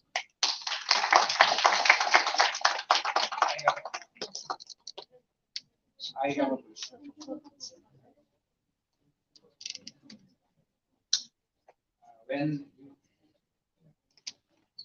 When you were speaking, I was having so many questions in my mind, so I had to write it down one after the other. So, firstly, Manish sir, from today onwards, I will never teach my students that you will be treated as a human resource when you go to industry. I used to teach that. I used to tell my students, be जाग जाओ, अभी student हो, अभी तो हम लोग आपका सारी चीजें देख रहे हैं, जो भी है माफ कर रहे हैं, but once you go to the industry, you are nothing but a resource. I used to tell them this thing, but I will frame it in a different way after hearing from you today that it should not be, we should not be treating human as a resource. Thank you for that. But sir, do you really feel that this carrot and stick thing that we have been hearing for so long today is not true? Like carrots should be given, sticks should not be given. Do you really think that? Because you talked about that कि पापा ने मुझे bike तो दिला दी, लेकिन घर से निकाला नहीं. So do you really think, sir? One or two more questions, sir. So carrot and stick. Do you believe that carrot and stick part जो है वो wrong है? Stick चाहिए नहीं, सिर्फ carrot ही चाहिए. Number one question for you. Second question. According to you, you are in very, as far as I could understand, that you are totally in favor that people should always be at the heart of a growth strategy in this discussion. In your case, suppose a fresher who has joined your organization and starts bothering you time and again by saying, "Sir, मुझे ये department पसंद नहीं, मुझे उस department में दे दो, मुझे PHP पसंद नहीं, मुझे SQL करने दो." Will you keep him or her, her requirements in mind, or you will treat it in a different way? Second question for you, sir. Third question, which is very, very important for me to know as a vice chancellor, like you have changed your strategy. You remember that you had trained the students before taking them. Something absolutely innovative from Preeti Technologies, which I have not seen anywhere in the world, not only in India, I have not seen it anywhere in the world, that you train the students and then you absorb, then you select, which was something very, very new. Now, even after absorbing a student, you see that he needs to be trained again and again and again. What will be your tolerance limit? Third question. And last question for you, sir. Do you really think that nowadays, freshers who are joining the industry, they give value to the respect earned more than the money? This is my four questions. Yes, sir. Let's go one by one. Carrot and the stick. See, I'll tell you, what does matter is intention. See, something has gone wrong, but intention should not be wrong. I'll tell you, we went for a, dinner outside, very frankly. So one or two of our team members told, "Sir, pet kharab." Then, as a operation head or as a HR head, I told you, do one thing. Whenever you want, you have it outside. May not be today, and we'll pay back your bill. And he came with the bill of 3 tomato sauce bottle. See, you have given the facility that it must not be misused. So I didn't pass the bill. That is passed. So it is not that carrot and stick. Definitely stick is required where it is has to be. But the minimum use of it. Okay. We should not be having only stick. The person should come and run away. It's not like that. People should not fear him coming in your cabin. Okay, like this way. No. He should come, whenever he wants and he feels he need to talk to you. Second thing, as in carrot and stick only I'm answering. See, we have seen it is, as Vishwaja sir told, all the 5 fingers are not in the same size and are not on the same. We have seen the candidates who crack the interview very well, but the intentions are not there to work. Very frank. We also have seen those kind of 10-20%, not more. 80% or 90% candidates or employees want to work, want to grow with the company, but 10% are there. What we have done with them? Because if you fire them, they will not say it is my mistake. They will say company खराब है देखो, आपको ही निकाल दिया, वो कल से मत आओ, 1 महीने की salary. So what we have done, we have given them 1 month paid leave. You improve your performance, 1 month paid leave is there. Come and appear for the test. If you pass, Very good. you continue. If you don't, another 1 month paid leave. After 2 months paid leave, if he doesn't pass, then we have told now it is unpaid leave until you pass the exam. Now what happens? In most of the like 5 cases has occurred, all the 5 people left the company after unpaid leave was given. But other employees, they understood company is not against us. Company is not against us. Company is ready to support us. So afterwards, we never face this kind of issue. Most of the time, the candidate, and even after these 5 cases, the 6 cases, or after the 4th cases, the 5th cases, the moment you have even paid leave, you resign. So it is not we are firing him, he is leaving. There is a difference between these two. The second question was. Second question was if employees keep on, like a fresher keeps on disturbing you by saying that I want this department. Yeah, so I'll tell you, we had one boy, now he's left us, maybe 2 years back. And this boy, not him, my project management team used to come and say, "Sir, parishan ho gaye. We are fed up, Now we don't want to continue with it." Then I spoke to that boy, and that boy, when I spoke, technically I found really good. Again, I went and spoke to the project management team. The name is, "Sir, bakwas karta hai. He knows nothing." Then I understood one thing. I told, will you work with me in HR team for conducting technical interview because you can do that. He told, yes, sir, I'll do that. I shifted him there. So even though if a person is working, for example, we have seen so many cases. Sir, Elixir mein kaam karna, I don't want to continue to do it. Not an issue. See, if you are currently a part of a team which is working on Ruby on Rails, you continue that. Maybe every week, 1 hour or 2 hours, we'll get you some job which is in Elixir. So keep on learning that and keep on contributing here. So most of the time, what we have seen, the person who is working in Ruby on Rails and he himself want to shift in Elixir, either he will study work very hard so that you can absorb in the Elixir team, or he will leave it after a few days. He will say, sir, nothing, I don't want to continue, I'll continue. So this is how we are doing. The third, you ask like, so how long will you teach a fresher after? So it is not fresher. We ourselves are learning, and we are making sure that each and every employee keep on learning as long as they are there. Every Friday weekend, we are having a refit session. Refit session means what? Whatever I have learned or whatever new technologies I have to share with others. And that's keep on happening. And it is not that only I have taught over. No, it is up to me. I might give some assignment. And whoever is interested, let them submit the assignment. I'll get it. So that is what we are doing. The fourth question was: do you think that nowadays the people who joins new, they value the respect earned from the company more than the money that they earn? So it depends. It depends person to person. I'll tell you. Here, there is no general answer for this. We have seen the candidates who has left the job, who got already offer, and they comes and discuss that they are paying 2 times, but I am not interested. And I have seen the candidates who are getting 60,000 rupees less, but he says I am joining a big brand. So we cannot generalize it. It is person to person how he has been groomed and what kind of pressure and force he is having or what kind of intention he is having. There are a number of factors. So it is human nature. It is very difficult to control or predict. So there we don't have, because we have seen the candidate by leaving he was crying and he is leaving because his father is forcing. And we have seen the candidate when we have told you are on unpaid leave, happily he is leaving. He is laughing and going. So, no, sir, those kind of people don't come back. Yeah, they have joined. They have joined. Almost, 15% of our people who left us, they joined back.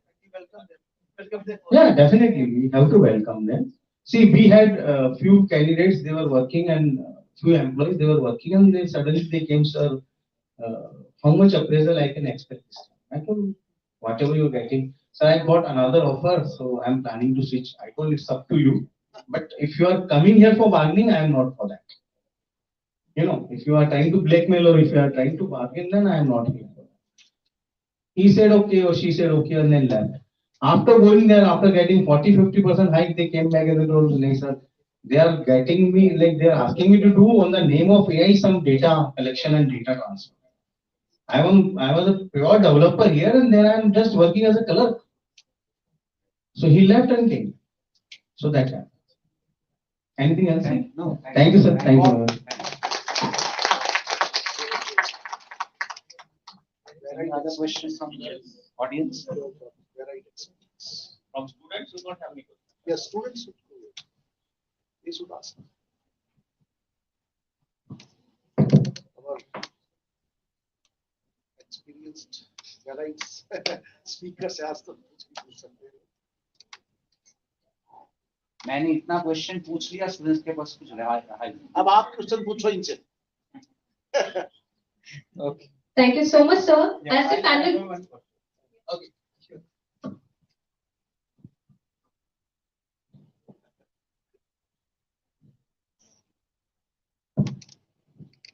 See, how many of you feel the marks are important and knowledge is important?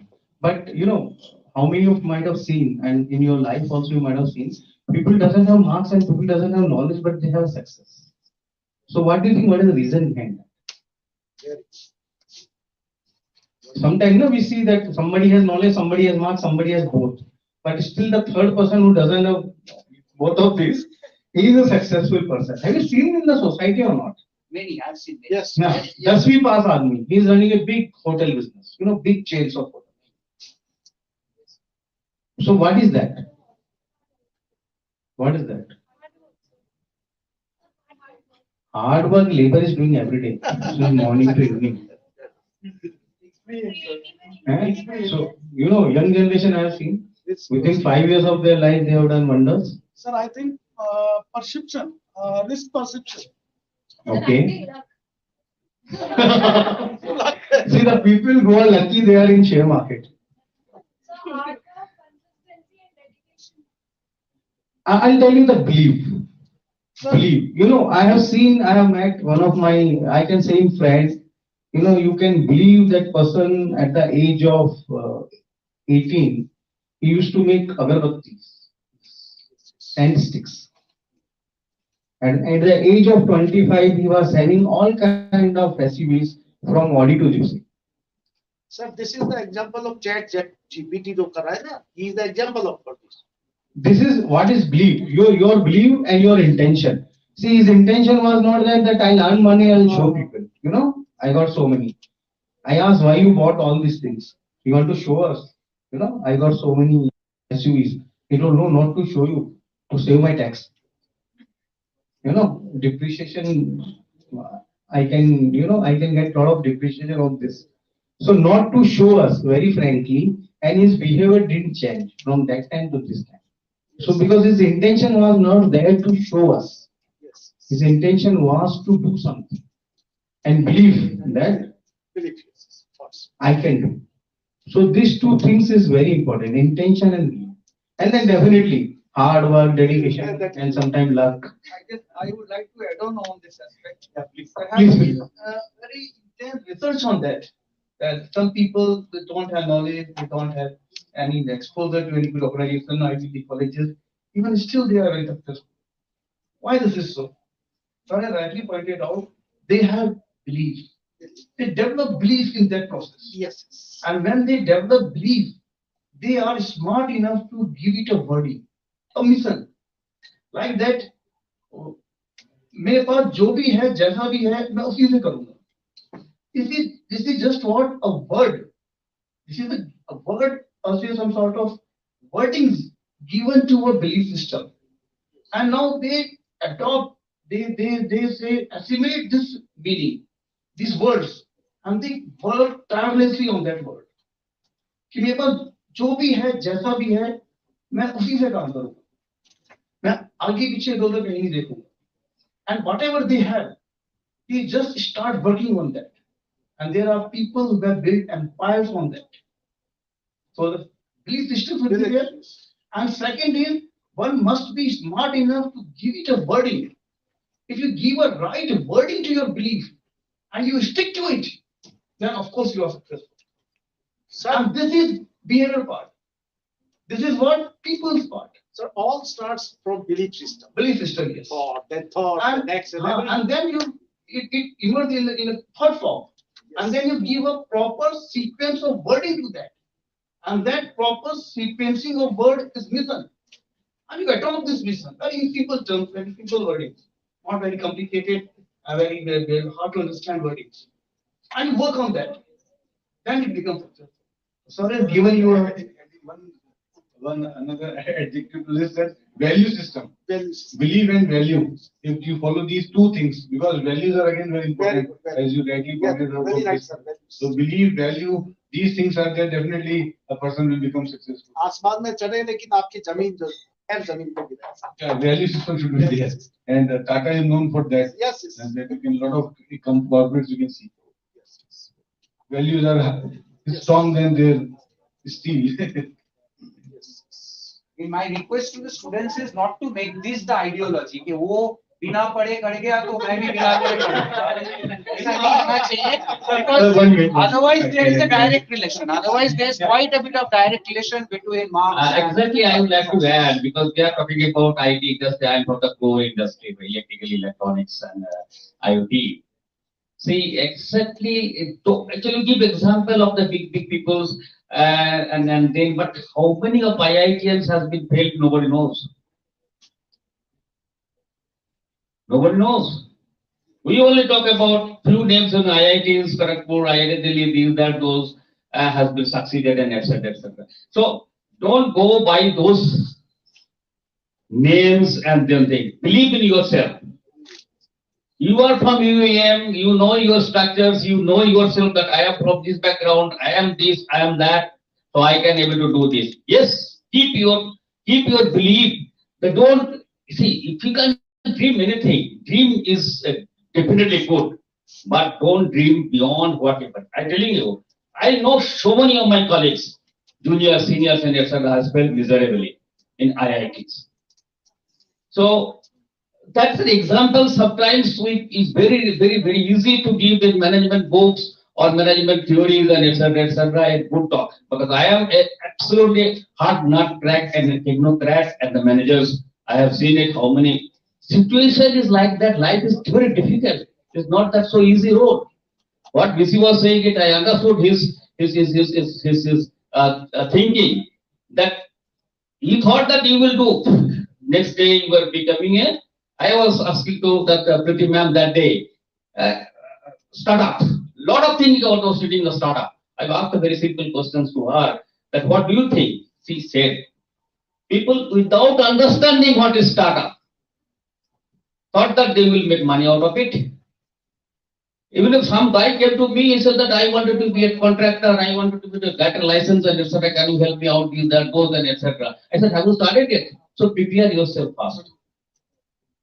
And these young generations, I am telling you, we are hard, whatever we are, we have each and every, today again these things are coming, each and every step you have to work hard. Life is not that easy that so many of ITs people are being absorbed from the institute. Life is not so easy nowadays. The more jobs will be reduced, lot of startups will fail and is failing, lot of money is going down the drain. Banks are also now in bankrupt conditions in USA. So situation. So believe in yourself, but believe what exactly you are. You know yourself. What is Vivekananda said? Believe in yourself, but what you are, you should know yourself. Don't mislead and don't think. I know my wife is a principal, so every student comes and biology, I will be doctor. And then they put everybody, यार भाई इस लड़का doctor बनेगा, इसको इतना इस institute में भर दो, इसको कर दो, वो कर दो. They spend a lot of money, buy money from the institute, from the bank, and then what happened? Nothing. That fellow, even if could not pass in engineering, even if you got engineering, but bioscience में pass नहीं कर पाते. तो ऐसा कुछ बात imagine मत किया करो. हम अपने आप को पहचानो, हम कहाँ हैं, क्या कर सकते हैं, क्या करना है. Yes, that integrity is within yourself. Value is very relative things, let me tell you. So integrity, what I am and what is my family background, what is my school background, my education, that's why I say value add. Every day you add value and make creativity on your, whatever little bit you do it, that is good enough for your career. That's all. Thank you. Thank you, actually, sir, and sir added a lot of points and valuable points, whatever. But actually, I just wanted to go ahead with that. You know, why I was asking that, you might have seen people are not having degree educations or knowledge, still they excel. So you compare yourself with those people. If they can excel, why you can't? You are in a good college, definitely got a good knowledge, and definitely you are going to get a degree. So why you can't excel? So should I expect at least half of you to excel in their field? Yes, sir. Self-confidence. Only see, that is belief. That is belief. That is what is belief. Only 1% believe. Have that belief. What about others? नौकरी करने आए हम तो यहाँ पर नहीं. College का काम है रिक्रूटमेंट कराएगी, कहीं ना कहीं तो प्लेस कराएगी.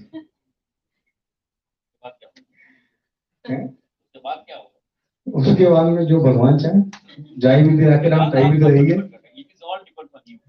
Okay, thank you. Thank you. Thank you so much, sir. As the panel discussion on chat and putting people at heart of growth strategy draws to a close, I stand here with a sense of immense gratitude for the distinguished panelists who have generously shared their expertise and insight with us today.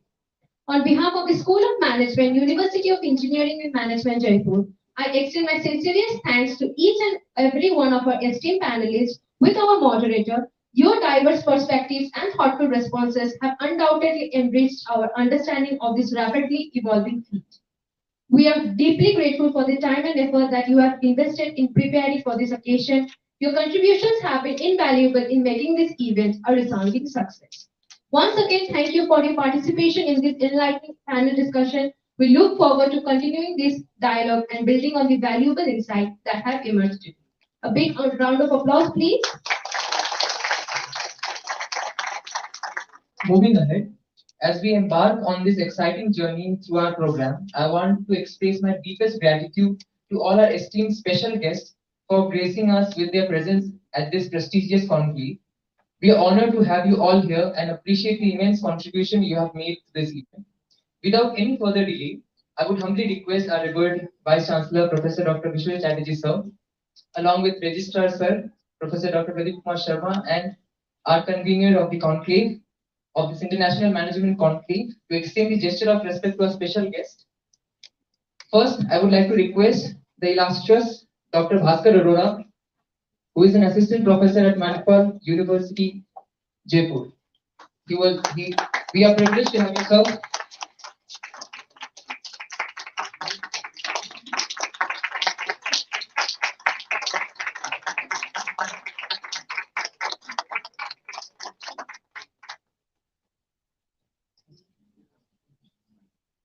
Thank you so much, sir. Moving forward, I would like to request the distinguished guest, Ms. Silpa Parikh, who is an assistant professor at Canodia Girls College, Jaipur.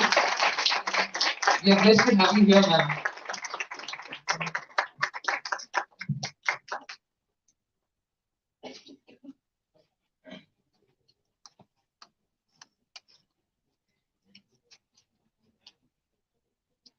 A big round of applause, please.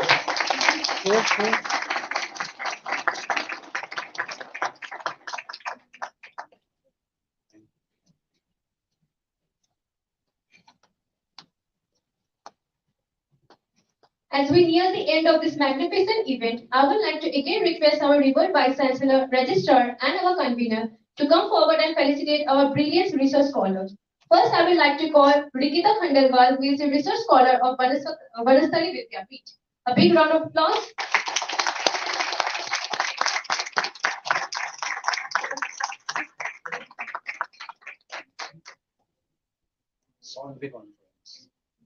Yes. A big round of applause.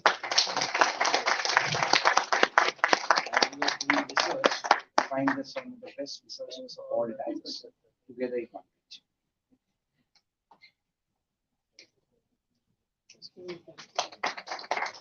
Yes. Thank you, ma'am. Next, I would like to call Soumya Nagar, who is also a research scholar of Vanastali Vidyapeeth. A big round of applause.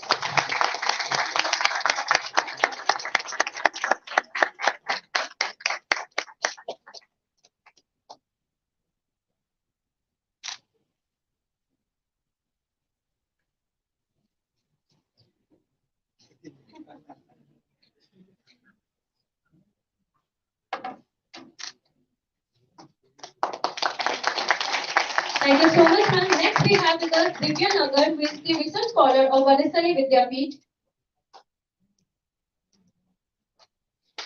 A big round of applause.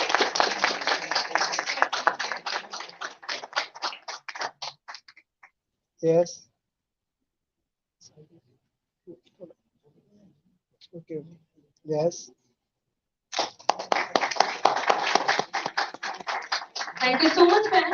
Next, we have with us Mr. Subhadev Chaudhary, who is also a research scholar of UEM Jaipur. A big round of applause.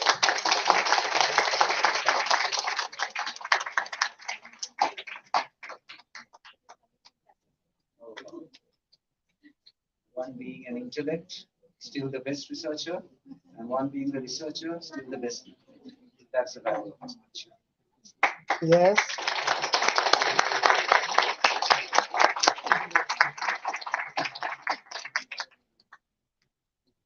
Thank you so much, sir. Last but not the least, we have with us Mr. Manoj Kumar Yadav, who is a research scholar of UEM Jaipur, as well as an assistant professor of Modified University Jaipur.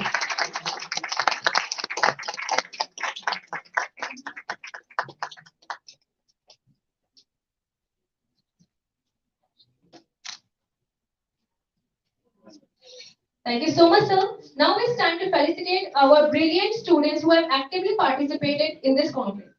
First, I would like to call Vijay Jana, who is a student of MBA first year. Yeah, it will be an honor, sir. It will be great if you join. In fact, people will love to have you.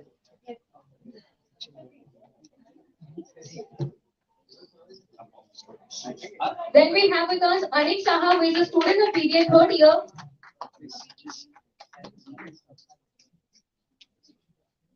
सीधा रहो.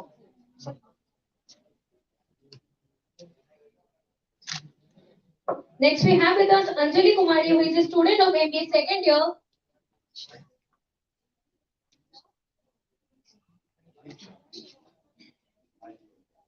Anik Shah. You stand with this like this.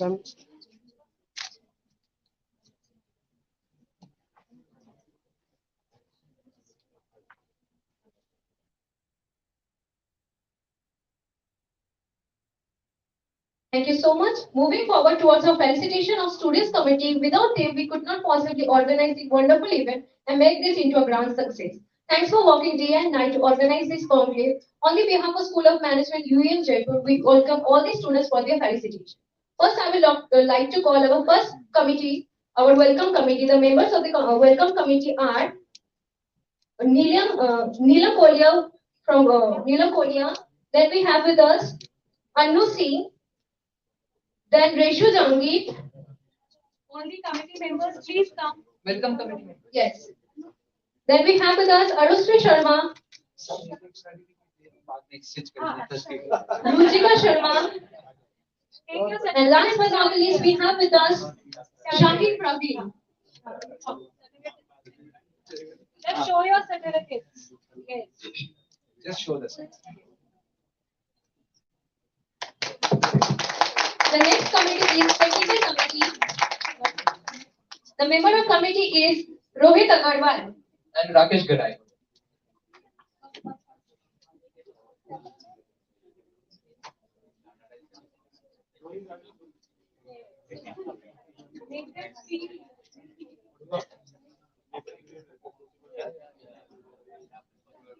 A big round of applause.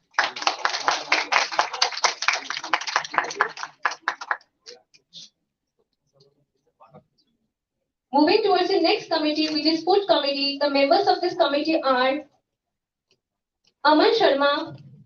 Then we have with us Anubhav Parikh, Harsh Mittal. Next up we have Vinay Saini. And last but not the least, Chandan Jangir. A big round of applause for this committee members.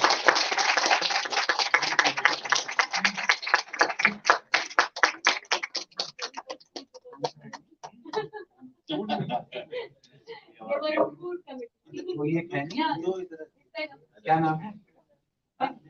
विनय का नहीं है ना? विनय का? विनय सैनी. हाँ. विनय, come here. कोई एक दे, बात पहले ये ले लो. लौटा दो.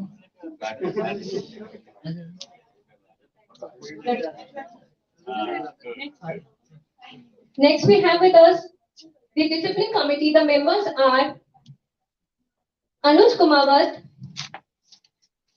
We welcome Aditya Krishna, followed by Vasant Sharma. Next up, Abhishek Bhardwaj, and last but not the least, Saurabh Sharma. A big round of applause.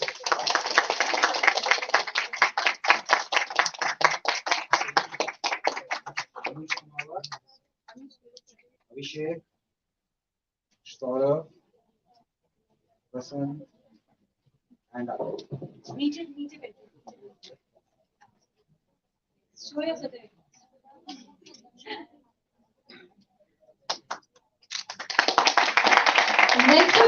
have with us the Hospitality Committee. The members of this committee are Sanjay Sood, Shubhankar Das, Neelam Kolia, Prachi Jangi, and Ashwini Singh. Prachi Jan, Abhishek Sharma, Ashwini Singh, Shubhankar Das, Prachi Jan, Ashwini Singh, A big round of applause.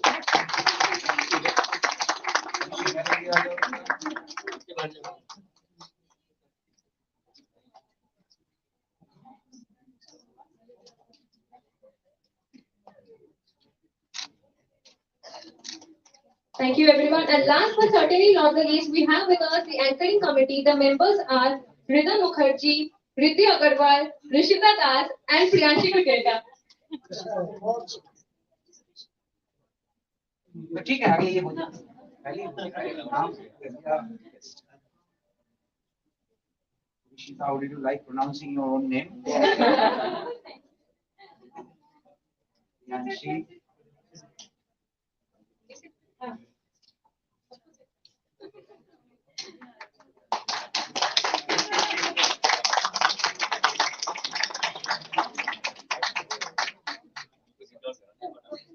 Thank you. Well done.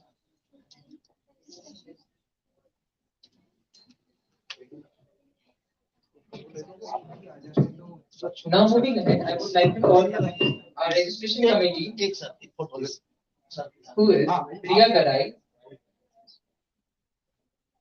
Registration committee, please get ready. Priya Garai, Farida Khatun, Rituparna Dev, Payal Saini, and Bhavya Sharma.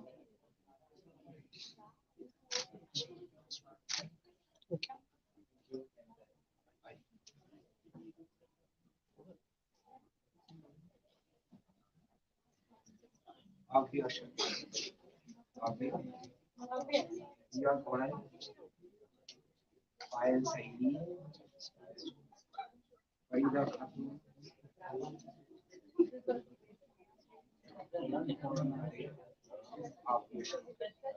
Payal, your elder sister was also studying. Come.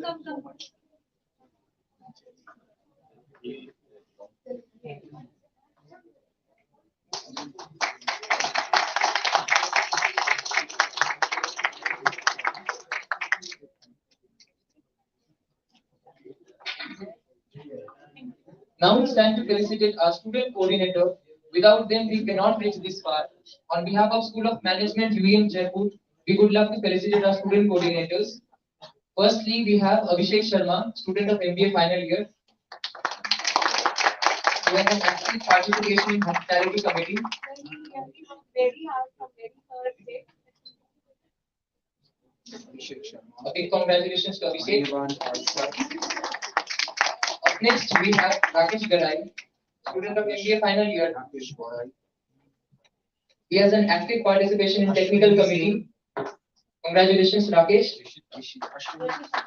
Next, we have Rishita Das, whose active participation was in anchoring committee.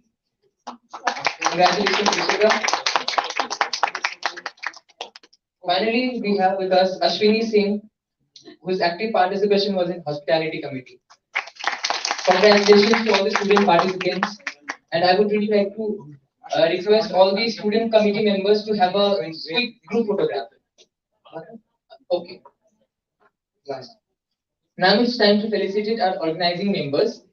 I would like to request all our respected dignitaries to kindly felicitate our organizing secretary, Professor Sweta Nagar, Preeti Nagar, Assistant Professor of School of Management of UEM Jaipur.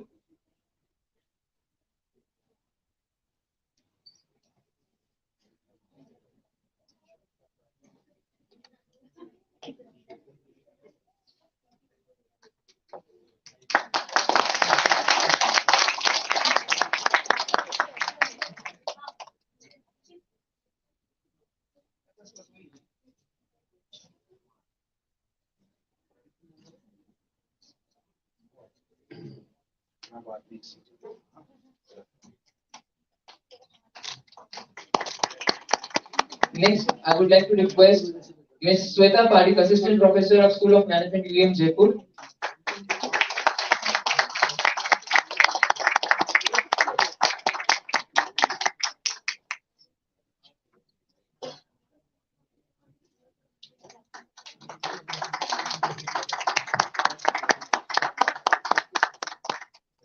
Then I would like to request our second co-convener of this conclave, Dr. Rahul Sharma, Associate Professor of School of Management, UEM Jaipur.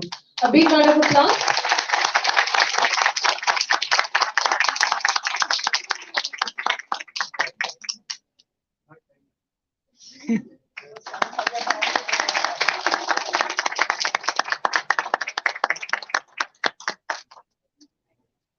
Last but not the least, I would like to call our convener for the International Management Conclave, our very strong pillar of this conclave, our big motivation, Professor Dr. Preeti Sharma, HOD of School of Management, UEM Jaipur.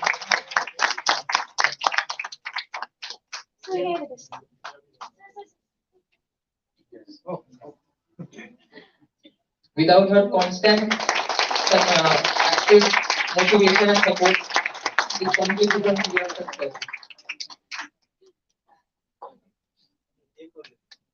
Thank you so much, ma'am. Now, I would like to request all the respected dignitaries and the participants to have a quick group photograph. Can we have these chairs for you all? The students can stand at the back.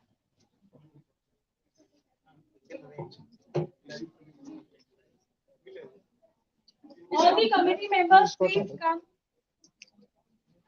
All the committee members, please come for a group photograph.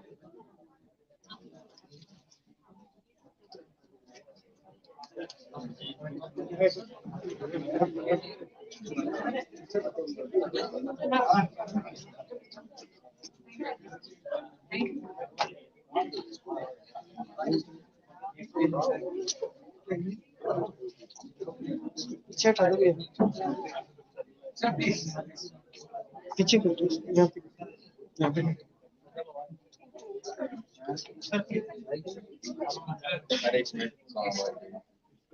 Please adjust yourself at the back.